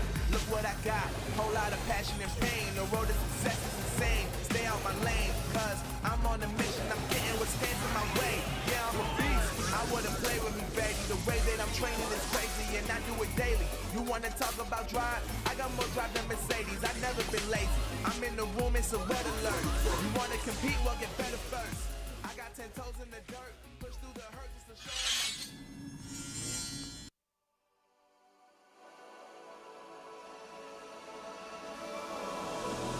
As I feel the weight of the world, I see it, I reach it, to the summit that I never known I need it, I reach it, every step takes me farther from home. I'll see it to the end. I'll see it to the end. And now, a team consisting of players from Canada, Puerto Rico, Bangladesh, and the United States of America, the return of Tribe Gaming!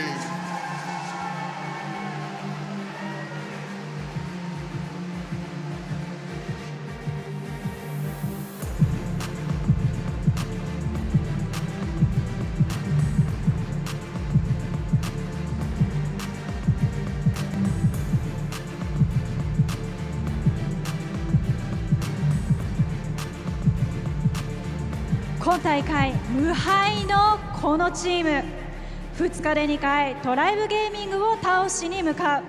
チャンピオンに最も近いのはこのチームなのか。 EU ミナ代表リプライトーテム。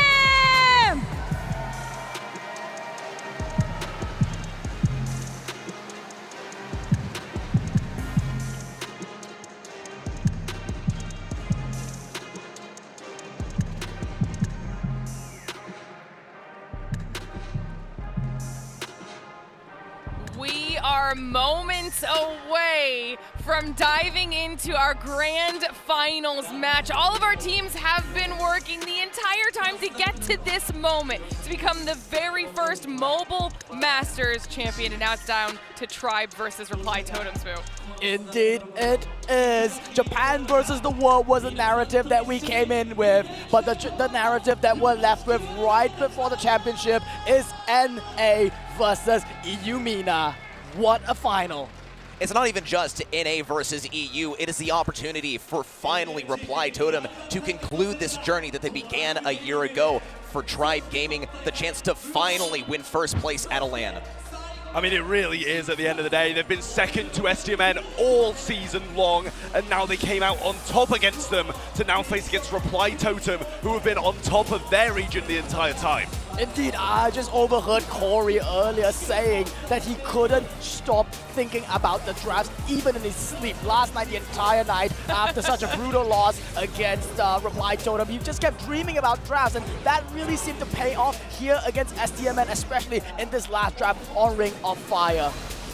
Well, I think Reply Totem might be just another nightmare for these guys too, because they have looked so strong today to get to this point. Tribe Gaming, on the other hand, have also brought a lot of fire to this battle, but STMN making that appearance versus Crazy Raccoon just moments ago, so defeated, makes me question things a little bit. It really does, and I mean, I think Reply Totem are coming into this the undoubtable favourites thanks to the performance against Tribe yesterday. But Tribe, they've made reparations today, and they've been absolutely massive ones. Indeed, Reply Totem they are coming in here with a little bit of a momentum advantage. I mean, both teams undoubtedly coming off the high. Right now here, Reply Totem just defeating the reigning two-time world champions. They've definitely got to be on an absolute high. They completely outdrafted Crazy Raccoon time and time again. And now, you know, earlier Joker said we didn't even prepare for the grand finals. That is how confident they are. Not only did they, of course, they haven't prepared for the grand finals, they have dedicated so much effort to this one single match. But Reply Totem, they come to every single battle with the same amount of preparation in terms of mechanics. They are bringing some of the best mechanics in all of Brawl Stars. It's the best Europe's got to offer versus possibly now the best that NA's got to offer. I think this is the matchup that everybody wanted at the end of the day. If we can't have a Japanese team representing in the home region, it's got to be EU versus NA. I mean, I said it yesterday and I said it today. I have now been converted into a little bit of an NA fanboy. I mean, I'm on the NA panel right now and I'm completely feeling it, the love for Tribe and a Reply Totem has currently kind of taken the spot in my heart a little bit more as kind of like the Goliath that has to be defeated. Really, as you said it, you know, this team certainly is the favorite right now of this tournament. I mean, you want to say NA fanboy, I'll definitely be in that boat with you. So that makes 2 of us up here. I don't think Trav's going to be rooting for NA. It's all about the EU over here on the stat comparison too. Remarkably close. Really the only differential, the most minute one too, is the difference in supers. Both of these guys are absolute land demons. All right, and for the last time today, before we get into our finals match, everybody at home, don't forget you can get some really cool drops as well. You can head on over to event.brawlstars.com to claim your Brawl Stars drops.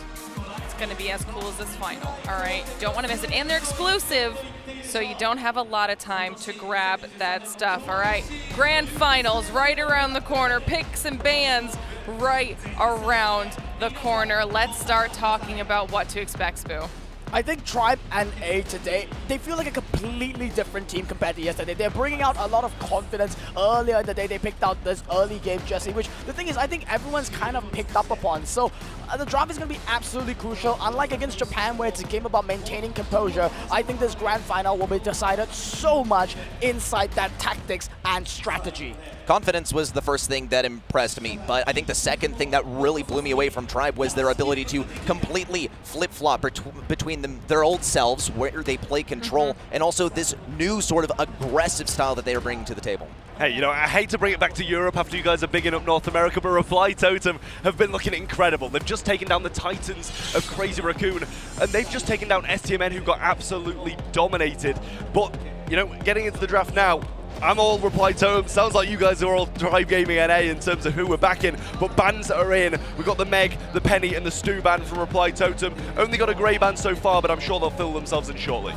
Totem, I think coming in here, even though they said they didn't really prepare anything, when it comes to tactics, I don't think any team in this entire tournament has shown more clean execution of their strategies other than Reply Totem. The bans look like they've been withdrawn a little bit, but I am thinking that Tribe Gaming NA, they are going to be going a little bit uphill struggle here, especially in a map like Split. We love Split, and we have some word as well from the admins that match was canceled, so we're going to be loading into a new lobby very, very soon here. But in terms of what we can expect to see on Split, we got to talk about the most prominent feature. It's the namesake of the map. It's the Split, made entirely up of some obstacles, but also some indestructible ones as well that allows for some counterplay if your enemy is playing some wall break. Yeah, it's very few unbreakable walls as well, but they tend to make quite a bit of difference. You know, in the past when Split was in competitive, we see comps like Colt B coming out where the map's just completely broken up and you can really excel. But nowadays, so many tanks just slot in, and we know these teams, and the meta at the moment has been very tank-centric, so I believe that quite a lot of those will be slotting in. I think we also can't forget the fact that this is a map that throwers, they love it. And now in this game, you know, the last time we saw an NA-EU rivalry like this, throwers, we only had 3. But right now, all of the throwers in the game are so viable. We just came off the backs watching one of the best, if not the best, Dynamite performances in the entire game. So I think if Tribe NA want to come into this, it's going to be pretty difficult to ban out every single one, because no matter what you do, Totem are still going to find something to pick for it. My thoughts exactly. I mean, that's such an NA approach. Let's ban out every single throw. We've seen STMN do it several times, and in some situations, it's actually gotten them the upper hand over Tribe Gaming. Hey, Kaner, what's up, man? we love some of the audience watching, too, and some of the Tribe representation back home. Yeah, I mean, to be fair, it seems like the Tribe representation has been dialed down than usual, to be honest, but still as strong as ever from everybody at home. We know Tribe Gaming has a massive fan base, and, you know, as you said, Reply Totem, they might be coming to the Goliath, and to be honest, the more hated team. Yeah, more hated team indeed, but they do have their fair share of supporters here. We're looking back at the Reply Totem camp. So happy indeed. The boys, they do look like all of them are so focused. I am seeing like there's this immense kind of like death glare coming out from both teams, both coaches. They really want this one ready. They're seriously locked in, both teams with everything to win and yet everything to lose at the same time. when you get third place, you at least won your place to be there. When you get second, there's no winning to get there in the final match. It's just an L, and the defeat is incredibly stinging. Yeah, I mean, second place, it might earn more than third, but at the end of the day, as you say, you are losing that game, and it's going to feel very, very painful when you do lose that one. You know, and I was actually talking to some of the Tribe team members earlier while the other games were going on, and Zulon had even said that his ideal situation for the grand finals would have been Reply Totem pulling all the way through to this moment so that they could go up against each other again, because last time they faced off this weekend alone, Reply Totem did very well against Tribe. Yeah, I think that match, Tribe was kind of a kind of shell of what they are right now. They didn't really find their confidence yet. The preparation seemed a little bit lacking, but right now, I think the way that they're looking with this confidence in the eyes, and obviously with Corey dreaming about drafts the entire night, I don't think it will be a 3-0 sweep anymore. I'm looking for it to go all the way. I mean, look, we've seen one team that 3-0 swept the other already have the entire script flipped on them. STMN versus Crazy Raccoon was the exact opposite of what we saw yesterday. Now, for spectator purposes, I really hope it doesn't go that way. I've been really looking forward to seeing both of these teams go at it on the big stage in the final one, but hey, that would be a pretty good narrative coming out of this one. Yeah, I mean, I think it's fair to say we want that set number 5. We want this game to be close, but as you say, so far it seems like the script's written towards it being a 3-0 to the opposing team, but I think these teams are just too close in skill. And I also think the scoreline yesterday where Reply Totem 3-0'd them, it didn't reflect the gameplay we saw. Tribe Gaming had so many opportunities to close out sets. They just, as some of you have said, just weren't dialed in enough. I think now that the focus has changed, as Tribe Gaming, even the mental game approaches they mentioned just now, you know, when they're down or lost now, it's no longer reflecting about what happened in the game. Just throw in a quick joke, have a good laugh, and then move on from there. That kind of a grand finals mentality, as unorthodox as it is, it could just be the difference maker that might give them that morale boost. Adopting ice in their veins, now you don't have to have that. You just need to have a really warm kind of sense of family and friendship, and maybe that power might just be what takes Reply Totem down. Yeah, this is where I gotta give a shout out to my big bro Tom, because he asked as Livy, like, hey, you're looking pretty emo usually during those matches. What's going on? Well, actually, we're cracking some jokes. We're making a point of staying sanguine, staying happy in between these sets. Now we're back on Split, and we got the draft in full swing. Well, bans-wise, this time we do have them all. It's going to be the Grey, the Max, and the Barley from the side of Tribe Gaming NA. Banning out one of those throwers, so not the entire massively NA approach that you said, but the bans on the other side, the Meg, the Stu, the Penny. First draft of the Ruffs is good, considering Penny's banned out and also Barley. The thing about banning out the Barley is that with the recent addition of Willow, Willow is kind of not as consistent as Barley, but it does perform fairly well. We haven't seen it a lot much in this tournament, but it does have fairly good matchups into the rush. But instead, they are going to go with the more Tribe and a special. I know Corey loves this pick so much. He's not playing, but he definitely would be rooting for a Sprout pick. Definitely like the approach so far. This is an interesting one because we've seen it before. It's one of those things that on paper, it doesn't really seem to work well. Sprout builds walls. B kind of needs the walls to not exist in order to hit her shots. But with Colonel Ruffs across the way, I definitely see this being a great combo. Sprout is able to break up in those bags very easily, and this is probably going to force Colonel Ruffs to switch onto that second gadget. I mean, it's all about matchups at this point, isn't it, really? If Ruffs is breaking down the walls near the Sprout, Sprout's going to build them, but if he's breaking down near the B's going to thank the Ruffs for that and move on as well, dominating the match. We're throwing back to Reply Totem now as well. We're going to see the Primo again, and Maru on that is a scary prospect. I mean, I'm shocked they doubled down on this wall break strategy, just going straight for this Primo. I was actually thinking in my mind that I want to try Gaming NA to maybe set it up for a last pick because they do need to cover that and kind of open up the match. But Totem, they're reading their minds, they're reading my minds. I'm a big Primo fan, and I just love the confidence pulling out something like this. I don't know what they'll pick next, but I'm already loving the way the draft is going. Okay, here comes the Grom. Basically the superior thrower in the 1v1 aspect, but from the team play aspect, I definitely wouldn't say so. I like this pick from Mauri, and Mauri over here on the Primo. Once again, I want to double down. Yeah, this is incredibly gutsy to play that into something like a beam. I mean, who doesn't love the Primo? You know, Smooth saying he likes it. I think anybody who doesn't like Primo is maybe watching the wrong esport, because Primo is just incredible to watch. Such flashy plays, such good gameplay coming out of Maru, especially yesterday against Tribe Gaming. We saw him dominate the Brawl Ball set up against a few of those tanks. May have swayed Tribe Gaming away from that, but they're going to double down, triple down on the wall break, and we're going to see the Griff come in. I think Tribe Gaming NA, they've rounded out this job beautifully. The Griff, one of the few consistent options left that can really have good matchup against everything. And it looks like a really even draft, and I can't wait to see this match unfold. Well, this match is about to unfold, Spoo. The final match of the day, Grand Finals. A champion will be determined. Tribe Gaming NA versus Reply Totem. Ready, Trav. Let's close this thing out. All right, let's get it. Game number 1 coming at your retinas very, very soon as we delve into Tribe Gaming versus Reply Totem for the final match of the day. Well, Thrower's starting out strong, keeping people off the zone. Zulan's going to slot on this right-hand side, though, and Maru is not going to be enjoying that. 3K hits instantly as well. Wall break coming through, but a gadget from Grom is going to have a lot of impact. Some of the best gameplay we've seen all day finally coming to a head. Maru taking down Joker, almost getting some pretty big kills over here. Amazing, amazing stuff. All thanks to our partners at Snapdragon Elite Gaming, bringing the best Brawl Stars players on the globe on a split. Well, we say Ruffs is going to have some incredible wall break, and that's if he gets it, because so far, as Libby did capture a lot of that side of the zone, Tribe over the right-hand side as well, capturing a lot of that as Tyrant broke up the walls. Primo's going to be moving over to the left-hand side now, but not without a lot of percentage. Oh, he can still get it as well, but the Thrower's coming in clutch now, making some moves, and Joker showing his face. Bought himself a couple of percentage there as Joker did come in to get a bit of extra damage on his Libby. Great use of that gadget, and Maru now able to set up residence on this left side completely solo. Reply Totem now starting to get their grit back on this control point. Yeah, Tyrant's got his super now as well, but Mori rotating his right-hand side is going to make life a lot harder for Zulan, but actually no sandbags left already, and that's not getting a lot of wall break either, so possibly better for them, but the Grom Bomb's going to come down and a massive rotation for Tribe to move to the right-hand side as they do have the lead. Just got to be wary of this Maru pinch.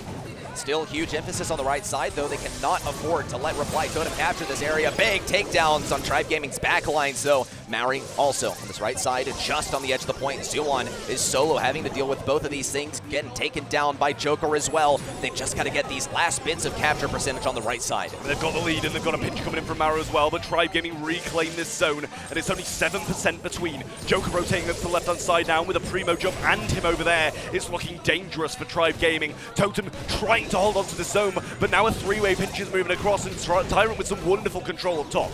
Maru also being the personal bodyguard at this point on the left side, as Libby's not going to be able to do this alone. He can block off a small area with that hedge, but on the right side, he's basically out of luck, still trying to play defense. Tribe Gaming in A are looking for any possible entry point to the left side, and just nothing is coming their way. Yeah, they need an entry, but they're not going to find one. Nobody's going to break up anything more. We're not going to see a Grom Bomb come down or a Primo Super on those walls, or it'll be blown open for Tribe Gaming. Zulan now needs to make the move, but going to get jumped on instantly if he does. Tyrant just trying to hold this right side. Grom Bomb comes in. There goes the jump as well. Maybe too early as the Primo's low, but takedowns on the right-hand side as Reply Totem clean up and take game one. Brilliant gameplay so far from Reply Totem in almost a bulletproof strategy. Tyrant and his Libby can try their best to take this back, but there's just no way to shut down Maru with all this health. Mari right on the edge, and the final bits of percentage captured by Joker. After pausing for a moment there, that's mental warfare. I mean, they looked good in that one. They maybe looked a bit sketchy to start with. Tribe, they started off strong. Sprout over the left-hand side. When they had the matchups perfect, Tribe were excelling. But when Reply Totem fixed what needed to be fixed, they excelled. I like that bit of foul play at the end there, too. I mean, it wasn't really that bad. It wasn't really BM, but they did remind Tribe Gaming NA that, yeah, we really did just win that, and let the defeat simmer for a little bit before heading into the next one and make sure that that stings extra hard. But Zealand's going to be trying to do that, too, with some of these bees coming out on the right side. Maori just carefully peeking the wall. And this time also a different approach from Tribe Gaming NA. They have Tyrant around the left side, breaking open the walls to afford a bit more versatility for Zulan to maybe take down Maru on that lane too. Yeah, but I mean, they make the move around the left-hand side, and now the right-hand side's all theirs as well. Totem domination of the second game of Hot Zone. Right-hand side captured, left-hand side is capturing as well. Grom Bomb comes in, breaks up a little bit of this wall, but it doesn't seem to be mattering. Not a single percentage so far captured by Tribe Gaming NA, and each and every one of them is trying to be the very first one to step on one of these circles, but it's just not happening. Zulan looks to pinch things in on the right side versus Maori. They're out of luck on the left side. Maori taken down over here, but Maori has so much health despite all of the fire that his Livy and Zulan have to offer. It's just not enough to take these guys down, and Reply Totem 100 to 0% on game number 2. I mean, mean, this isn't the final we want to see. We want to see Tribe fighting back. Reply Totem stomping on them in that second game of Hot Zone there. Really, really nice plays. And for them to not even get a percentage until it was gifted to them by Reply Totem is worrying for Tribe Gaming. Well, if anything, Tribe Gaming and A have found a strategy that doesn't work. So now they can not do that come game number 3, but they are dangerously close to a Reply Totem steamroll in this very first set of the match, as Livy, Zulon both forced out of position by Maru's gadgets. On the left side, Maru also baits out that wall break again, but it doesn't seem to matter for Joker. He still has this small corner of walls that he can use to abuse Tyrant on the left lane. Yeah, still holding this now, but Tyrant going to break it up just that little bit more with the piggy bank. Not really the best, as there's still that pocket, if not more so. Maru's going to be able to get the trade against the Griff over the left-hand side there as well. Really nice stuff from him. Zulon eventually making an appearance on this left-hand zone, and now it seems Tribe might be doing what Reply Totem were doing to them in the previous. Maru doesn't have a super either, but if he keeps taking damage from his Livy, that is going to be a short-lived reality, as Livy still trying to get a takedown onto Joker. Maru almost being ignored, as they don't really want to feed his Super C. They're not shooting at him at all, just focusing on maintaining these positions as Livy, once again, just not hitting the guy. Throw this guy a bone, Tribe Gaming in A. They've already taken the right side, and now they set their sights on the left. Well, Totem aren't really having the best of times in this one, but jump eventually available by Maru. Got it off being hit, not actually doing anything himself. Tyrant over the left-hand side now, just trying to juke out, add a few percentages here and there, and blocking off that Ruffs is going to do a heck of a lot for them. Well, Maru on the right side is capturing just a little bit, making sure that he doesn't get too aggressive, not wasting any energy there on the right side. Though he is able to farm up a super along the way. Does have one in on the left side as Livy. Zulon just trying to get this last bit of capture percentage. The slow on to Maru is a guaranteed victory. Tribe Gaming start to reel it back. Well, it's sad that that much of a kick up the back is needed for Tribe Gaming to get going, but at least we've got it in the first set rather than afterwards, because now they're fighting back. They've got a game on the board, 2 more to be able to take the set, but Reply Totem's still very, very close. They just got to figure out how to shut down what Tribe Gaming NA has figured out in that very last game. We saw early on, Tyrant took that left lane matchup. He's going to be moving over to the right this time, get that little wall break for Zulon, help him out a ton versus Maru, but Maru has already penetrated these bushes on the left side. Tyrant can try and line up some shots versus him, but it's going to be difficult. He refuses to drop that piggy bank, though. He needs that utility. Zulon also forced to double back, despite the attempts at dodging. Maru still taken down, and Tribe Gaming NA continue to compete toe-to-toe on the percentage count. Yeah, Maury's very low as well, can't push any further, and now we see a Tyrant wall break, which is what really helped out Tribe so much in the previous. The wall break coming down now from Maury as well, but Tyrant needs to try and get some damage done. Looks like we've got a very left-centric approach from Reply Totem over here. But Zulon just has this slow, and that's always going to be dangerous. 1 hits, 2 doesn't. Gadget coming down from Grom to keep him out of the way, but Tyrant adding some pressure to the left-hand side, and walls galore from Eslivy over the right. No more wall breaks on the left side either, but it doesn't seem to affect Tribe Gaming NA too much. Reply Totem are still doing their best to push in here, but it's not going to be enough. Mauri also breaks a wall too on the left side just to get that power up to Joker, who now has to shift gears, sort of move around that right side if he possibly can. Tribe Gaming NA, they're not really going to move an inch off of this position once they have all that wall break out here, and Zulon has this free lane for himself. There's just nothing they can do. Well, Primo jump available now as well, but not really going to be able to do too much against B or Griff. Taken out before he can even use it. Joker's the only one who remains, and Nestledy getting the shots required to bring them down. Tribe answer back yet again, and surely going to be taking this second game. Well, Mauri's got to send it with the flying elbow drop directly onto Zulon, but completely shut down with the slow and the final shots from Tyrant. They've tied up set number 1, complete reversal of momentum. Well, this is big for Tribe Gaming. 2 games in a row for Reply Totem to start things off. Looked like it might be a third after that second, I will say as well. But Tribe answer back with 2 in a row. Even Stevens in the first set. Well, I want to know Totem's reply here, because Tribe Gaming NA have seemed to figure it out. Reply Totem, they didn't really seem to try anything different in that last game either. They're going to run it once again. Send Mara up this left lane really early on. Tyrant is not going to be baited out of this gadget unless it's breaking open some of those crucial walls for Zulon's benefit. Big takedowns on the right lane and versus Maru on Tribe Gaming's backlines. They get to start setting up as Livy on the right side, but the focus seems to be all on the left as Maru is determined not to let this wall break come out from Tyrant. Here's the first one, and 1 wall seems to be enough. No, never mind. Zulon peeks around that 1 single block, and Tribe Gaming NA have control of the left side. Not even able to get a wall break off for his teammates either as Livy continues the right-hand side dominance, but a jump from Maru is a scary prospect for him. Has to retreat, allow Maru to get some percentage over there because of how well they're dominating the left, but a Grom bomb shot hits the bomb afterwards as well, and then another one on top of it as Livy moving over to the left-hand side has the wall, but against Grom, it's pretty useless. That's not going to do much for him, but it can serve a big amount of utility to section off certain areas of the map. Maybe on the right side, it would only benefit Joker. Livy still just looking to keep some things at range, play a little bit of control here, and also keep his distance from Maru because he is a pretty free kill. But Reply Totem seem to know very, very well that Maru on this point is going to be their last bastion of defense. Gotta have some good value over here to keep Tribe off the left point. Yeah, and with Livy moving up to the right-hand side, now he's getting a lot done. Honey Molasses does take him out, and with a pinch from Livy, they might be able to get what needs to be done. 9% in it, and it's Tribe with the lead, but a Grom bomb's going to be missed. Tyrant trying to force what is not there to be forced, and now Zulan's going to slot to the left. 3 people from Totem rotate, but they've got to make a move eventually. Maru's got his jump now as well, as Livy needs to try and get him off, but no help is going to be there, and that's a difficult matchup. Well, this is Zulan's job over here, has the slow, does give a little bit of supercharge to Maru, but here's the last section of damage from Zulan, as this right side has also been blown open by that flying elbow drop from El Primo. Tribe Gaming NA on the left side also collecting those last bits of percentage. They're racking up the points, just 10 left. Joker needs to hit some shots out here, but Tyrant's juking him so hard. Mauer on the right side doing his best, but it isn't enough. Tribe Gaming NA, they take back the momentum, and they take set number 1. Reverse sweeping set number 1, Tribe Gaming looking great after the first couple of games. It was a wake-up call being dominated that hard in the second, and I think they needed that alarm. I think the biggest development in my eyes was that there was no development from Totem. They tried the same strategy 3 times in a row, and 3 times in a row, it fell flat on its face. But they did get a really good start off here with 100% to 0 in that very second game. But Tribe Gaming NA, after that, they seemed to figure it out. They got Tyrant on that left lane very early on, and they provided a lot of versatility for Zulan.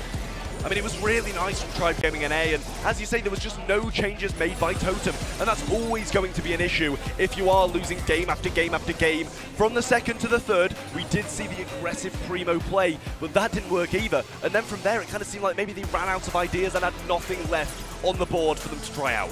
If anything, I think their idea might have been like, okay, Maru, run up that left side really fast, get in those bushes, and make sure that Griffin never gets onto the point. But that's just not going to happen. It's the same mentality of we're going to keep Surge at level 1 the entire game. That almost never happens. You can see in the stats, too, so many kills acquired by Tribe Gaming NA.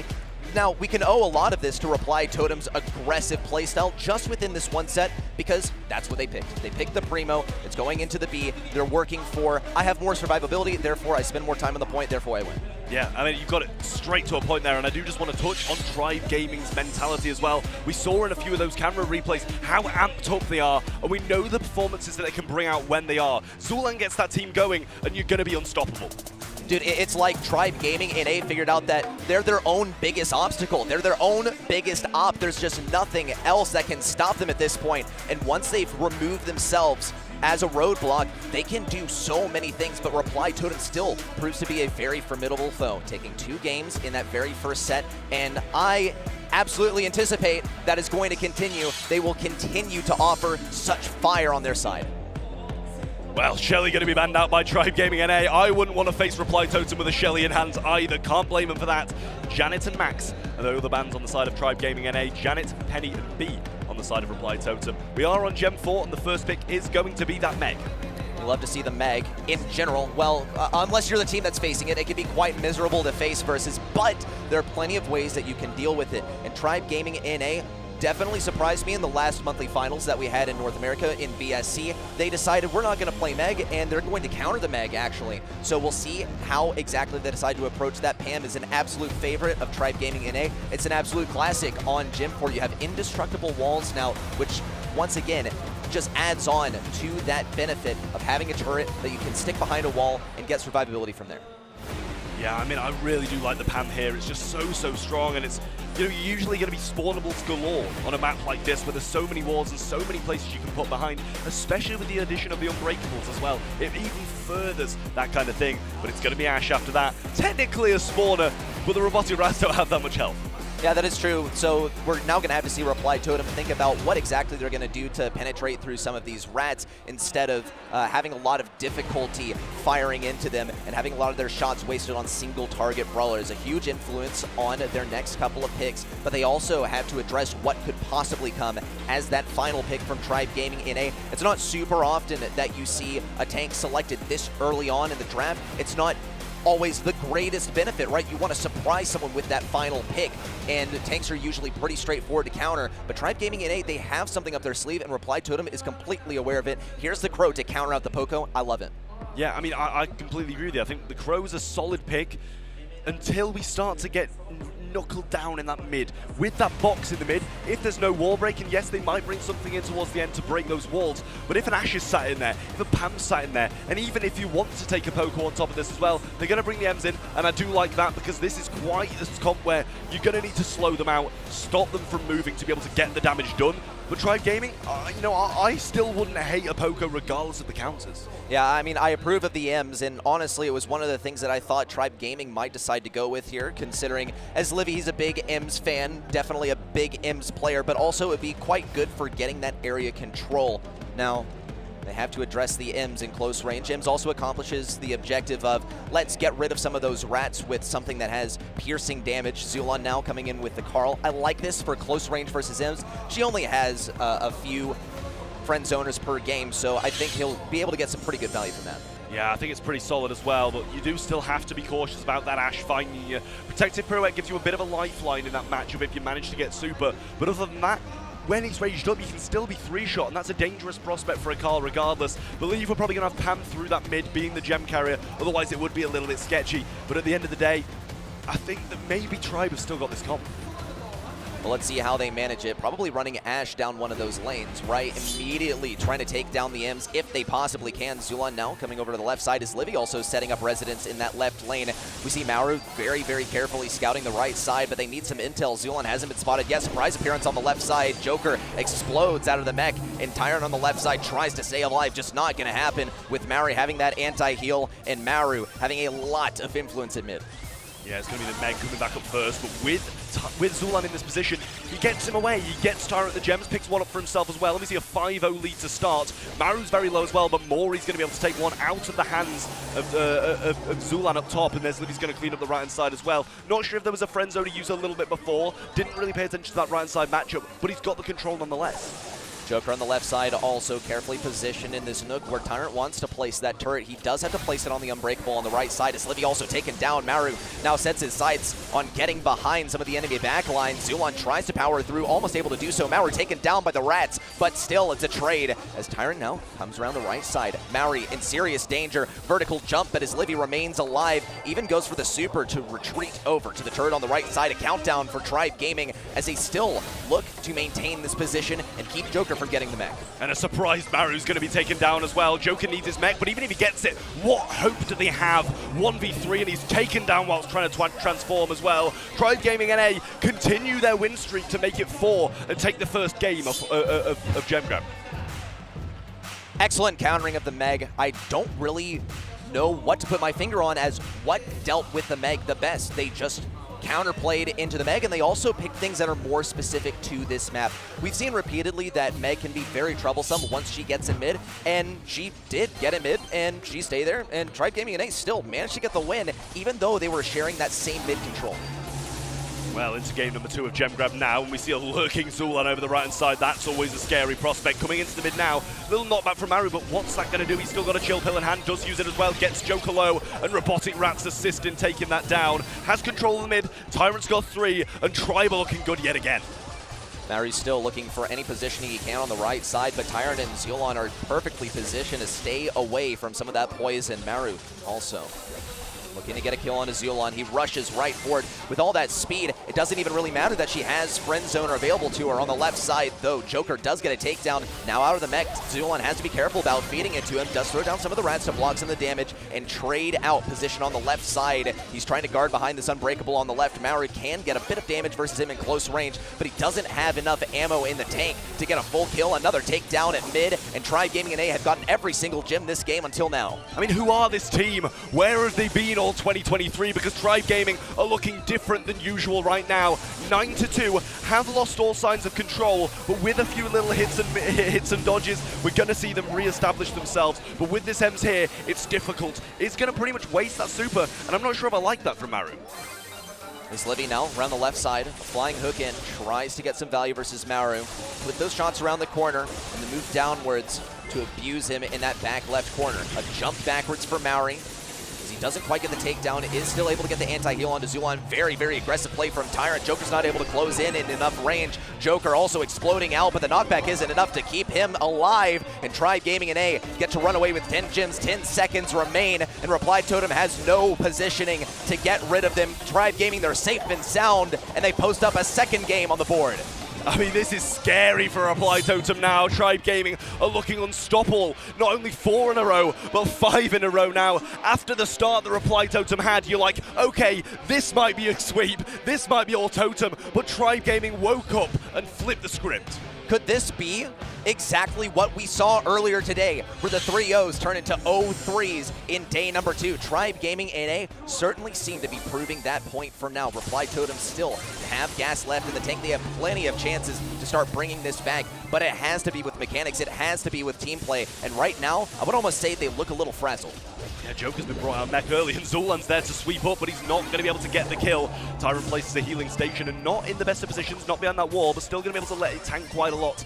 Not going to see the mech re-evolve yet, but Maori just trying to get a few shots on, and Tyrant using the turret to tank yet again, but as Levy's around the back, he's going to get one, but not going to be able to find those gems. Zulan sneaks through the mid and takes down Maru. Mori has the gems, so we won't be seeing an aggressive jump unless it's a guaranteed gem grab. That friend zone from EMS just doesn't work when you're in such close range, and these are the situations where Zulan's trying to force himself in, does punch through that mid corridor and taken down by the combo of Joker and Maru, though Maori on the back left side does have some other plans, just looking to poison up these enemies and get a good slowing toxin. Here it comes. Maori looks to abuse. Tyrant on the right side does fall. Maori could have an opportunity, but too many people are guarding his exit. Big play in. Joker taken down as Livy brings back the momentum in favor of Tribe. Gems all over the map, but all claimed by Tribe Gaming. 8-3 as Maru trying to push around the right side. Similar situation to the previous game where we saw an early start for Tribe Gaming and a lot of gems go their way, but then Totem get the control. It's just a question if Tribe are going to be able to break them yet again.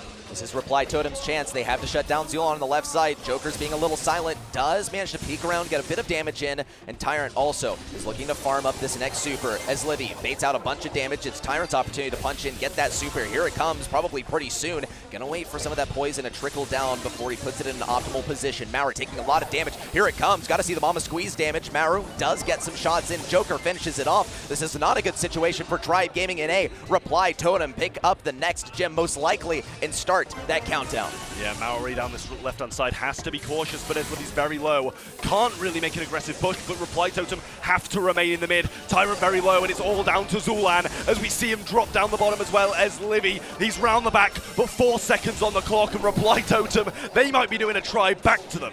Oh man, almost 6 games in a row, but Reply Totem cut it short with a win of their own. Great team play, I have to say. They managed to completely get that control back from mid. One thing that I do want to commend is the slows from Crow. They were on point. The double slows repeatedly in optimal positions. It perfectly set up Ems to get some good value off of the slow.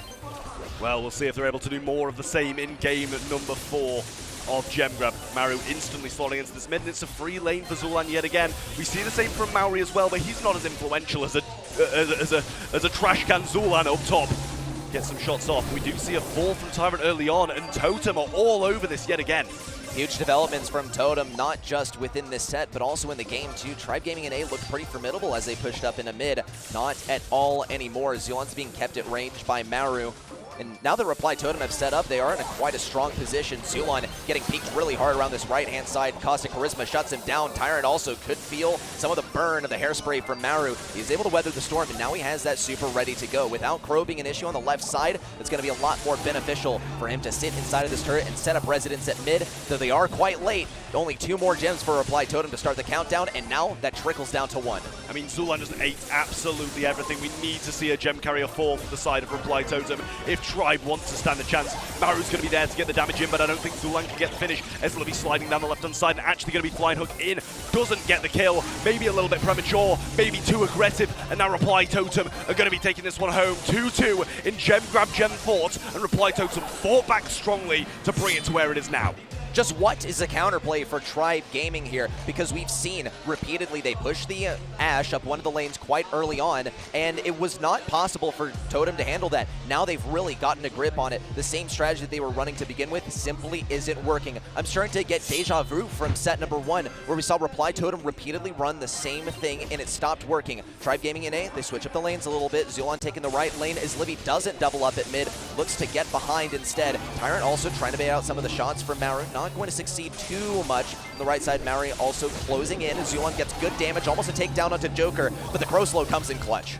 Yeah, this is nice from Tribe Gaming. Even the smallest of swaps can be so influential. Ezlivir on the right side, though, making the move. Going to leave a couple of gems on the floor for Tyrant to pick up as well. Get the kill, and he's going to fall. That's actually quite good, all things considered, because now Tyrant has 5, and Reply Totem have none. Tyrant looking pretty clean here. Zulon also staying alive in that unbreakable portion. Maori with a jump down and shut down too. 6 gems over Tyrant's head. He has another turret ready to go. Should he need it, Maori around the right side is going to be quite difficult for Zulon to deal with. He's always going to have that slow at the ready should he need it. And Joker at mid, while out of the mech, is still going to be quite troublesome for Tyrant because Tyrant is trying to play footsies. He's trying to play just at the edge of that range and not feed him his next mech. Someone's going to deal with Maori here, and the same with Maru. He's got the super, and in the mid, it's devastating if he gets caught inside that. Joker's going to get the mech back. Zulon trying to find him down quite quickly, though. Might get the trade against Maori right here, but actually now going in. Tyrant's going to go down, and it's actually Maru going to claim all of the gems, take them back to Reply Totem side. Does Ezlivir have the answer? Got the spin on top of him and can't get the reset just yet. Do the shots find it? They don't, but still, 10 seconds. It could be possible as Livy needs to stay alive on the right side. He does have a super in, but no health. Tyrant continues to push things in on the right side. Zulon trying to do whatever he can, but he's just out of range. And Reply Totem managed to take back the entire set. I mean, that is completely opposite of what we saw in the first. No changes from Tribe Gaming. Reply Totem takes 3 in a row. After Tribe had taken 5 in a row, they couldn't quite get the 6th, and now we're all even. Amazing, amazing play from both teams so far, but we're starting to see some of the same issues arise on both sides. In Split, we saw that Tribe Gaming had a strategy that Reply Totem simply couldn't come up with anything to counter. And Tribe Gaming in A, in this set, they really did try their best, switching up some of the lanes, dealing with some of the situations that arise late game. But Reply Totem still, with coordination, I believe, above all, managed to take things down. One of the more impressive things to me is we saw good timing of that constant charisma from Maru. We also saw some of the Crow Slows coming in to allow Maru to make some big plays on slowed enemies. Yeah, it's definitely something to be scared of, the adaptions that we saw Reply Totem make there. Tribe Gaming just kind of left watching. As soon as Maru got in that mid, with that super, there's just nothing they could do, and the same with the Meg, as you say, it's kind of, he's got to avoid these shots and not feed them, but he's still got to make the move, and it's kind of a lose-lose situation, so Tribe just ended up doing nothing, and that's the issue that arises for them. 54 gems picked up for them, though, 32 dropped, 62,000 damage, just no comparison to Reply Totem, who picked up 57, only dropped 19, and did 89,000 damage. And it's not even close, right? Tribe Gaming in A, they did have a Pam on their side. You're healing up a lot of damage, but Reply Totem have a Meg. Theoretically, you should be taking a lot more damage than that, but Meg simply set up in mid. She would not leave that area. There was nothing that Tribe Gaming could do to force him out. It was really difficult for Tribe Gaming to make a comeback on that one, but after winning the first two games, you kind of expected them to take the third, the same as the first set for Reply Totem. But complete opposite things have happened to what we've expected in both of these sets. So what lies ahead? That is the question. Whether Tribe Gaming are going to go and win this one after making some changes yet again, or Reply Totem going to take this momentum even further than Tribe did. Judging by the kill streaks we've seen so far, Reply Totem seem to have the momentum on their side, but it's a brand new set, brand new draft, a new set of brawlers for both teams. We just know how much that draft can mean. I would almost say that it's about 80% of the matchup, but given what we've seen here, there's so much development that can happen between one game to the next, especially when you shift the format to a best of 5 on the second day. Plenty of opportunities, but at some point, the teams have hit a wall, which is what we've seen in the later stages of the set. Yeah, I'm really glad you've mentioned that, actually, because the best of 5 just switches up so much. More time to adapt, more time to make these changes to try and take your opponents by storm, and that's what I mean. If this was a best of 3, it'd have been a 1-1, but the other way the sets would have gone, because we've already seen both of those sets finished quickly in a 2-0 fashion. it gives chance to change, chance to adapt, and that's exactly what these teams are doing so well. It's brilliant, right? We've seen 2 sets reverse swept in a row. If you really want to look at it that way, it's only 3-game victories, but still, it's incredibly impressive and very revealing of how much the format matters here. Of course, we are just getting ready for the very next set, but in the time until then, we can only try and put ourselves in the heads of some of these players. Think about what are they thinking about. If Tribe are really digging deep and employing what they have learned so far works, they gotta be getting some of the good vibes in the VC. Yeah, I mean, it seemed to me like Zulan was staring into space, and it seemed to me like Joker was having some fun with his team and laughing. So maybe we will be seeing more of the same, where Tribe Gaming drop their heads and kind of fall off in comparison to Reply Totem, who seem to be really pleased after that set win. And I mean, you've got to be after winning those 3 games in a row. You can see here, you know, Mori, Maru smiling to each other, laughing, and that's the kind of mentality that they need. Pressure mounting for both teams. Got to take a breather here if you want to stay at peak performance in this match. But for now, we can try and extrapolate some things from what we've seen already to make predictions for the future. Already, we know that this is not the script. We don't see a reverse sweep or a reversal of the sweep that we saw the other day. Reply Totem, they're not invincible here. Tribe Gaming and A could very realistically take the whole thing. Definitely so, but we have hit some tech difficulties, and that's why we're seeing these players stand up, have a little bit of a break on stage. It's not an organized break, I'll tell you that one. They are just having some, a little bit of rest thanks to this technical break, and obviously we'll get back into the games very shortly. But at the moment, if you are just joining us, we are in the grand finals of the Snapdragon Mobile Masters, where Reply Totem face off against Tribe Gaming, and it is now 1-1 in sets. And whoever wins this matchup will be our first ever Snapdragon Mobile Masters champion. We got the chance to sit down with him, talk with him, and ask him what exactly that means to each of them.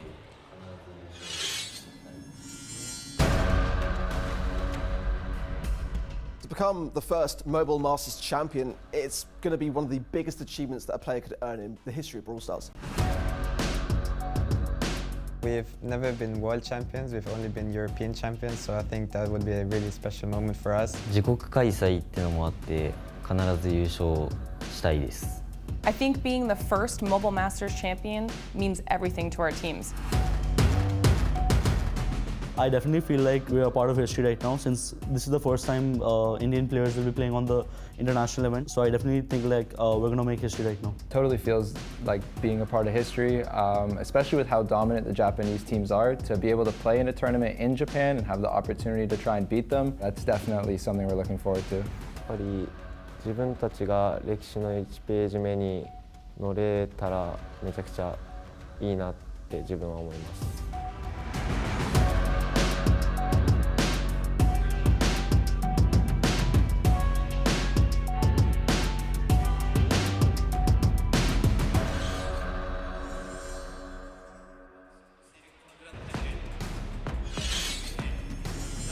We are witnessing history unfold before our very eyes, folks. And honestly, let's talk about a bit of history. We've seen these 2 regions square off 2 years ago before we saw the rude interruption of, hey, so it's not a narrative of NA versus EU. East Asia are the new big kids on the block, but now that they've been eradicated from this competition, we're back to the same old, same old. Yeah, I mean, it feels like 2019, 2020 again, where it's EU versus NA, massive rivalry. Before we kind of developed past that, and it was East Asia who kind of took the reins and took over competitive Brawl Stars in general. But here at the Snapdragon Mobile Masters, we've already said goodbye to both Indian teams, both Japanese teams, one European team and one NA team. And we're left with Tribe Gaming and Reply Totem to see who takes it all. Okay, so if we roll back the clock a couple of years, I can give you some stale memes right here. Totem sweeps in A again? Maybe. Oh wait, actually that was yesterday. Maybe I'm just unfunny. Yeah, I think that might be the situation. Regardless of whatever it may be, Totem still have the opportunity to continue this narrative. Keep in mind, coming into 2 years ago, we did have the opinion that EU would probably take it all. Didn't appear to be the case at all. Now we get to square off once again. But with NA pioneering some of the draft around the globe, I think a lot of people have their eyes on NA as potential winners here. I mean, everybody had their eyes on STMN Esports as the potential winners, Yes. and Tribe Gaming took them down in a 3-2 in the semi-finals today. So now they have taken that place of STMN Esports, clearly proved themselves over the past 2 challenge finals we saw in Seattle, in San Diego. They were defeated, but today they were victorious. We'll see if they're victorious yet again. It's Reply Totem. Well, now we're heading into safe zone for the very third set of this match. P's and B's coming in already. Some of the B's up on the board. We do see B herself actually on the side of Reply Totem being banned out in a first selection of the Bonnie. Love this selection from Reply Totem. Not only are they very talented with this pick, but they've gotten rid of some of the more troublesome things for her to deal with. I think you could almost argue that every single one of the brawlers that they have banned have set up this very first pick. Yeah, I was going to say, when you said some of the more troublesome brawlers, I was like, maybe the 3 hardest counters to Bonnie. I think that's probably what they were going for. But on the other side of things, Daryl, Grom, and Max going to be banned out. Don't really want that aggression against them, clearly, and it's something that Reply Totem have been bringing to the table, that aggression, and obviously Grom being quite that controlling brawler, don't want that anywhere near it either. We can see Penny as the first pick from Tyrant. I do like it. If you can establish that turret behind these unbreakable walls on your left-hand side of the map, respectively, if we're playing from the blue team, it's so strong. I think it also makes it a bit difficult for Reply Totem to respond with something that's really good versus the Penny. There are plenty of things that you can use to deal with turrets, like you have Squeak, you have really any thrower, but having that not as your last pick is very troublesome. She is a brawler with a lot of capabilities. She is difficult to counter as a pretty early on pick. Here comes the Eve as well from Tribe Gaming NA. I like this pick. It's able to open up this right lane for them in spite of the Unbreakables. Yeah, the Eve is very solid. Obviously going to be levitating back and forward over this this water. It just opens up the map that little bit more. After those unbreakable walls were added to this map, it changed the meta very heavily. It's gone from Brock and Colt, those wall breaks, to a lot of Eve, to a lot of Carl. And that's the thing that they've got to be worried about, because now they're not going to have an answer to that unless they go with the Carl. We're going to see that Meg coming back in as well, and the Brock. Not going to be able to break those walls, but still very viable across this map. I like these couple of picks. Usually the NA way that we see of responding to, say, like a Meg or an 8-bit or something on this map that can be really difficult to deal with is the Amber, and this is something that Tribe Gaming NA are pretty good with, but seeing Bonnie also in the mix makes me question whether that would be a very good decision here. So a lot riding on this final pick from Tribe Gaming NA. It could be something huge. It could also be something safe. But Reply Totem have some pretty serious damage dealers on their side so far. Yeah, it's going to be dangerous if this Brock is anywhere near safe, but there's a damage dealer that you can't really contend with it if left alone. Going to have this damage booster and obviously maybe even those extra credits as well to just rain down on safe, and it's dangerous. I like both of these comps a lot. I do like the comps. I am questioning a little bit in the order that it was drafted, because seeing 8-bit pick so late definitely does make sure that your opponent is not able to pick any counters to it. It's a very straightforward brawler to counter. However, typically that last pick is not reserved for a mid, except in this situation. Okay, it's safe zone. It's a bit of a different dynamic, and having 8-bit as that final pick starts to make sense to me. Yeah, I mean, I think it's very solid, obviously, with very few counters against it. I will say on the other side, Brock's pretty good against it, obviously, but he's going to be able to beam down this Meg quite fast and get it out of the mech and bring it out of this kind of aggressive tendency of the spot. Joker now just pushing forward nicely, and Tribe has been pushed back into spawn pretty much with a click of fingers. And also trying to move around that left side if possible is Livy on the right, backed way away from some of that water on the right. Zulon also looking to farm up that first super. They do have this wall still standing. It could be interrupted by Brock as we see Maori now shift around the right side. He is able to hit the safe if he lines himself up perfectly in this corner, but as Livy does stand in his way. Yeah, get some good shots off against him, but Joker's there to be able to contest that fight and make sure that Maori can have these free shots, but there's a nice tank from him as well, keeping Mori in the mix. Super going to come down to get rid of those Eve spawnables, because that had pushed them back alone. Bonnie's only got a single projectile, Brock's only got a single projectile, and it would have been very worrying for them. A lot of damage has come down from Reply Totem. 18% can be very decisive on safe zone. I'm worried for Tribe Gaming NA right now, because Reply Totem do have that super from Joker. Here it comes, Crash landing on the left side, a takedown 2, and it's Wake and Maori with a whole lot of damage on this safe. 30% so far, and then some, as he now shifts around that box and tries to stay alive as long as he can on the right. Great shots lined up by Tyrant, but we haven't seen anything from Tribe Gaming NA on the opposing safe as yet. Yeah, they need to make a move very soon, or as this could go very wrong for them. Salty Barrel placed in Mario's face, need him out of this mech, or his damage will rain down on the safe. Jump comes in from Joker, and he wants to be able to avenge his teammate. He does get one, can't get two just yet, but Brock's there. He's getting damage. First signs of life from Tribe up top, but whilst that's happening, everything's coming onto their safe.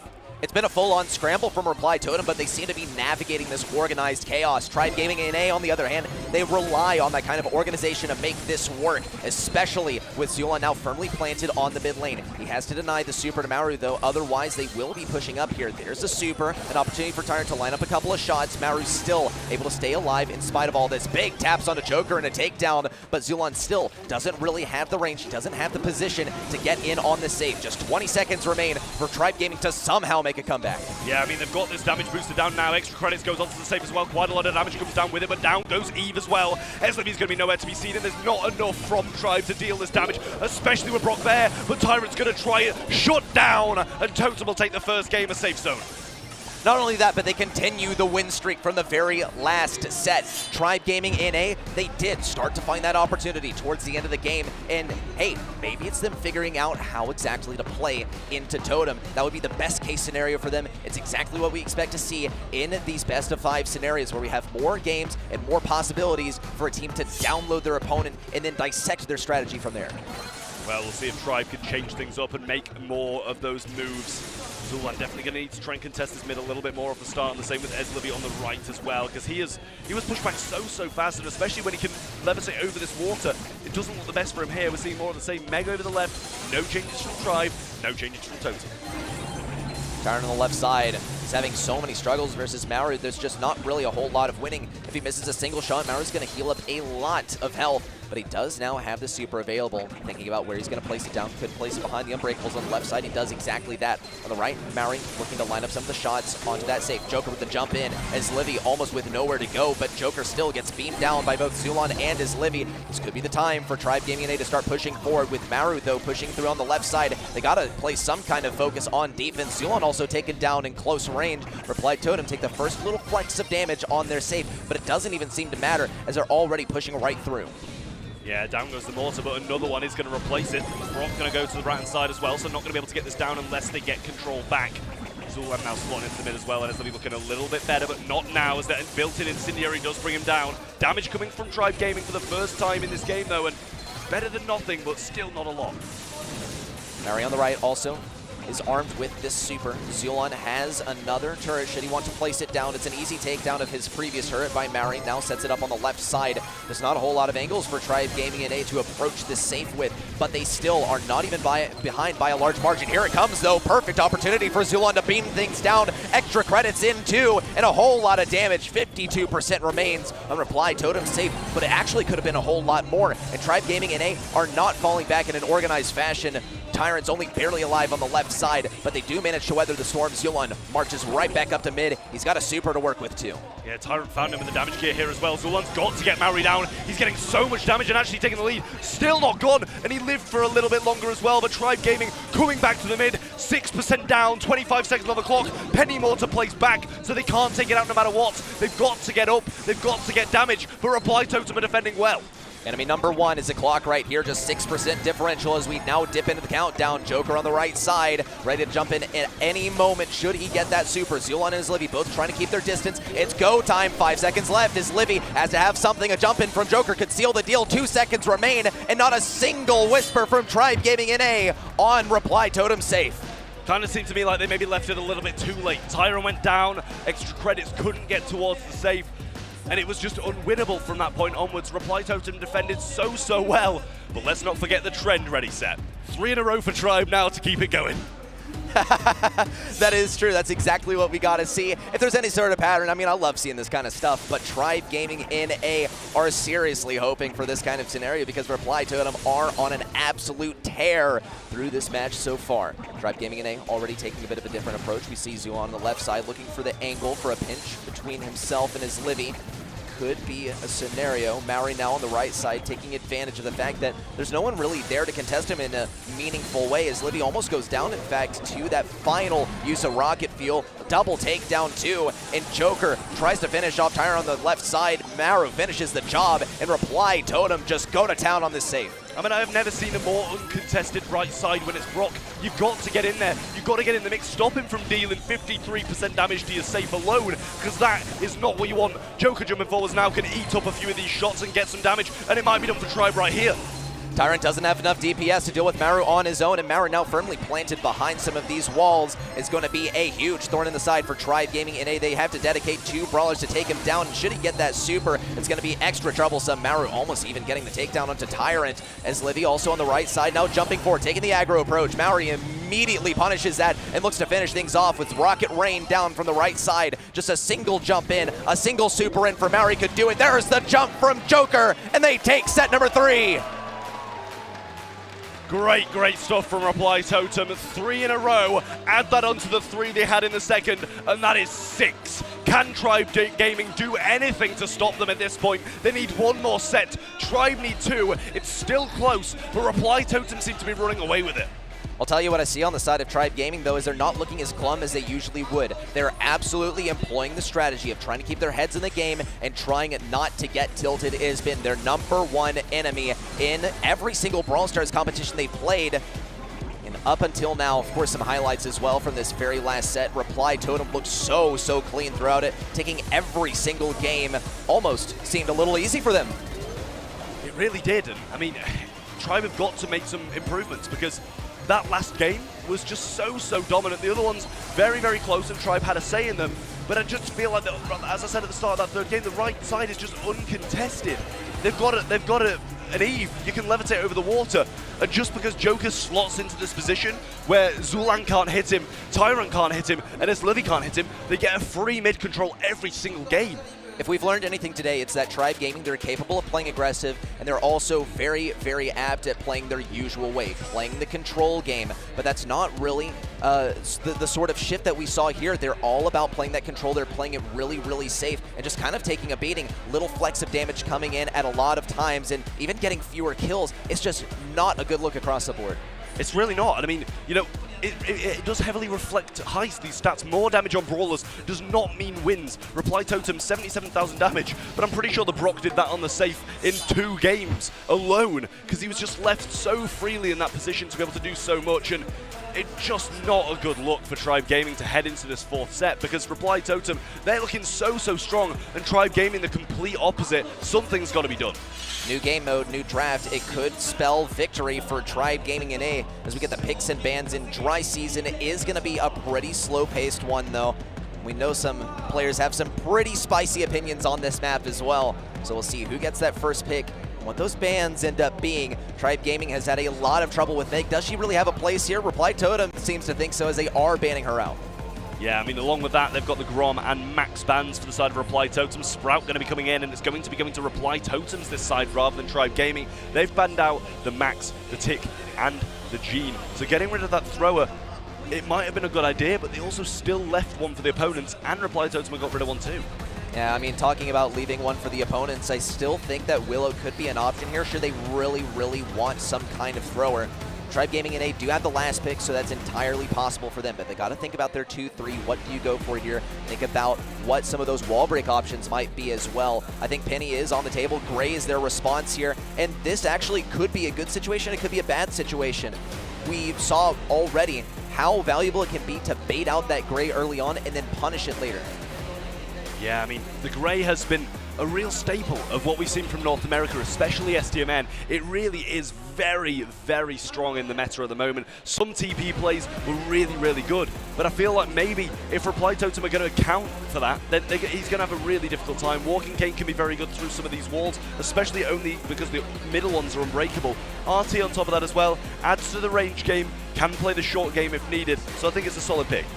Okay, B and Ruff's response from Reply Totem. I like this strategy from them because B and Ruff's, they just seem to go together. Name a better duo. I'll wait for your response, but Tribe Gaming NA do have the RT on their side. It's going to provide them some versatility, at least before this pick, if things got in close range. That's simply not going to happen. They have to think about how they're going to buff up Gray once he goes for some of these plays. As Livy also, if he's really clutch on this brawler, can start to penetrate through some of those sandbags from Maru. It's a single shot brawler, but it doesn't really seem to matter, as Carl is going to be here to slice right through the bags. Yeah, I do like the Carl pick. I think it's one of the better answers because he can flying hook towards the Sprout, get some damage onto him, in close proximity to B as well, does the same. And as you say, slicing through some of these sandbags if he chooses to bring that. And if he doesn't, you're going to be railing away on him anyway. Well, we'll be heading in there momentarily. Some predictions in terms of the draft, it's looking quite confident for Reply Totem. They locked in the Ruffs and B combo so quickly, which makes me begin to think that this is exactly how they wanted things to go, regardless of what that last pick could possibly be.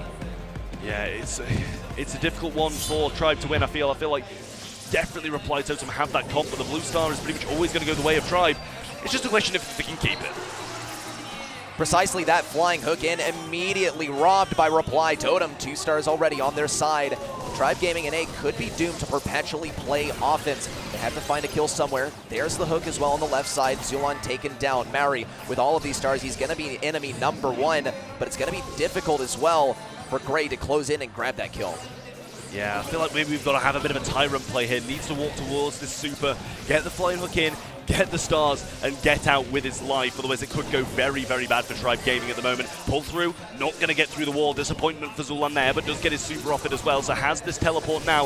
Obviously can't go in with anybody, which reduces its value. But still, if you can pick the right opponent, it's a good ability. Precisely that, impressive mechanics from Zulan on the left side. It fell just short. Here comes Tyner on the right side, though, looking to make something flashy happen, but also, of course, trying to recoup some of these stars. Just a minute left on the clock. Here comes the teleport in from Zulan. Might have tried to bait out some of those shots, also avoiding that big fat B from Mary on the left side. He's wide out in the open, but this is exactly what he wants, as Livy is going to have a lot of difficulty facing versus him in the 1v1 matchup. Zulan on the left side also has no gadgets left. Just has to think about how he's going to be using this hole to his advantage. On the right side, baits out that next Honey Molasses, but still, there's not really enough time left on the clock for this to come back. Never mind, Reply Totem still staying on top, but Tribe Gaming and A have them on the ropes. Yeah, Tyrant can find the pickaxe pathway through to Mori there.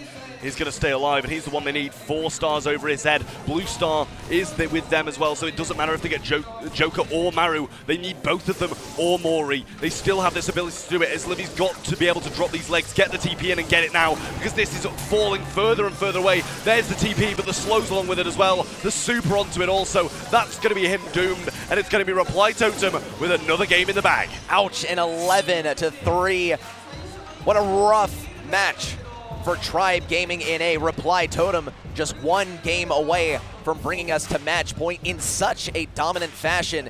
It's hard to call this a downward spiral for Tribe Gaming either. They don't seem to be glum. They don't seem to be disappointed in their performance, and that leading to them tilting. Reply Totem are simply that good, and the best that Tribe Gaming in A has to offer might not be enough to step up to the plate. Tyrant not going directly for the blue star. Doesn't want to feed them the 2 stars in opposition to getting the 1 blue. They do have it now, but also don't want to back off too far, because Joker's going to be able to slot up on the map and get some serious work done if he manages to get his positioning right. And that can be difficult for them. That are the reverse of what they were doing to them in the previous, but Joker's going to be able to excel that bit more. Let's see how Tribe Gaming in A can hold on to this star. Reply Totem seemed to do a pretty good job of that last game. Zulon also has this hook that he can use. Here comes the Kane. Maru, down he goes on the right side, though. Bit of a claimed kill from Tribe Gaming in A. 5 stars on their side, despite losing a member of their own. They still remain on top by a pretty clean margin. We have Joker pushing up now, gets some shots into Zulan, but not managing to connect anything more than 1. 3-star lead now. Blue star is obviously with Reply Totem as well, so Tyrant or Eslev is going to be the prime targets. Can still go aggressive though, as he knows when he gets this super, he can deal with pretty much anybody on the opposing side of Reply Totem. Connecting shots by Eslev as well, and he can drop these legs if he needs to tank, but also going to have to get back to them once he does. Zulan has his super ready to go should he need it. Tribe Gaming in A, they're making a point of pushing up to mid. Should Reply Totem push really hard in those final seconds, they'll have plenty of room to move back. Zulon especially can teleport backwards should he need to. Tyrant on the left side tries to combo with that pull from Zulon. It's not going to come to fruition. With this wall placed down, it's going to be a little troublesome for Zulon to deal with. Not too much so, however, because Joker, he's having some trouble hitting these shots thanks to the jukes from Zulon and Tyrant. Yeah, but in the meantime, Field Promotion's got him up to 7,000 HP. Zulon's got up top. He has fallen low. Deflated the push. They get another one as well. Great shots by Eslevi. Tyrant's going aggressive. The wall from Joker, but the walking Kane and TP from Zulan. They strike, and they strike hard. Tribe Gaming, the first game they've got in a while, and it comes back to them in dry season. And what a dominant way to bring back the momentum on their side. It has been one win streak after the next, and maybe we're heading into the 3rd leg of this competition here within the last match of this competition.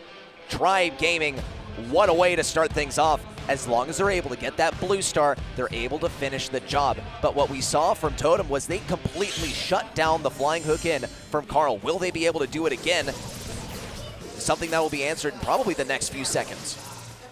Yeah, Tyrant just slicing through these sandbags here as well, but he's very low. 3k in the hands of Mori as well, not even going to be needed as he was very, very low. Shots from the Sprout as well. They're going to bring Livy low, Zulan low, and add the blue star to their combo. And it might be too early to call this one, but we have observed history. Reply Totem have offered a rockstar defense in spite of Tribe Gaming's NA offensive capabilities. Tyrant on the right side is going to try and get some entry frags. Zulan also has that walking cane. If he's able to hit them and combo with the teammates, then it's certainly possible. Here it comes. Maru, no, not sliced through by Tyrant. Didn't seem like he was really ready for it. Yeah, communication clearly wasn't there between Zulan and his teammate Tyrant, but at least those walls are broken now. They still sit behind these middle ones quite comfortably thanks to them being unbreakable. But with that right-hand side gone, it does open up a certain amount of the map. But Mori might be able to exploit it. There it is through the wall. The walking cane finally makes a difference. They get the kill. Still behind, but it's closer. Tribe Gaming NA could be on the cusp of excellence. Zulan has no more walking canes left, but he does have a super that he can use to teleport in at the last second should they need to. A single kill would make the difference in this game. He is taking quite a bit of damage so far. Big flying hook in from Tyrant, completely blocked off on the left side, a super wasted, but still possible to recover from. Teleport in, Zulan seems to think he can make it happen. No, Maru denies it. A kill on the right side too. Tyrant left extremely overextended, right through Maori. A takedown again, and Reply Totem lead with 11 stars. The possibilities are still there, but with these big hits, the powered up hits from Joker, it's not looking good. 7,000 HP Sprout here as well, but there is a pathway through. Tyrant needs a super. Eslivy needs something, anything to make this happen. TP to the left-hand side, spins there as well. The wall on the right side locks them out. The shots, Tyrant can't get it done in time. He does! 16 to 15, and Tribe take it! Unbelievable comeback here from Tribe as they tie up the set. Insane play and ice in the veins as they head into the very next game. They have to get this blue star at the beginning. That was incredibly lucky on Tribe Gaming NA's part that Reply Totem misplayed like that. I dream nothing more of a set number 5 between these two teams. Can Tribe bring it to that point, or will Reply Totem strike back? It seems like it might be the latter, as Reply Totem absolutely tear through Tribe early on. Tyrant tries to make something happen. 1 kill on his side, just 4 stars, pales in comparison to 8 that reside on the side of Reply Totem. Zulan goes for that really long-range cane, not going to make contact. He has to hit some of these should they want to bring back the momentum. And it's hard to identify a single most important enemy, as Tyrant does have that blue star still from the beginning of the game. Tribe Gaming NA probably placing some of their focus on the left side, as B is an incredibly troublesome enemy. Here it comes, but the combo just isn't quick enough. A little flying hook in on the right side, and that's put some pressure on Totem now. Tyrant knows what he needs to do. He did it in the last game. Can he do it again? Zulan's gone way too aggressive. Why would you do that? Terrible from Zulan, but Tribe, they're 6 stars behind. It's still doable. The pressure is mounting to an impossible degree to deal with. Reply Totem continue to rack up stars on their side. It would take a massive hero play once again for Tribe Gaming NA to come back in the last 40 seconds. They're certainly cut out for the job, but Tyrant doesn't have any gadgets left. Zulan also shut down on the right side. Reply Totem might even be nearing that 20-star threshold. Joker safe and sound as well on the back lines. Tyrant just not really able to do anything in this 1v2. Has to rotate over to the left side. 20 seconds left. Tribe Gaming NA have to heal up before this final push in.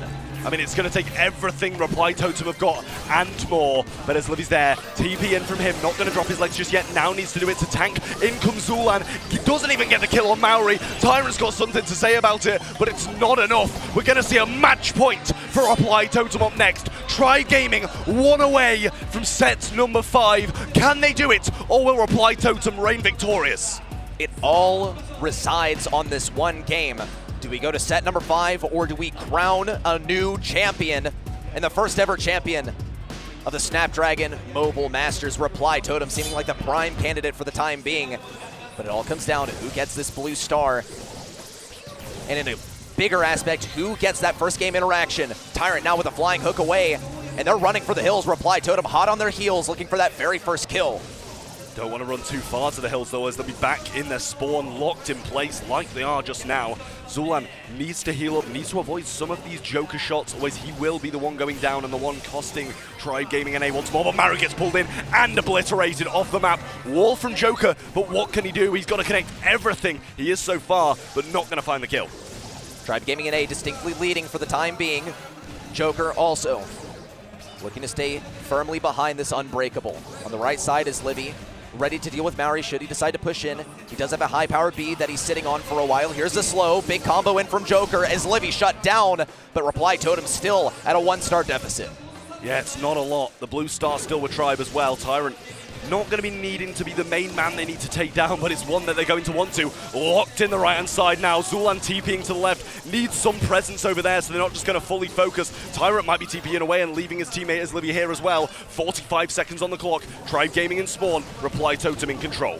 Here comes another wall to split things up. Everyone's got to go through this teleporter lest they want to be comboed up by Maori. He has that super ready to go. He also has that high power be ready to finish the job. Joker tries to get it. It's a combo once again, but now Tyrant, he's right on top of Maru. Here comes the super in. Maori also could be taken down. It's a comeback for Tribe Gaming NA. How is he going to get out of there? He has no super. The dodges come in. Maori needs to be shut down. He's out of range. A takedown for Tribe Gaming NA as they run back with the countdown. Tyrant, the absolute beast, coming in clutch for Tribe Gaming once more. He did it in the second, he's doing it in the fifth. Here he is, spin as well. Super dropped on top of him, but they're too far ahead. Set number 5, here we come. It's exactly what we asked for. Tribe Gaming NA and Reply Totem, the representatives from EU, locked in a battle to the death, coming all the way down to set number 5. It just doesn't get more exciting than this. Brawl Ball will be the decider, but at the moment, let's look at some of these highlights because they are all brilliant. Reply Totem started strong, locked down that defense, but Tribe Gaming were quick to answer back, and it was Tyrant all day long. I want to take a moment to once again talk about how this best of 5 has had so much influence on the gameplay. You can absolutely see it in this last set that we just played. Tribe Gaming NA, they led with Tyrant trying to grab that blue star at the beginning of the game. And what a comeback this was. Reply Totem very well could have taken it to a match point over there. And Joker, he's done this countless times, but just that once, the hedge did not lock them in the corner. But Tribe Gaming NA, they got inventive. They had Tyrant go into mid normally, then flying hook out with the blue star, and they managed to hold on to it from there. Incredible game between these two teams. North America versus Europe promised to be incredible, and incredible it is. Totem started strong, but Tribe answer back, and it's just this back and forward that we keep on seeing. The best of 5 is proving to be an incredible format. They find answers and they execute them well. Tribe Gaming back in the driver's seat now. They sat so long watching their fate decided for them as Reply Totem won every single game in a row for 2 sets straight. Look how close this last set was. Tribe Gaming NA were on the brink of defeat versus Reply Totem, but they managed to dig deep and bring it back just at the last second to afford them a bit more room to reclaim control over their fate.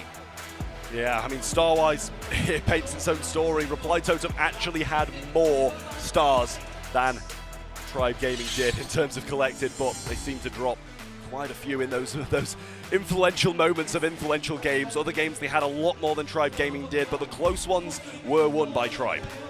If anything, I think it's more reflective of how strongly Tribe Gaming came back, given how dominantly Reply Totem was shutting down some of those earlier games in the set.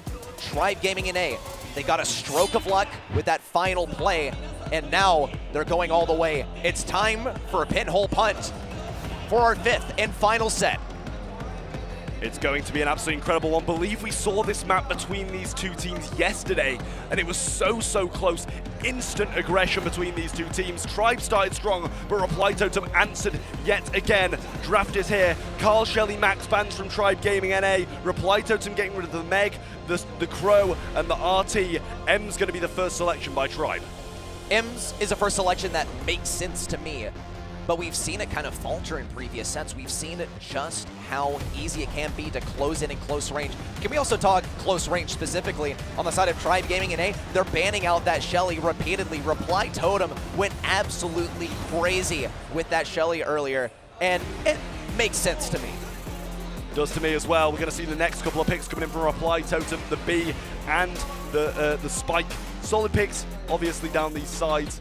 Need to be a little bit cautious about a few more of these brawlers coming in, though. Throwers can be quite dangerous against both Spike and B if they can get control. But on a map like on a map like Pinhole Punt, they do tend to struggle when that map breaks down, as no unbreakable walls do remain, I believe. Maybe a couple down the sides, but Penny's going to be the next selection from Tribe Gaming NA.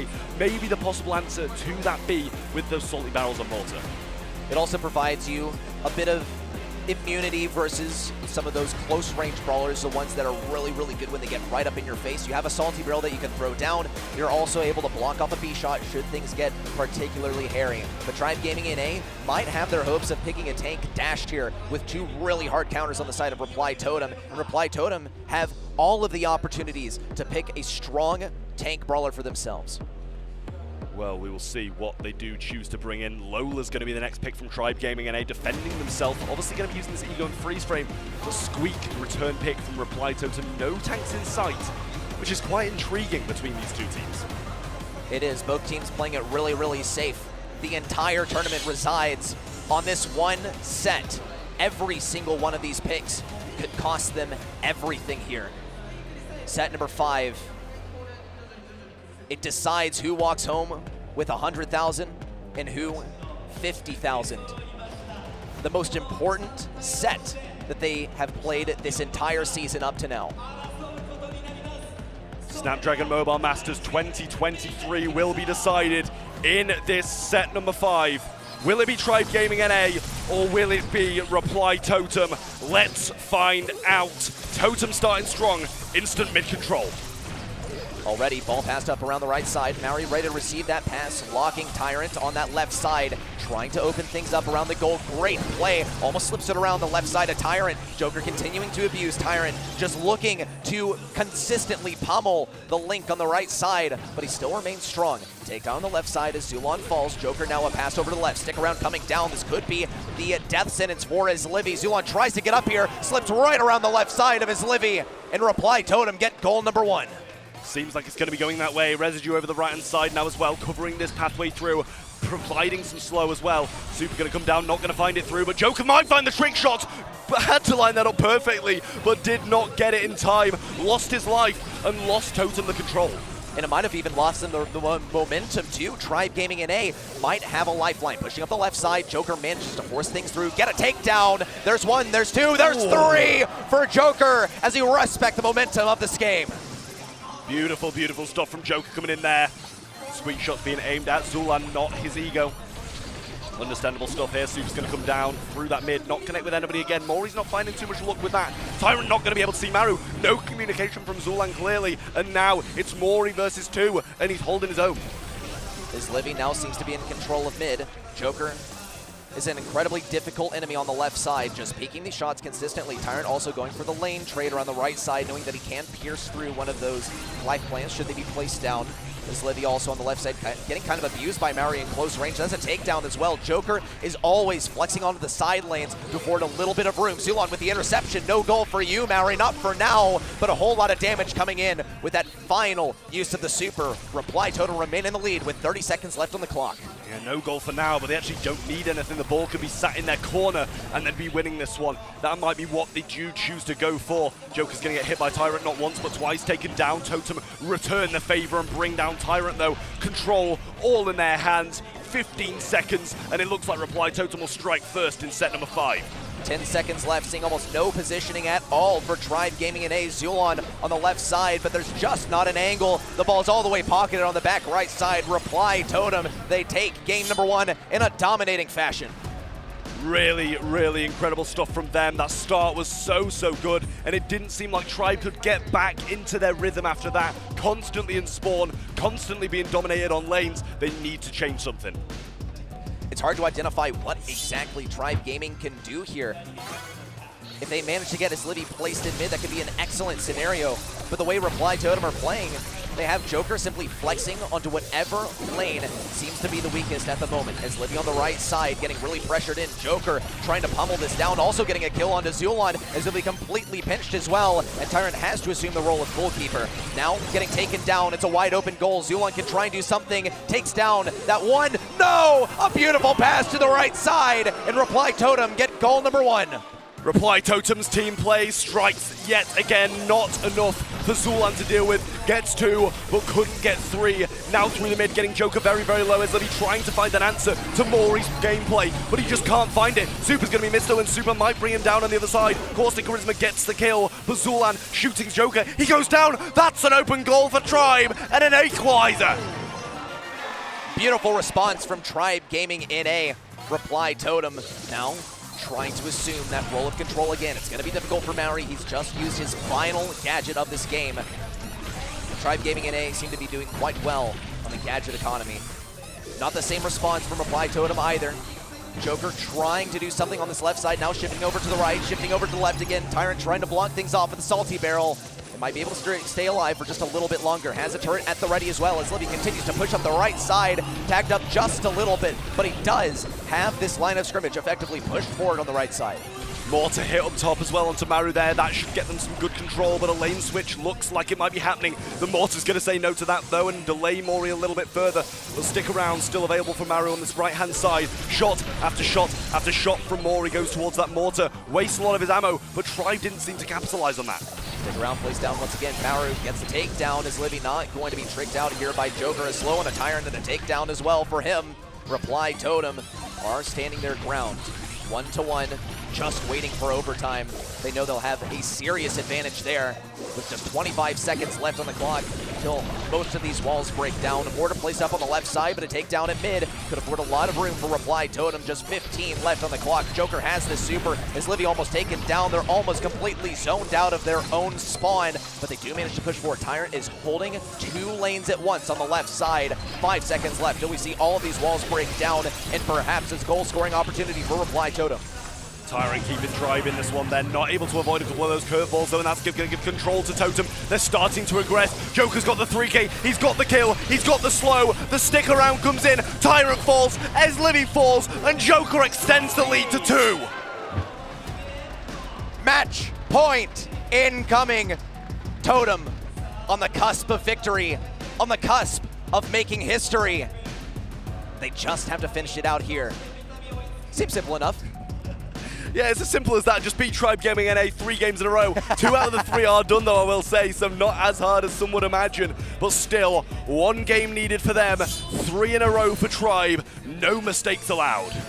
Once again, the counterplay for Tribe Gaming NA seems a little bit slim. The way that Reply Totem are playing this game, they double up on a lane. We see Joker a lot of times switching things up here. Immediately shifts gears to the right side. Taken down, sure, but Maori pushes through. Tyrant staying alive on the left side, getting some good dodges as well. Does get tagged up by the slow and surely will go down to that shot for Maori. Maori also eliminated on the right side. Stick around down. An open avenue for a goal on the right side. Not quite yet as they don't have this ball in position to score. Zulon over the right side, trying to move to the mid now, trying to face off against Joker once again. Freeze frames there, but residue. I mean, the shots from Squeak are going to be quickly shutting that idea down. It remains 0-0,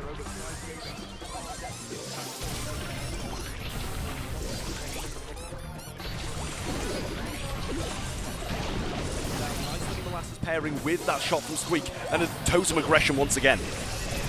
Maru trying to stay alive. It's going to be a lot easier with the takedown of the turret on the left side. Joker also keeping Tyrant at bay. It's so difficult for him to push through when he's facing 2 brawlers at once. Zulon on the right side also could get slowed down. No tag, tries to push it in close range, take down into Maori, but he does only trade. Reply Totem having to back up, but it's incredibly metered de-aggression. Tyrant on the left side also slowed up. Great use of the Salty Barrel, but it's last one for the match. Freeze frame, second one used as well by Zulon. Not going to be able to tank too many more of these beat shots, and it seems like they're over-aggressing. Stick around's there as well, as if he's going to fall. Totem's going to try and use this to get goal, but the knockback from the turret's there. Tyrant going to try and get the defense, and he's defended it perfectly. Not gone down, not got an enemy, but prevented the goal. Reply Totem still own this mid. Tyrant shifts over to the right lane as well. Almost tricked out there by Maru.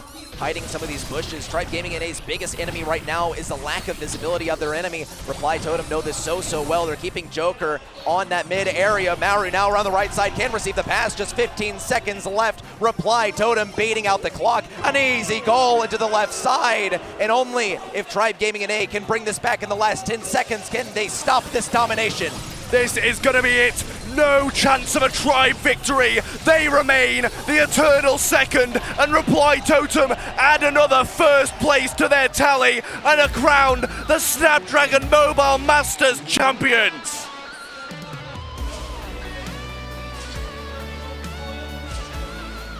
What a journey it has been. A year in the making. An introduction of Joker to this roster ushered in a new age of dominance for Reply Totem, and we finally get to see its conclusion for this season. Absolutely incredible by Reply Totem. Tribe Gaming could not contend in the last set. Back and forward and back and forward all the way throughout, but set number 5 was a decisive one. On the opposing side, Tribe Gaming once again sentenced to a similar fate. Forever the bridesmaid, never the bride. But their name cemented in the history books. Reply Totem with all of their pride. Reply Totem, everyone, say hello, everyone, to your Snapdragon Mobile Masters champions.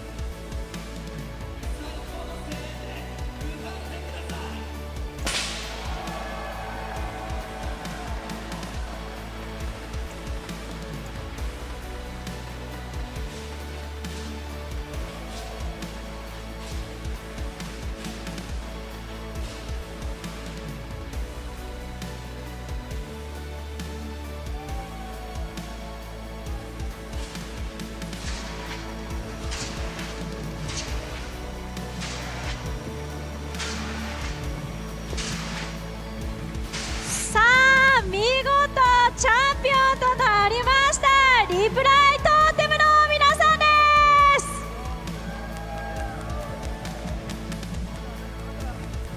Another big win for the Reply Totem boys. さあ皆さんにお話を聞いていきたいと思います。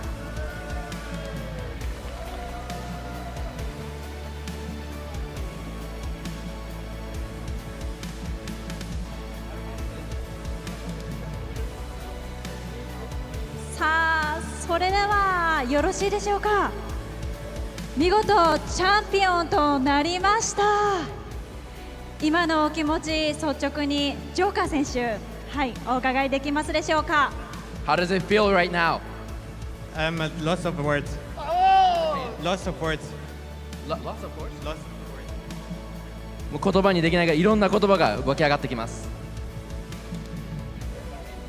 All right, Joker. I want to ask you about your teammates, okay? Hey, let me get in here, guys, real quick. Joker, your teammates do a lot. Be specific. Maori and Mori, how do they help? What do they provide to the team for the win? チームメイトについて教えてください。マーリーと、他の2人、特にどういうところが素晴らしかったですか？ They are really calm in game. They never are hectic, never do stress to the team, and they have really good team synergy and help me win the game easier. いつも落ち着いていて、コンシスタントに同じことをし続けてくれるんで、すごくやりやすくて最高です。さあそしてこちら日本でのステージ、日本は楽しめましたか？ So you played in Japan and won the tournament. Did you enjoy Japan? I love Japan. This country is so good. 日本最高大好き。The casters said when you came on the team, there's a new era of Reply Totem dominance. You're writing the story now. What is the future of Reply Totem, and what does Reply Totem mean? ジョーカー選手がリプライトーテムに入った時に彼が新しい歴史の1ページになると言われてたんですけど、これから自分が描いていくリプライトーテム未来についてどう思いますか？ We want to be the best team in the world, so we want to win the world championship. 世界一のチームになりたいので、ワールドチャンピオンシップの優勝を目指します。さあそれでは最後となります。皆さんに一言ずついただきたいのですが、今日たくさんのご来場いただいている皆様、そして配信を見ていただいている皆さんに一人一言ずつお願いいたします。Can we get message to the people who come here and watching the stream from each players? I want to thank every fan. Your support means a lot to us, and thank you. ありがとう。ファンの皆さんありがとう。いつも応援してくれてありがとうございます。Do you have any messages for anybody at home, your fans, and everybody here in the arena? Just thank you all guys for the support. Love you. 応援してくれてありがとう。愛してるよ。And your turn, buddy. Floor is yours. You won the trophy. Shout out time. Thank you for everyone and see you at Worlds. みんなありがとう。ワールド世界大会でまた会いましょう。And you as well. Let them know. Thank you everyone, guys. Thanks for supporting us. And go Totem! みんなありがとう。Go Totem! ありがとうございました。それでは一度真ん中に。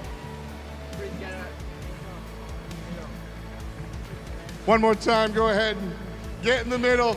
You got one more trophy right here. You've earned it, boys. Go ahead and show them what you won. さあ改めましてチャンピオンとなりましたリプライトーテムの皆さんに大きな拍手をお願いいたします。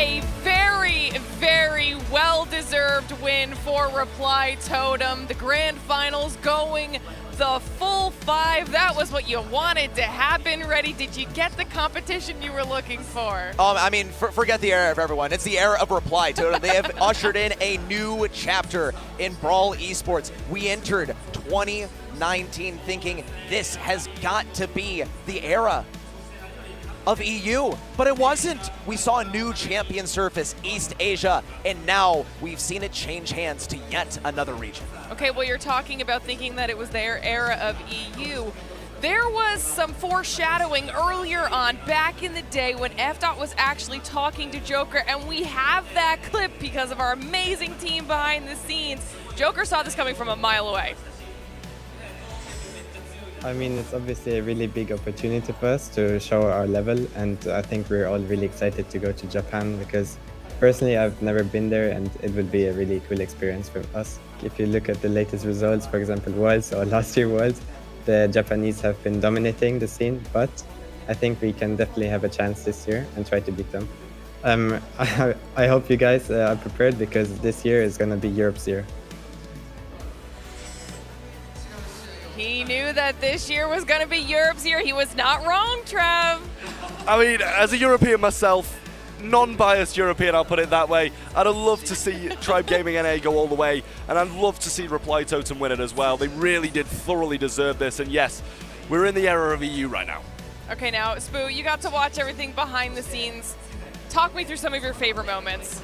I think the entire tournament for me, looking at Reply Totem, it's really been a showing of performance. It's been a showing of growth. I think after all their defeats, every time they win against a Japanese team, they seem to have taken in the best of what they've learned from there. And they've also learned from the North American teams. They are truly the best in the world right now because they have been able to absorb the best qualities of every single region. Remarkable, remarkable knowledge demonstrated by Reply Totem throughout this entire match. And amazing mechanics too. It's exactly what you're saying, Spoo. It's not just the draft, it's not just the picks that we see taken from other regions endemic to this region as well, but also the team play that is so native to the East Asian sub-region. I just want to point out that right now, this was the turning point of the entire series. Tribe NA, 2 sets up over there. And then just with a simple spawn trap, they were able to just bring it back right now. The entire team smiling over there. Yeah, this moment right here in this game number 3. They started off with this spawn trap. They held it for really, really long, and then they managed to bring it up to game number 5. But look at Maru here. Just absolutely stellar patience. He was staring at his Libu Super for so long, but he waited for the pivotal moment. One mistake from Tyrant was all it took, and Reply Totem managed to reverse sweep this critical set, allowing them to build that momentum. Now, set number 3 just went by in a breeze. Absolutely quickly. Heist is, just an absolute Reply Totem smack show. And then they headed on to this last set in Bounty. Trav, what was that about? I mean, the bounty was absolutely incredible. We saw some wonderful stuff from Tyrant especially, but not only that, this moment right here, absolutely beautiful. Closing seconds, the protective pirouette, the tailspin coming in. They managed to take the win, bring it close, and then just hold off on this massive elongated defense. It took them, they were back here for a minute at least, and they still managed to come out on top. Yep, using these dimensional doors, Joker with the hedge blocking it out. It actually looked completely dire for Tribe Gaming, but they found a way. Now walking away with their trophy, but in that game, using their abilities absolutely perfectly and then coordinating into an unstoppable attack, they managed to bring it back right there. Well, bring it back they did indeed. We're going to finish up these highlights, and then we're going to be looking at the results of the entire event, the entire weekend, because this was a very hard-fought battle between our final 2 teams, but all of our teams that even made it here this weekend. It was not easy to make it to Grand Finals, and it was certainly not easy to close out the whole thing. So that bracket we'll be pulling up in just a moment, and you'll see the results.